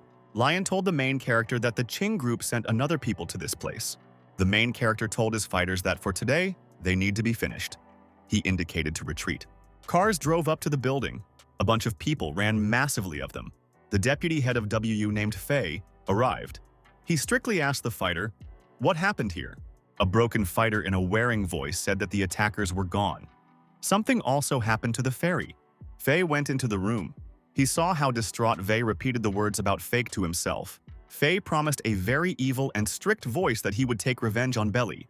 The boss, with great surprise, heard a message from the subordinate that Wei was crazy. Fei told boss that Wei from now on suffering from a very severe cognitive disorder. The boss sternly asked his subordinate, "What happened there?" Fei told his partner all the information he received from witnesses. Witnesses told the fighter that Ji's boyfriend looked like a ghost. Wei could not defeat his opponent, and after that Ji planned to kill him. The bandit took out a gun and shot at the protagonist to protect himself. Witnesses said that the bullet fell into the head of the guy, but there was no scratch left on it. The boss listened carefully to the story of the subordinate. The weapon was German and could not give misfires. Fei said with excitement that the main character is even greater evil. Witnesses said that Wei managed to shoot at the guy again from the pistol. The bullet flew in the direction of the protagonist. Ji put his hand forward and somehow stopped her. The main character raised his hand up and made a special gesture. After that, he began to read the spell. After the spell from the protagonist, Wei turned into an insane vegetable. The fighter scaredly asked the subordinate, was Ji could rise to the level of God? Fei explained to his voice that he told him what he had heard from the witnesses. The boss strictly demanded from the subordinate to bring him the teacher Yana. The boss said in an evil voice that he wants to know what other tricks the main character can throw. In the late evening, the main character sat in the hospital building. The windows glowed brightly. The guy was sitting on a chair near the entrance to the ward. He carefully looked at his hand. The main character carefully looked at his hand and noticed how the pen appeared in it. Ji was very struck by his abilities. He did not know what he could still do. The main character suddenly heard a very loud noise inside the ward with the patient. Lion lay on the bed and shouted very loudly. The doctor at this time sewn the wound on his body. The medic told the patient that he should carefully care for the wound, but the man was able to allow infection. Liang asked the doctor with a frightened voice to be more tender with him. The patient was lying in the ward and shouted in a loud voice so that the doctor was more healthy with him. The boss left the chamber. He asked if the doctor was good in this hospital. Ji asked a man, "Is everything all right with his wound?" Lion said that his wound was swollen and heal after a couple of days. He needs to drink medicine. The protagonist viciously told his partner that he was hit with a knife and he had a serious wound. The man answered the guy that the next time he would be more careful. The protagonist turned to a man and asked how to feel the well-being of his brothers. Lion answered the guy that his brothers were fine and he could not worry. The main character told the man to rest properly. He himself prepared to leave. In parting, the boss shouted to the guy to return home as soon as possible. The main character in the early morning was at home. The sun was shining from behind houses on the street. Ji opened his eyes and prepared to wake up. He was lying on the bed at 6 in the morning. The guy opened his doors and left the room. He yawned in a tired voice. The girl held the tray in her arms. She told the main character to translate himself in order and have breakfast with his parents. Ji still did not fully wake up. He scratched in his ear and told the girl that he agreed. The main character went to his bathroom. He squeezed the paste on the brush and prepared to brush his teeth. Ji stood in his bathroom and brushed his teeth. He was still very sleepy. The protagonist was surprised to ask his girlfriend Lan Si, what is she doing at his house? Lan told the guy that the last time his parents got to the hospital, she could not do anything. This time, she wants to compensate for something. Ji asked the girl in a very displeasure and a very dissatisfied voice, what is she doing here? The girl held the tray in her arms. She told the main character that her family had not lost hope. They want to organize another meeting between them. Lan turned and slyly asked the guy, what did he think about the engagement? The parents of the protagonist were surprised when they heard such words from the girl. The man and the woman were frightened. They were still impressed. The parents of the protagonist was very scared of him about the engagement. The main character waved his hands with excitement and explained to his parents that this is just a regular performance. The man with the woman was delighted. They said that all this is not real. The parents of the main character strictly told him that marriage is very serious. The main character told the girl that she should not have come to his house and say such things with parents. Lan promised a friend that she would no longer rush like that. The main character demanded from the girl to stop so far. He wanted to pass exams in college. Lan told the guy a displeased voice that she would get old while he was a test. The girl told the main character that they needed to organize a family meeting. Her parents should see the future son-in-law. Ji was very surprised when he heard from the girl a proposal about family gatherings. A girlfriend strictly demanded that the guy meet her parents today. The protagonist was very unpleasantly surprised when he realized that the girl wants to invite him to herself today. Ji turned to his parents and asked them what they think about this. Parents fell silent and did not answer the guy. The woman looked at her husband with fright. Mother told her son that Lan is a good girl. Parents agree that they meet. Mother told her son that he should leave a good impression in another family. The protagonist said goodbye to his parents that they together agree. Lan ran to the main character and grabbed his hand. She said that they now need to go. The guy with excitement told the girl that he could not just leave. He wanted to change clothes. The girl led the guy to the exit at the arm. She promised that she would buy him a new suit. The woman told her husband dreamily that if their son and do, then they will no longer worry about anything in life. My husband asked his wife very cunningly, "Does she really think that happiness is in money?" In the late evening, people sat in a luxurious mansion. They were waiting for a meeting. A man with long hair sat on the side of the table. Opposite him sat guys with a girl. The girl went into the room and in a joyful voice reported that the family of her aunt had come to them. The man said in a joyful voice that this is an important event for Xiao. Therefore they came. A girlfriend advised the girl a few decent guys. The girl slyly thanked her girlfriend and said that she has not yet thought about anything like that. The guy told in a thoughtful voice that he had already brought some certificates of the life of Tian Wu. He did not understand how the girl agreed that her boyfriend was the ordinary son of a butcher. The guest said in a thoughtful voice that the guy will influence the girl's reputation. The guest in a shy voice wanted to talk about all this. A man with long gray hair told the guest that he remembers the time when his grandfather and grandmother were poor. His father was also not in the best light.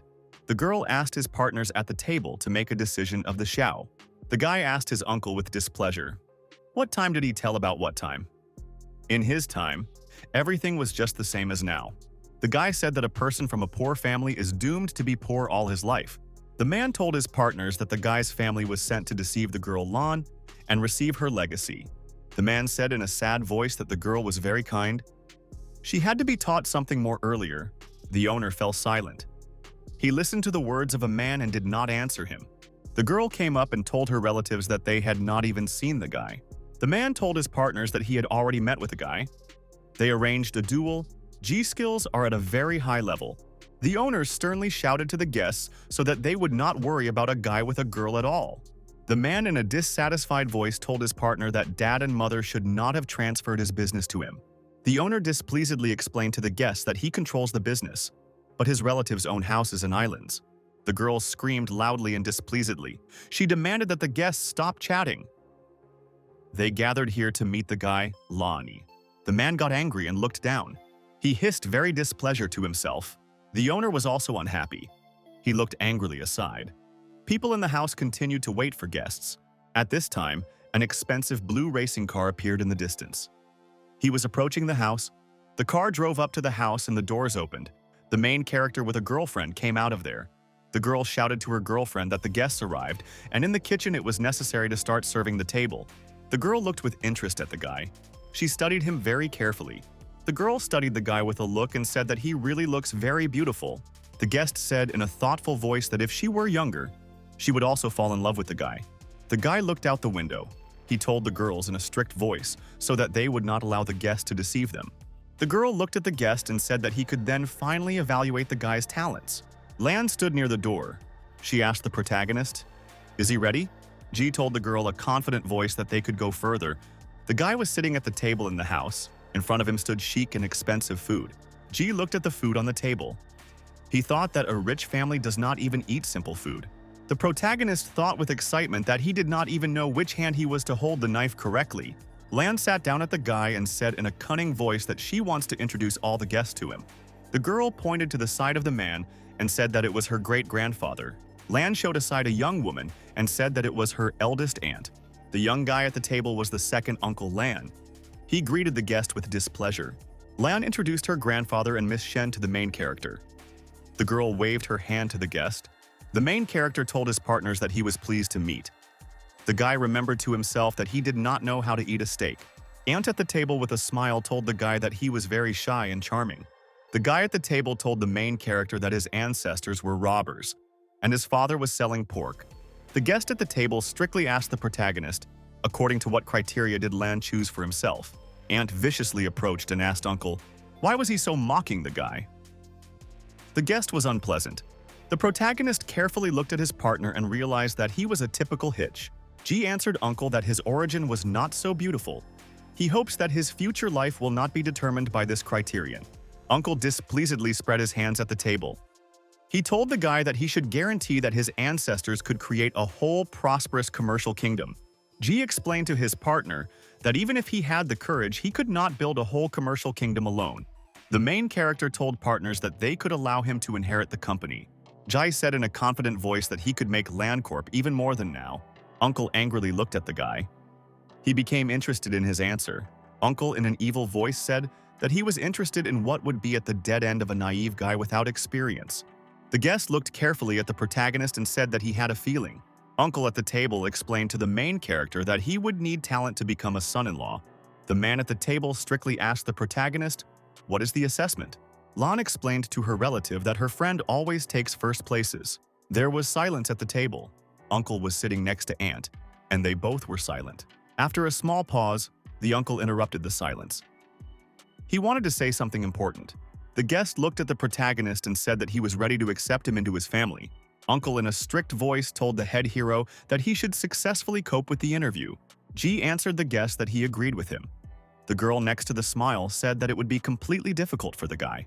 Ji, in response with a smile, told his girlfriend that she is completely right. After a small pause, the main character asked Uncle how to cut this steak correctly. The sun began to descend over the city. The main character prepared to leave with a girlfriend. Ji went outside with the girl. He thanked the people in the house for the reception and prepared to leave. Aunt told young people that she could pay money if they want to hang out in the hotel. Ji and his girlfriend smiled at the aunt and said that they did not need a hotel. The main character, along with his girlfriend, raced on a racing car along the road. Lan at the wheel asked the guy how he was able to cope with the Chin group so skillfully. The main character was sitting on a chair next to the girl. He told her that he does not have a garage now, and he cannot find a job for his brothers from the Shad group. Lan thoughtfully told the guy that he could find a more suitable job for his friends. The main character looked out the window.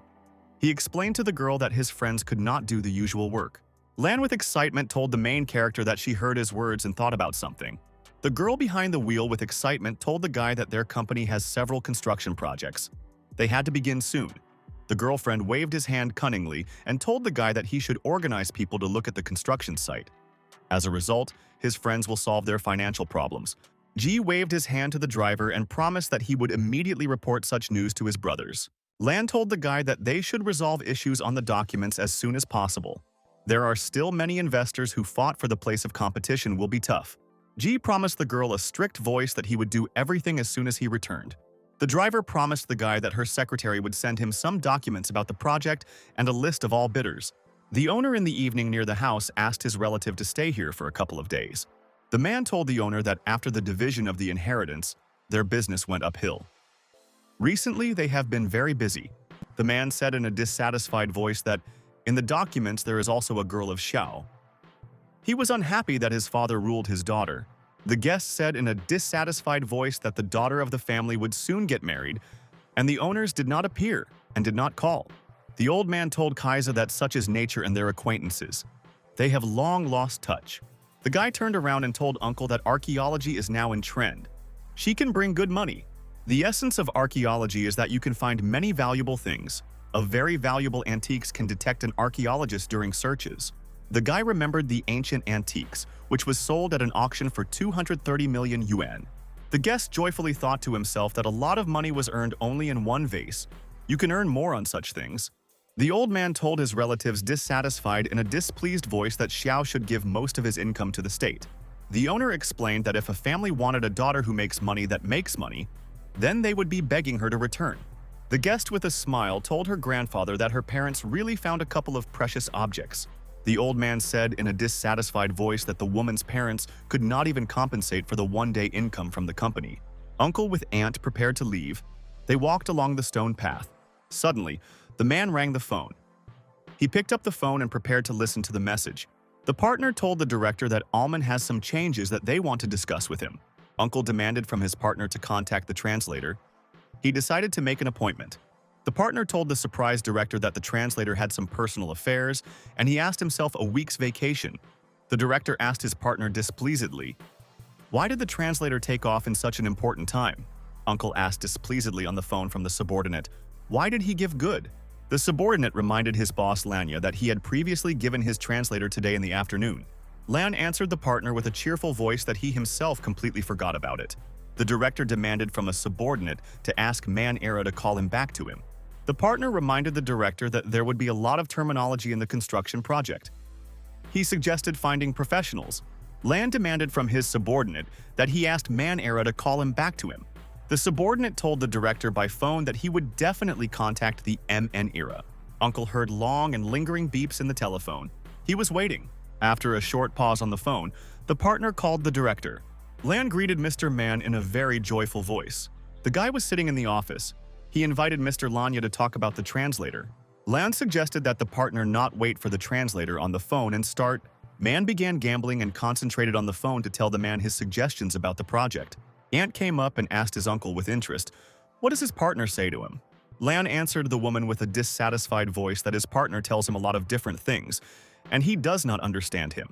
Ant went to his uncle and asked displeasedly what he was going to do. A girl came out of the house. She wanted to tell her uncle something important. The girl explained to her uncle that she could ask for help from Tian Wu. Uncle sternly asked the girl, "Is Tian Wu versed in such things?"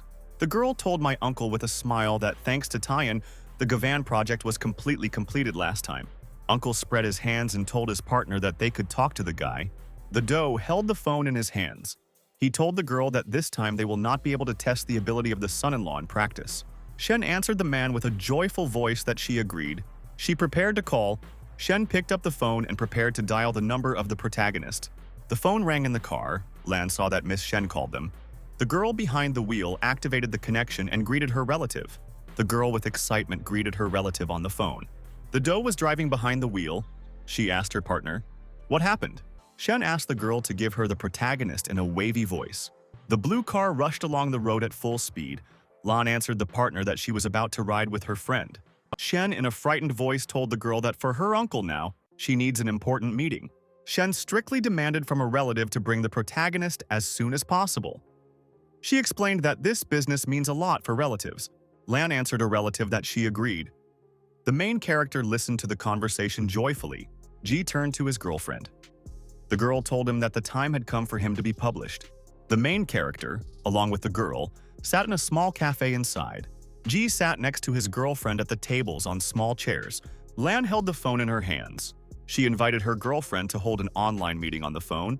Shen, with great excitement, answered the girl that she certainly agrees. Shen on the street told his uncle to create a chat and add a Lan there with the main character.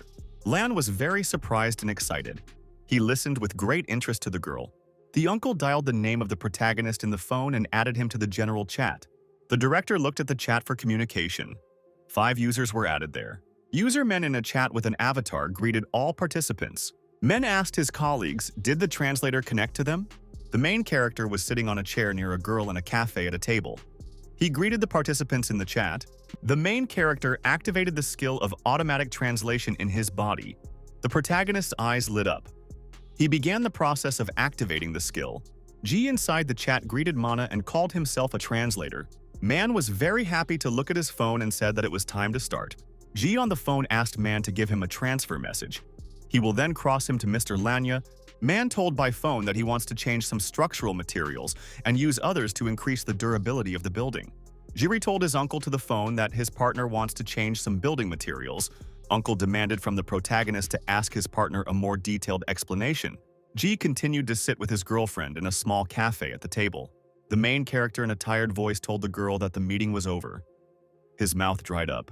Lan with a smile told the guy that her uncle showed great respect for him after that. Lan told the girl with a joyful voice that Ji is very talented. His English is much better than that of professional translators. The man said in a strict voice that the girl this time made a profitable deal. Lan said in a joyful voice that he would offer the main character to drink when they will meet the next time. The main character on the street told the girl that it was too late and she could go home. He decided to call himself a taxi and catch up with it later. Lan asked the guy to try for her as soon as possible to send information to the category of builders from his organization. Ji smiled joyfully at his girlfriend and promised her that everything would be done. The main character stood on the street and waved his hand with his hand. The guy in a tired voice told himself that he had finally completed another task. The main character took the phone in his hands. He decided to tell his friends good news. Jai was surprised to notice how an incoming call from the director of the GU entered the phone. The protagonist, with excitement, realized that the mother of the child, whom he had saved before, called him. The main character carefully looked at the phone. He could not understand why the woman called him at such a time. Jai stood on a dark street. He took the phone in his hands and told the woman to speak.